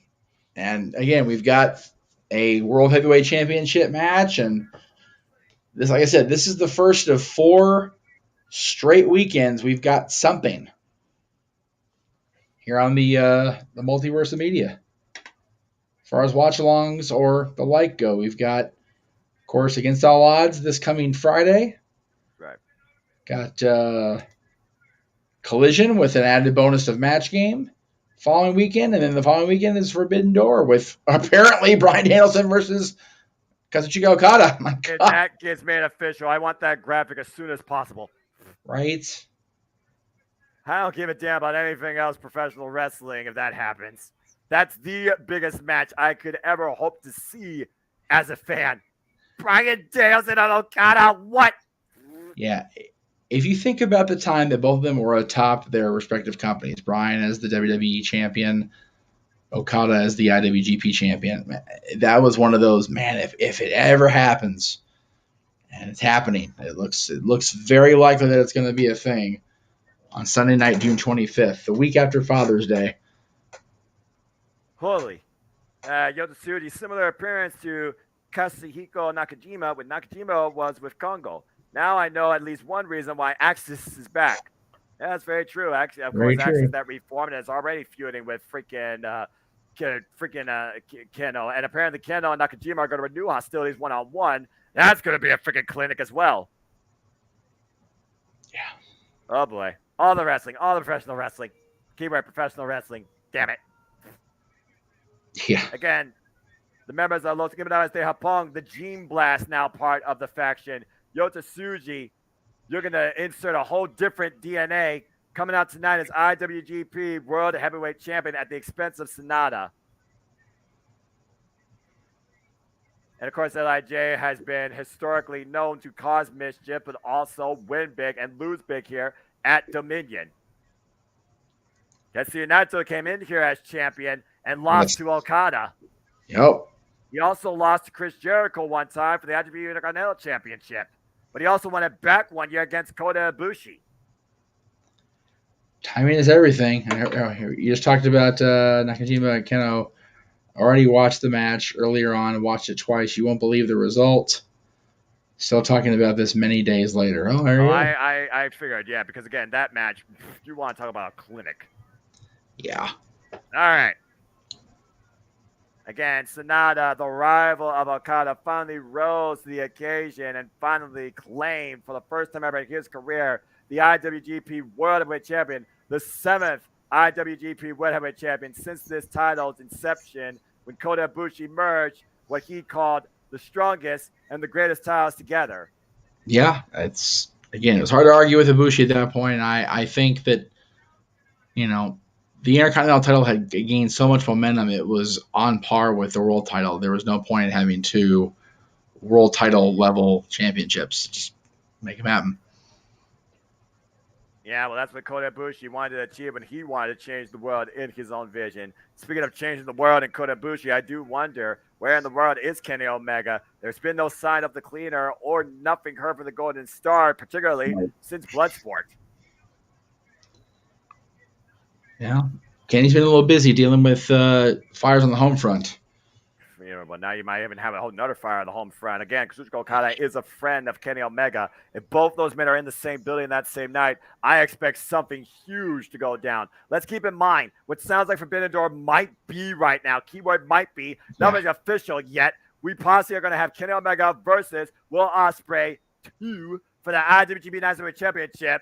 And, I don't know. The fucking Rainmaker Kazuchika Okada taking on Bryan Danielson.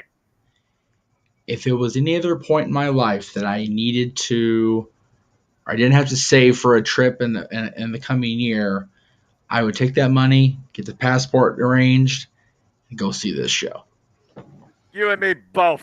Toronto's not far enough for me to not go, and I got a friend that lives in Toronto. I can crash in and go home the next day. Man. Damn. It's going to be fun calling, but oh, God, I got to see this type of stuff live at some point. Yeah. But again, knowing it going in is sometimes better. I mean, WrestleMania last year, not so much. Did we ever think we'd have you guys calling a Stone Cold Steve Austin match? Nope. And there it was.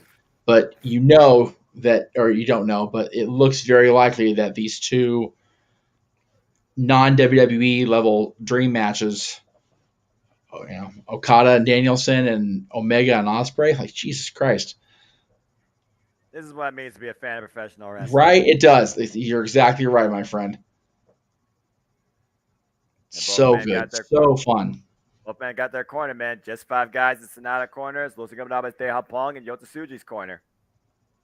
I keep 5 guys. I want to order food now. I'm getting hungry. It's almost like breakfast time now.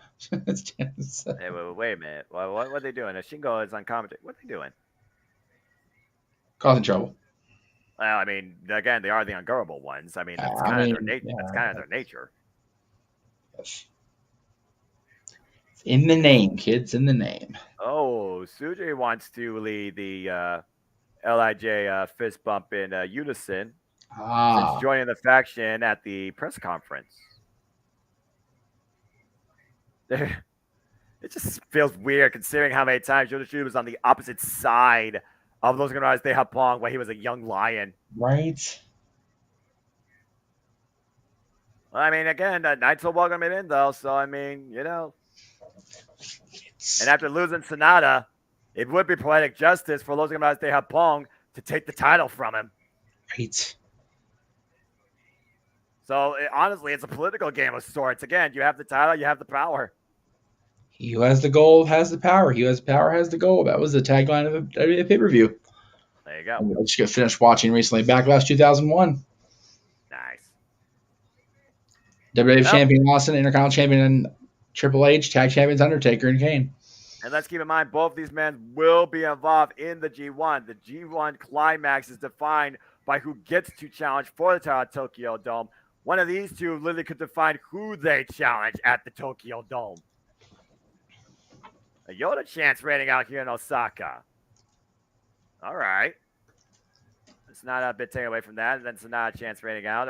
Red Shoes Umino are official, as always.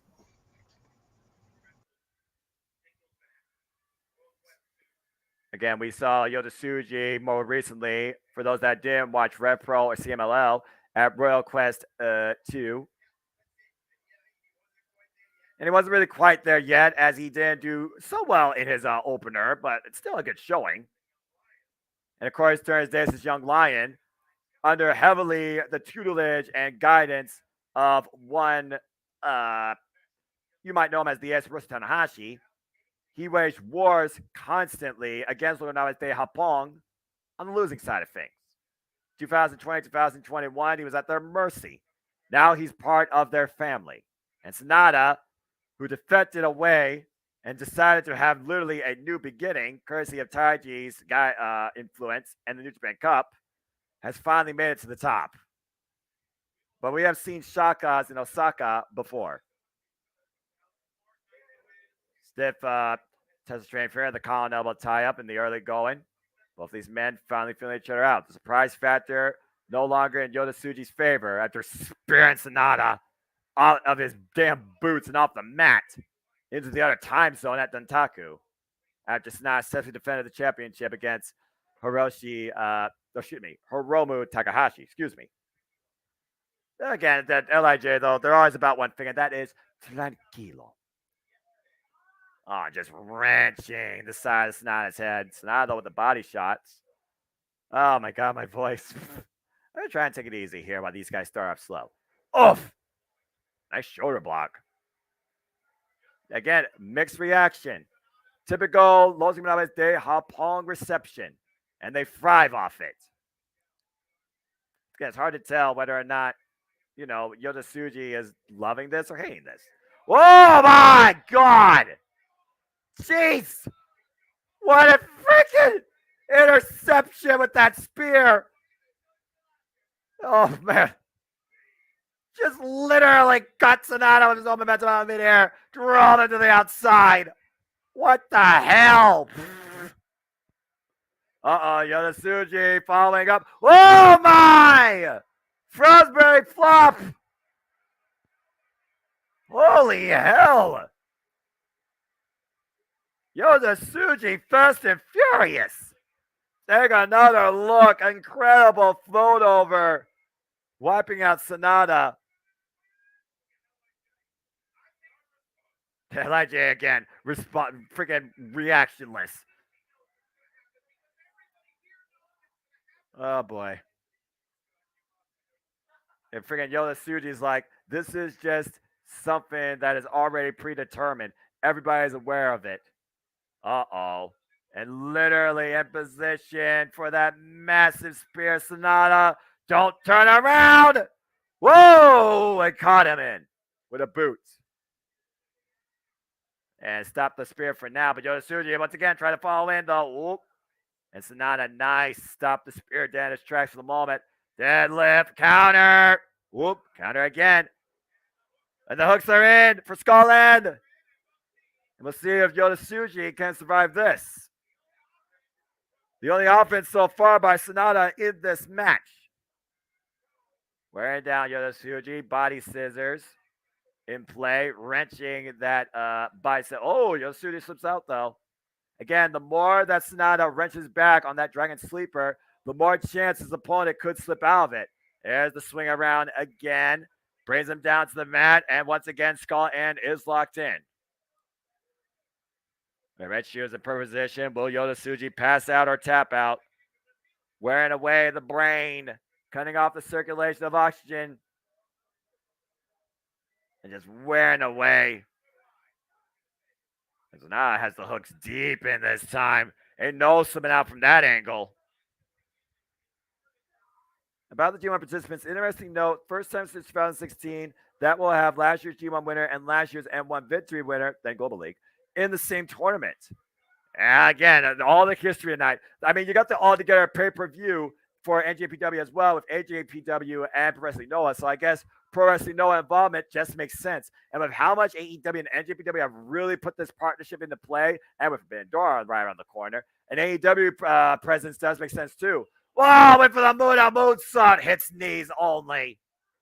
Shout out to another great mentor of Sonata, who of course now is retired. Everything happening right now is in favor of Yota Tsuji. Yeah, I feel like Sonata might be taking a little bit off his game here so far against Yota Tsuji being spirited the next week and they're really going. Again, trying to just get his breath back. You see him grasping his midsection here in his ribs. Woof. Again, that sinister smile on Yota Tsuji. Again, we think about the most famous upsets back in New Japan Pro Wrestling history, and in Osaka particularly, of course, when he was able to claim the IWGP version 4 Heavyweight Championship from Hiroshi Tanahashi, and the 3-year spanning rivalry those three men have. Of course, Jay White has also made his own fair share of shockers here in Osaka.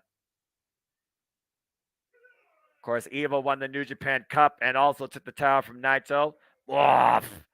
Here in Osaka as well at Dominion. Oof. Okada has both gained and lost the championship here. And of course, who cannot forget the 60-minute classic with him and Kenny Omega to a draw and the follow-up with no time limit that Omega won 2 out of 3 falls. Oh, man. Open palm strike. The forearm exchange here. I'm not sure who's getting the better of this. What's the difference between USA Wrestling and New Japan? New Japan is professional wrestling, damn it, to the highest degree. It's a stronger discipline. It's fighting spirit. It truly is the strongest form of competition. USA Wrestling, a bit more of an amateur background, a bit more flashy, a bit more cinematic.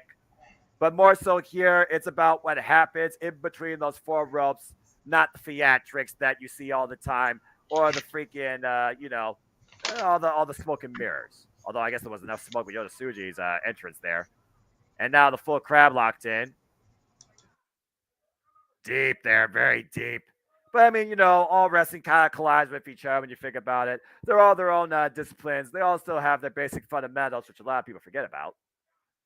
But for me, New Japan Pro Wrestling is just much more compelling to me when I think about the amount of endurance that these individuals, both men and women, go through to prove their testament to being the strongest and the best in this industry. Oh, my. And grabbing the arms back. A pendulum. Whoa. Jeez. Literally lifting Sonata's body off the mat. Oh, God, just letting him go face first. Again, Yota Tsuji controlling the champion here. Crowd in favor of the challenger. Uh-oh. Oh, my God, no. No. Oh! Like a vertebreaker cover, too. Oh, God. I thought I was going for how bad a slam. Instead, just dropped the man.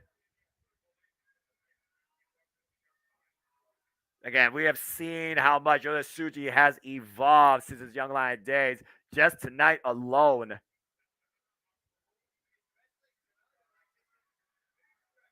Uh-oh. And what's Yota Tsuji looking for here out of the corner? Up on the second. Now up to the top rope. What the hell? And went for the moonsault. Oh! Took a page from Sonata's playbook and crashed and burned like he did. And the match status standstill. Jeff, do you have a thought? Do you think there's a difference, or realistic difference between USA Wrestling and New Japan Wrestling at its core? I was trying to cultivate my answer there as I had to get a little something in my belly because I was starting to fade there. Still I am actually. I'm not trying to get a little snack. But yeah, the strong style thing is definitely paramount in my mind when it comes to that. And like I mentioned during the Zack Sabre Jr. match, you noticed.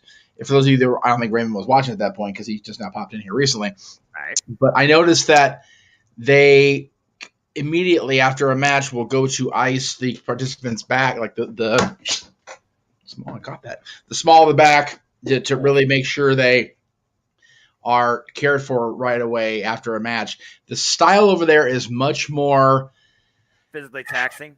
physically tough, but I want to say real, but that's the wrong term. It definitely is more hard hitting. There's more involved in the overall style, the presentation over there, and like you mentioned, a lot of it over here is smoke and mirrors, the way to put it. Theatrics, definitely goes into it. I have said and maintained for years that anybody that says they're not a fan of sports entertainment it can only mean they were watching wrestling before then, because anything post 83 and the Hogan era of WWF has been sports entertainment, one fashion or another. New Japan hasn't completely gone that way yet, but there's also a lot more of the Western influence in Japan than there ever used to be, with the Bullet Club, with people like Kenny Omega, like Young Bucks, like Chris Jericho going back over there in recent years. Dropkick. Damn, what a dropkick! There are so many. Oh, God, what a super kick ball. Continue. No, you're good. There are fundamental differences, but I think that the basic difference is, Raymond, that the strong style is much more pronounced in Japan than it ever was, is, or will be here in the West. And that doesn't just go for New Japan. That goes for all those promotions: Stardom, Province, Pro Wrestling Noah, All Japan Pro Wrestling, just to name a few. I would say even in Europe too, the European British strong style, definitely. And it's a whole other thing outside of North America. It really is. Yeah. I feel it's also more respected there too. It's almost like it's one of those things that people more often go for, not just to be engaged with, but actually get involved in. It's almost like a pastime of sorts. And speaking of the past, Sonata, of course, being part of the past when I was De Hapong, Yoda Suri looking to usher in a new era as was as De Hapong's champion. Well, I've noticed that in my studies and my travels that wrestling is a major part of the culture in Mexico and in Japan, much more than it is here. Wrestling's very popular here. It has been for more than ever, I would say, more than ever. And it has been for generations. Even in the down times in the 90s, where both WWE and WCW were kind of what they were, it was still popular. But it's a major part of the culture. You go south of the border, there is Lucha Libre, and if not current Lucha Libre companies, the history of Lucha Libre is all throughout the region. Same in Japan. Same in a good chunk of Europe. It's wrestling. You figure the first, however you want to say the word, but officially recognized world heavyweight champion was European based. He had to beat an American to officially claim the title, but he was the European version of the world champion before, referring to George Hackenschmidt, before he beat Tom Jenkins. And, they had a quote unquote unification battle in 1905. And, but there's much more. I'll say this: there's much more culture involved in the presentation of wrestling outside of the United States and Canada. Yeah, especially with that open palm strike exchange between Yoda Tsuji and Sonata, where I'm pretty sure Sonata popped a couple of blood vessels. Backbreaker, face first, curb stop, damn! Oh my god! By Yota Tsuji. And now hooking him up. Oh wow! Takeover Falcon Arrow sorts out. No. Man, oh man. I didn't get the Mexican name of that move, but that was a hell of a move by Yoda Tsuji. And again, Yoda Tsuji just smiling maniacally, it seems, taking all of this in and just capitalizing with destructive physical offense. Another open palm strike to the chest. You don't see those type of exchanges here in America. Is this Tsuji's first main event for the world title in this company? Yes, and this is literally his first match back to New Japan Pro Wrestling from Excursion. Well, there you go. Oh, Lord, what the hell is this? Both men on the top rope here. Yoda Tsuji clubbing elbow strikes. Hard shot of both men. They'll be feeling it tomorrow. I'm pretty sure they'll be feeling it right now. Oh, my gosh. Okay, I'm feeling it right now. Oh! What a takeover cover! Two! No! Jesus, avalanche power slam. Freaking top rope by Yoda Tsuji. Near fall. That was like a modified Spanish fly counter. Uh-oh. And Yoda Tsuji looking for that devastating spear. If he hits this, we got a new IWGP Heavyweight Champion. Oh, yeah. There's no doubt in my mind. Uh-oh. Oh, perception might be. It's not as. No, oh my god! Whoa, and just friggin' ducks underneath it. Drop kick! And Yoda-Tsuji did bunch. Still on his feet. Up on the shoulders. Up. Got the skull hand, maybe. Reverse DDT. What do you think, Sonata? Up. Yoda-Tsuji. Arm drag counter. Good escape. Wait for Mudo. Shining Wizard. Blocked by Yoda-Tsuji. Oh, super kick blocked by Sonata. Both these men here have been scouting each other, apparently. Deadfall! Deadfall! The way of Yoda-Tsuji countered! Oh, super kick! Whoa, rising knee! Sonata starts for God with a headbutt! The hell? Cock stop! Oh man. Cover! 1, 2, no! So close. So close. Great work by Shota Umino, making sure the shoulder was up before the 3 split seconds after that exchange. Yoda-Tsuji has scouted everything. Sonata, literally, his run might just be mere moments away from ending. Another shock in Osaka might be imminent. Uh-oh. And Yoda-Tsuji picking up momentum off the ropes. Sonata ducks the clothesline, though. Yoda-Tsuji ducks the clothesline again. Yoda-Tsuji. Whoa! Whip of the Spear got caught with a dropkick by Sonata coming in. And Sonata, once again, up to the top rope. Shout to Keiji Muto. Moonsault connects. Up to one knee. Shining Wizard. Finally hits. He's got to go for Deadfall. He's got to finish it here. Got him hooked. Deadfall connects. You got him. Cover. 1, 2. Sonata retains. There we go. Crowd was pro Tsuji there though. I'll agree with that, Elizabeth. They definitely were. And down the stretch, Yoda-Tsuji had Sonata's number. He Sonata did. found a way to come back and get the win. That was a hell of a match. Again, Deadfall gets it done. That implant DDT. It's like a lot to keep Yoda-Tsuji down. The fact that Yoda-Tsuji was able to counter that the first time, though, and literally stand up perfectly from it, that caught Sonata off guard, and that curve stomp nearly got the win. If that crazy spear would have hit, though, I think we very well could have had a new champion. I'll agree with that. I will agree with that.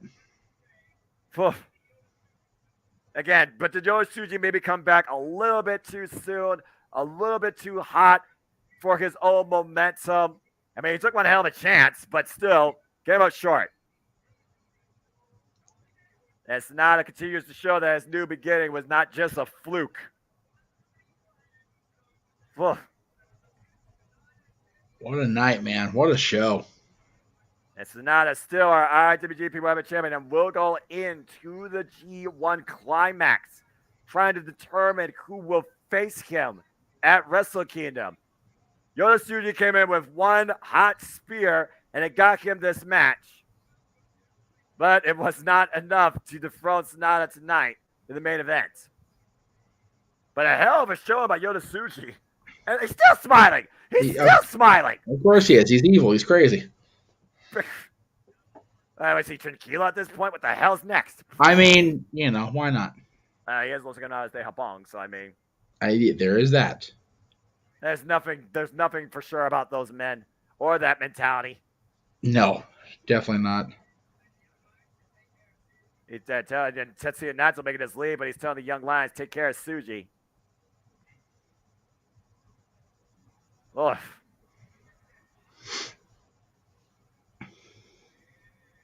All right. Huh. Bye. What does that mean? All right. Again, I don't know what's for sure about any of these men. Yes. Well, one thing's for sure. Yoda-Tsuji, a hell of a performance. Welcome back to New Japan Pro Wrestling. If this was a one-off, adios. But again, we know he's in the G1 Climax, so he'll definitely be back soon. Let's go ahead and hear from our champion to close this out. There you go. Lee.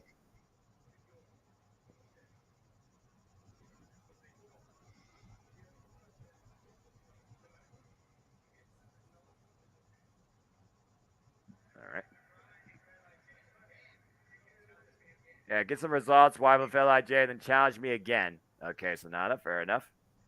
And maybe Sonata found his rival.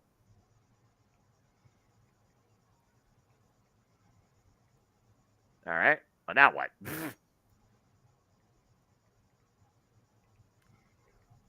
Sonata.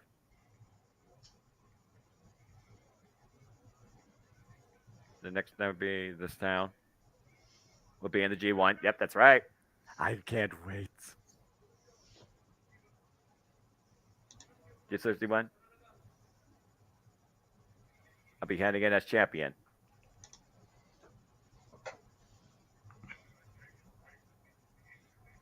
LIJ raised their fists up at the exit ramp.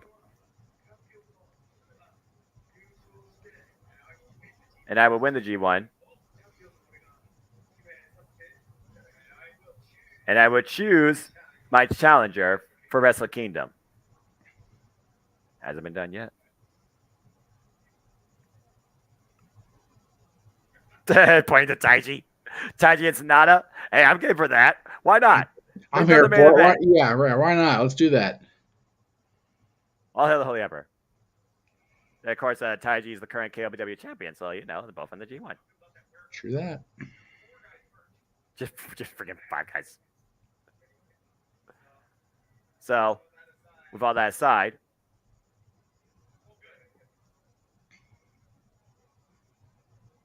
here is. I love this. This is always cool. Look at that site. Ooh.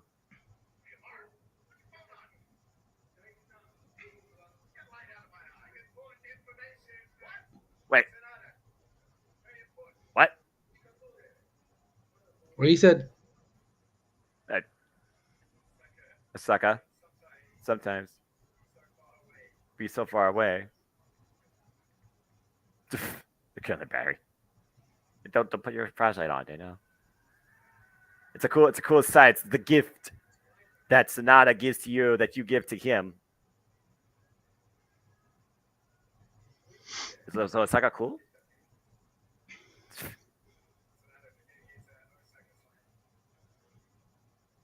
Sonata for Osaka has been Sonata's land for many years. True that.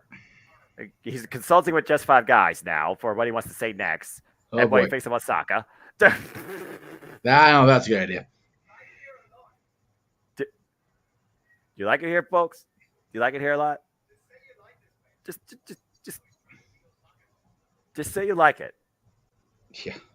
Just say you like it. Like you home. Say it. Sorry. No, you're good. Batman moment.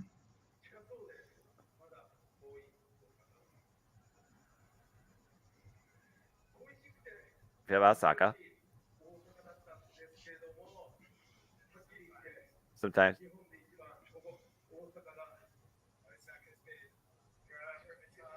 Osaka's.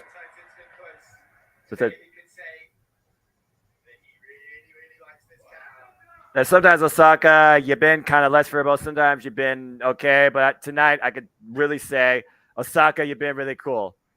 Ole Osaka, see you next time. And that about does it here. As once again, folks, still your IWGP World Heavyweight Champion. As just 5 guys closes us out. Deadfall, Sonata.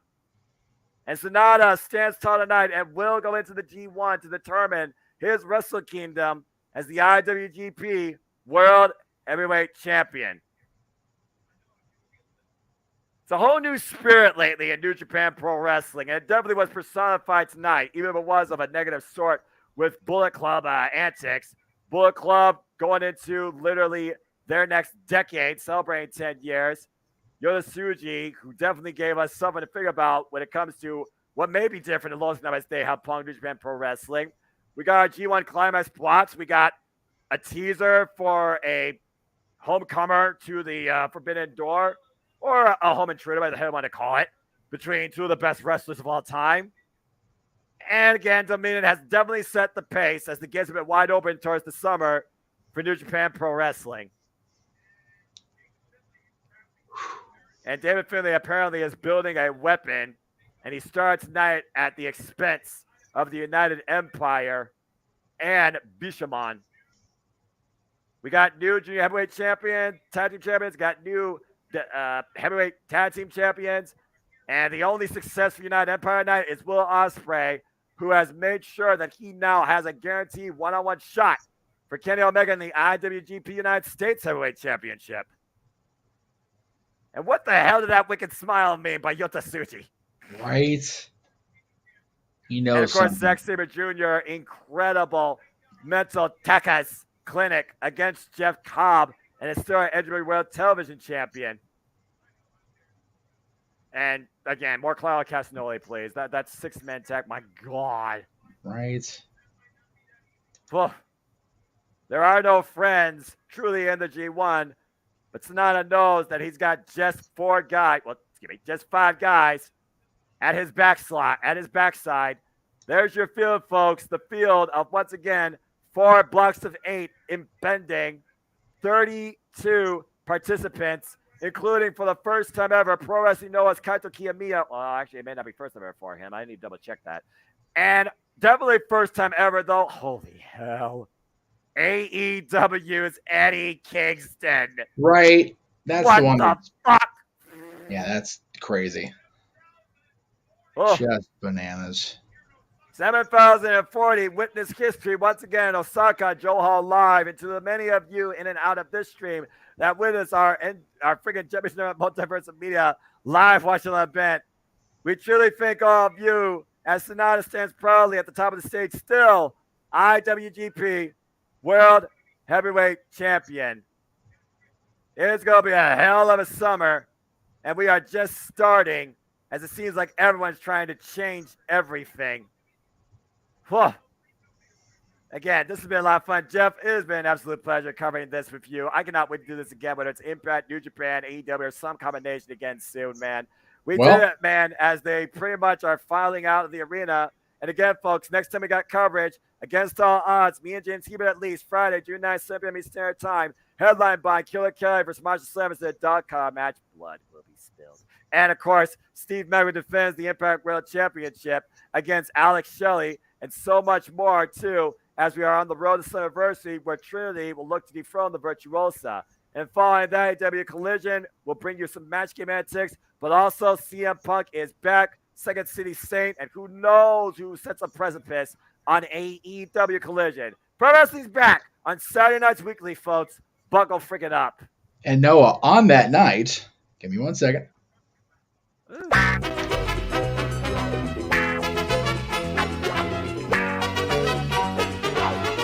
Get ready to match the stars as Jeff Mitchell Network presents Match Game. Oh my God! I hope you could do the weight. I hope you could do the long version for that, but the weight music as well, because my God, that just takes me back. I love that so much. Oh, I've got it. Good. I don't care. Yeah. I mean, I'm just gonna literally make a fin that's like, okay, here's the triangles, here's the circle, one ding, one ant. Well, I guess there's no sound, but I'll just do the graphic. Honestly, yes. I might not even need to be. I'll just give you a little slide of that and just click, because that's how simple Match Game is. Thankfully, it's gonna be so much fun. So we got that, and then we've got another, which looks like it just got bolstered quite a bit here in the last couple hours. So if they fucking announce Will Ospreay versus Kenny Omega for the IWGP United States Heavyweight Championship and Kazuchika Okada versus Bryan Danielson, right? I am so mad I'm not going, but I cannot wait to call that shit. The question will be a week after the holiday here in this country. Who exactly is your daddy? Because man, oh man, that is going to be a hell of a night in Toronto, Ontario, Canada. And as kind of spur of the moment announced, figured out, next year we're going to the Extreme. We are covering it. It literally hit me. It's been 30 years. I was like, holy shit, it's 30 years. Man, how time flies. It does. But I will try to track down I don't think it's on the network in its entirety, so I'll try to track it down. Fair enough. Hell of a tournament. So, and of course, the aftermath is the story on that, but we'll get there. We'll tell that story. Yeah. Catch our buddy JJ Renegades Reviews. Oh, again, no Warzone today because it's just too much stuff. But Benny and June on Monday, Don Juan DeMarco on Wednesday, Nick of Time on Friday. Michael J. Fox film still on Saturday new release this coming week on Renegades Reviews over at the Costume Studios. JJ and I, of course, will be back tomorrow afternoon before Monday Night Raw with our top, speaking of Raw, our top 10 must-see moments in the history of the Monday Night War, not just including those happened on Monday nights. Let's keep that in mind there. Today, actually, the No DQ review is back in its normal Sunday time slot, at least for this week. I was told by Aaron that the No DQ review will be in its normal time slot through the month. But Talk Wrestling is going to move once more back to Thursdays at the end of June because the Money in the Bank predictions will be that Tuesday. So, but No DQ review today, coverage of Raw, AEW, and SmackDown throughout the week as they do. Our buddy Greg Cherry, of course, every Wednesday, 7 o'clock Eastern, 4 Pacific. Check Greg out there. Talk Wrestling will be back. I don't have that graphic up. I forgot to load it in. But in our normal time slot, Tuesday nights, 10:05 Eastern, 7:05 Pacific, right after NXT. Follow this man on the Twitter and, the other stuff if he's going to post. But, we do videos, we do tweets. We don't do Instagram because we just don't. N Foster, 1916. Check him out over there across the socials. We had a couple comments coming in here. I'm going to go back and check them. Event ordered in time for me to go to. Sure, that's church. Oh, church. There you go. Yeah, no. Oh, and then time. Got it. Okay, I got you. So going to get dressed now. What a Dominion. God bless Elizabeth. Yeah, it's freaking damn near 7:30 in the morning over there. So wherever you guys are, God bless you. We will be there next Friday for all against all odds. And as Noah said, we're going to lead into Slammiversary with that. That's just the June stuff going on that I've been plugging. We talked about the other things throughout Open Mic Night, but man, the words scaling back were mentioned in the multiverse media for about 32 seconds or so, and then it's like, yeah, fuck it. Yeah, off we go. At this point, it's like. But yes. Again, he is our simple man with a spectacular voice, the voice of the JMN Network, Multiverse Media, Noah Foster. I am the founder. The name's not on the marquee. I don't have anything on the marquee at all right now. I'll go ahead and put that back. There it is. There we go. Yes, from OSAKA-JO Hall, kind of, and the JMN Studios. I am Jeff Meacham. He is Noah Foster. We will see you guys again later today for the No DQ review and throughout the week across the Jeff Meacham Network, Multiverse Media. Have a wonderful rest of your Sunday. God bless y'all. Have a wonderful rest of your week. Sayonara.